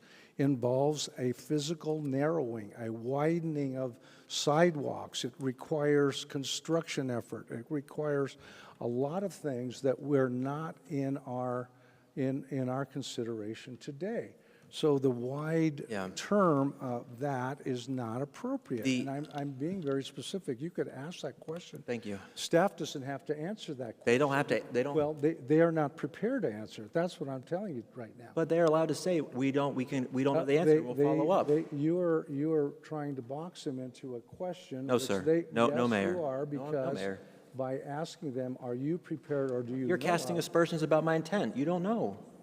I am saying that for the record, it's not necessary, and I highly recommend that. I'm asking professional, dispassionate questions and inquiries about city staff for the body public to know about it. I think you already heard from our police and fire saying that they are not endangered, and that any individual or claim coming to any municipality is not the subject of the scope of tonight's discussion. So I've got to close with that. If you have other, I'll wrap it up. If you have other topics, I'll wrap it up. That's up to you. But Okay. certainly, Thank you. And that. I'll start to conclude here. So, I think with the opposition's letters, we've received copious amounts of opposition letters. It does feel to me, if I can say that, like we've stirred up some controversy by accepting strings attached money that benefits a small group at the expense of a large group. And I think it's some of my colleagues have suggested that you've been misled. But I think you see with your own eyes and hear with your own ears what's going on. They suggested that this is only a small thing, or you shouldn't worry about it, or don't worry about over here. But I think you get to decide what you worry about and what concerns you about your city and the future of your city. So I don't think we should be walling off questions or topics. I think this should be open to public scrutiny. And I think residents deserve to hear these questions and to hear the answers. So with that, I want to thank Phil and his colleague for taking my questions, and city staff for their time in the presentation and the opportunity to have this work study tonight. And with that, Mayor, thank you very much. Thank you. So that was a second round of comments, and now we're second round with Ms. Caputi, second round with Councilwoman Janik, Councilwoman Whitehead, and Durham. Councilwoman Caputi. I'll be super brief. All I want to say is, there's been a lot of talk about we don't listen, so it's 9:30 at night. We are all listening carefully, again, about a topic that has impacted less than 1 mile of roadway in the time that we've been on the council in the last 3 years. We have read all of the hundreds of emails that we've gotten, and we've tried really hard to respond to most of them. Our police and fire chief are still here at 9:30 at night. Talk about a waste of time and resources. So again, we are listening. We are taking your comments and incorporating them into our policies and trying to make them better and more responsive, and I actually think we're doing a great job. If this topic is the most controversial thing that we've seen in forever, then again, I think we're super blessed here in Scottsdale because, wow, again, a mile of roadway, and we've done an excellent job of aligning it with the existing roads and all of the different criteria that we use to make the roads better. We certainly don't want to annoy the residents. We all live here too. We want roads that are easier to drive and that work well, and we want to match the traffic, again, to the roadways. That's what we're trying to do. We're certainly not trying to take roads that are wildly used and decrease them. We're trying to make our roadways more efficient. So I can assure you that we're listening, we're reading, we're incorporating your comments, we're continually trying to improve our policy, and we certainly have everyone's best interests at heart. Thank you. Okay, Councilwoman Janik, Councilwoman Whitehead, and Councilmember Vice Mayor Littlefield. Councilwoman Janik. Thank you. First of all, not all the data shows that these are successful. Somebody up here said all the data does, or the data does, or the federal things he's read. I have also read. I have read numerous reports. Many of the West Coast cities have had a very sad, unsuccessful experience with road diets. So don't tell me that they all work, because they don't. One of the predictors if they are successful, based on a very thorough study by Rice University, has said that if the people don't accept them, they are not successful.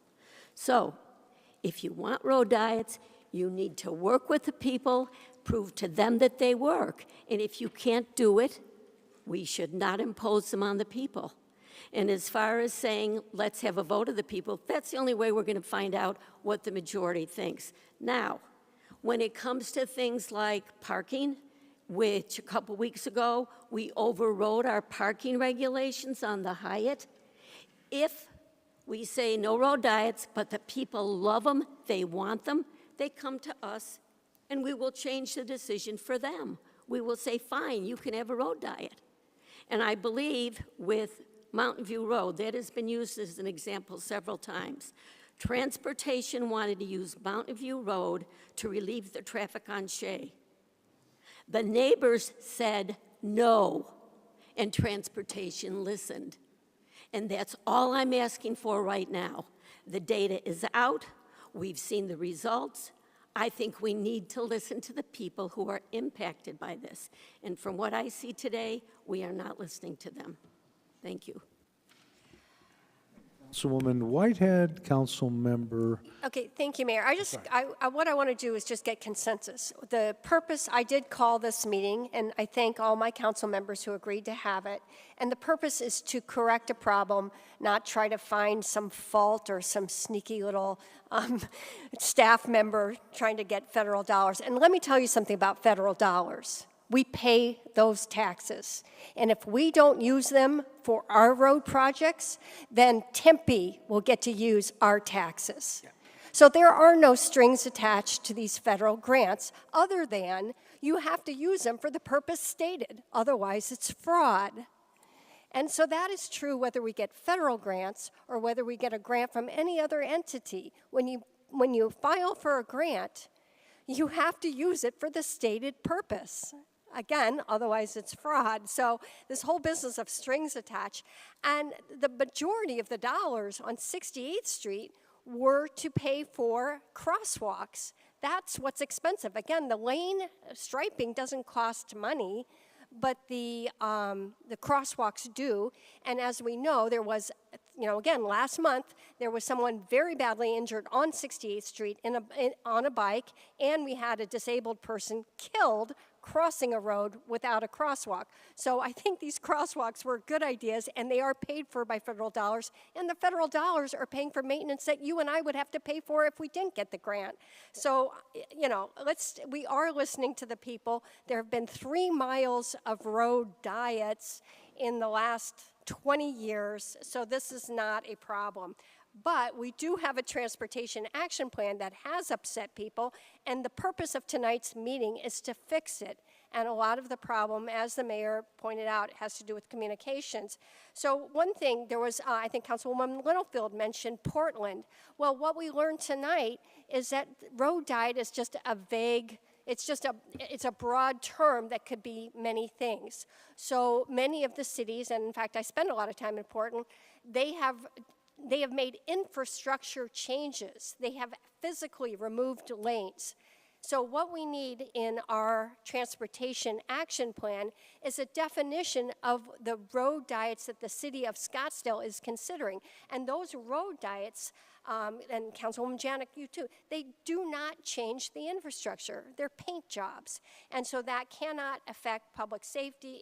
It doesn't, you know, it doesn't have added costs. So I would like consensus from this council. Do you agree that the transportation action plan should have a road diet definition? Yes. Okay, I think we got consensus. Okay, so I think we all agreed, and Councilman Durham mentioned it, and it was actually his idea to begin with, was that we need to clarify the language that public safety is first, community input, and traffic flow. Those are all equal. So there was this idea that somehow traffic flow was inferior to public safety and community I don't know, community enjoyment or some other term. So let's make that equal, that traffic flow is a priority. Everybody agree? Okay, good. So, no? No, no. You don't? I think we need to make sure everybody raises their hand. Oh, okay, okay. You're going, yeah, we've got it. Let's do it. You have to. Okay, okay, so let me read, it was actually an idea that came from Tom Durham, and it was something that Mr. Kuby brought up. I'm looking for it, that make throughput an equal priority with safety and livability in the transportation action plan. Do people agree with that? And multimodal access. Okay, so I just had, okay. Multimodal community access. Well, I think that's sort of livability, but okay, okay. I want definitions of safety. How are we going to measure it? People are killed riding their bike on streets that are marked perfectly with the wide lanes. So People are you're killed on picking- sidewalks. We're not going to stop death, although some countries have stopped deaths. Well, your implication is that if we do it right, we'll stop deaths, because you keep bringing that as an example. Right. No, the complaint from the citizens was that we have put traffic flow, let me read it again, we have put throughput inferior to safety and livability. So my recommendation is that we change the language to demonstrate that throughput and public safety and livability are all priorities when we look at road configuration changes. You just added livability. Take that out and I'll say, okay. Well, we're not voting on it. We're voting to talk about it and vote on it in the future. Yeah, and this is in the Transportation Action Plan today. It's already there. It's there, except that it looks as if throughput is inferior to that. There's no action and so item. We're just trying to make it equal. There's no Yeah, let's raise hands. Just to make it equal, I mean, this is what I'm hearing from the residents. I also want to make it. You can't vote. No, we're not voting, but we're just trying to get if this. We just is raised direction. hands. We're getting a consensus to do this. As I announced, the purpose of the work study is to have an informal, casual discussion and free questions on the topic. Now, some of the clarifications that we can get have to do with clarifications and have to do with perhaps definitions, and for that reason, staff is looking for some gaps that may not seem as clear as possible. For instance, if someone said, let's define road diet in Scottsdale, and it shall say there shall be never triple widths of sidewalks so that the curb to curb will not change. That might be a definition. I'm not asking us to vote on it, but that's part of the discussion. The other problem was in Portland or somewhere else, they do put 12-foot sidewalks on each side and call it road diet, and everybody has a cow because they go out of business because they can't stay in business with a 12-foot new sidewalk in front of them. And it's true. And in that case, the broad discussion of road diet becomes a definitely business killer, right? So, Mayor? and when Mark Malchenko said that our definition is we're not changing the curb. Now, I clarified that to say what we do at intersections because we need turn lanes. So, that was part of our discussion that might be useful. We're not going to compare ourselves to Portland right away or Waverly, Iowa, or somewhere else. We're going to say for Scottsdale standards, that's useful. I think Councilman Durham tried to get us a grip just to say, what can we sort of agree with? I was also hearing that from Solange, and I was hearing that from you, Betty, which you said, hey, I want to make sure we double check the data so that what's communicated is accurate. I heard that from you. And I think I can agree with that. In other words, I want them to do a car count on that, and they probably have one. Now, it may run ahead of getting the one out in Cinquedato somewhere. I don't need the whole year's report to find out what we're doing here on this particular street.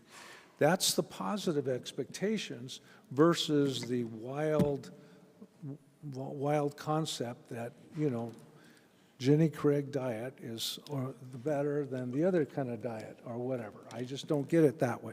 So helping is useful, and I think we're trying to get a grip on this so that we can give some staff some direction. Yeah, well, I would say we have already voted not to put this on a ballot. I don't even know how we could put 30 lane miles, or we'd have 30 questions. So that vote has already happened. And so the goal of this council should be to make this a document that you support, especially those of you who voted for it. So another thing is to remove some of the inaccuracies. So Councilwoman Littlefield in her comments mentioned that the citizens were pretty mad when they found out that 30 miles of road were going to have lane reductions, but that's not true. But it's not clear that it's not true in our transportation action plan. So we need to clarify that. What I would like to suggest is that we have that table with the data, that's the traffic data, and that's where we classify roads. And then we pull out any language on that associated with that table that suggests in any way that those roads will have road diets. But on top of that, we need to, I lost my train of thought. So remove the road diets from the actual traffic table where we're reclassifying roads based on road data. Oh, and put a timeline on it. So it should say this road data is collected every 2 years, and this data represents such and such a time frame. And if there's, and expand on if there's, go ahead, Mark. Mayor and Councilman Whitehead, what I think we also need to consider is this went through a large citizen process. It went through the Transportation Commission. Our chair is here, Chair Yakovo, went through 9 sessions with them. This is a well-vetted document, and it also is a continuation of what we've been doing for a long time. We have expert staff that make the right decisions, as were shown on the slides today. I think it's problematic when we're looking at reworking a recently adopted document that has gone through the process. I think that's a problem. Mr. Melnicheko, I agree. However, what I think we need, based on a lot of input I have received, is clarification, added language in this one section. I got to tell you, I love this document, but in this one section, I think we need some added language so that there isn't this misinformation. It's very unclear to me looking at it now, again, after passing it, when you have a table that says these are the reclassifications of roads, that's data-driven, traffic-driven, but then in addition, a sentence that says these are candidates for road diets, and there's no real definition of road diets, and we don't mention lane width reductions. I think we need some embellishing here, and what I'm trying to do is get a consensus from my colleagues on where that embellishment should happen.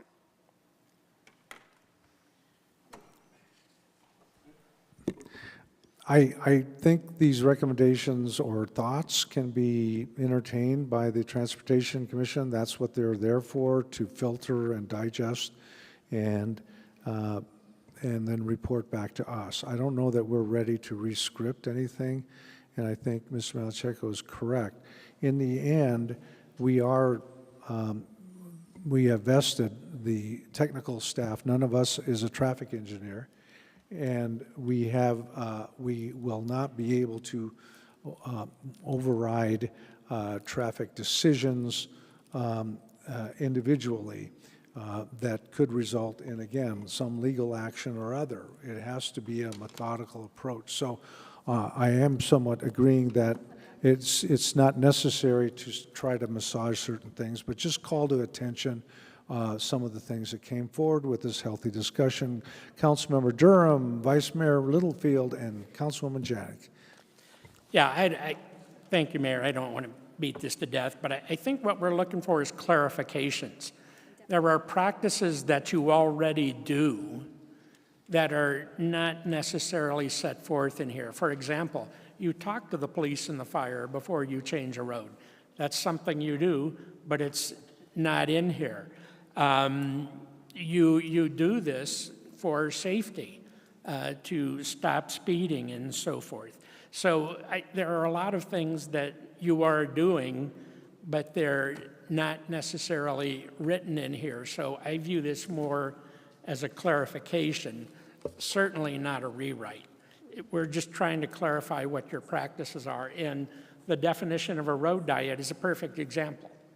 I mean, you're absolutely right. If you've seen road diets in New York, it's a completely different animal than what we're talking about here.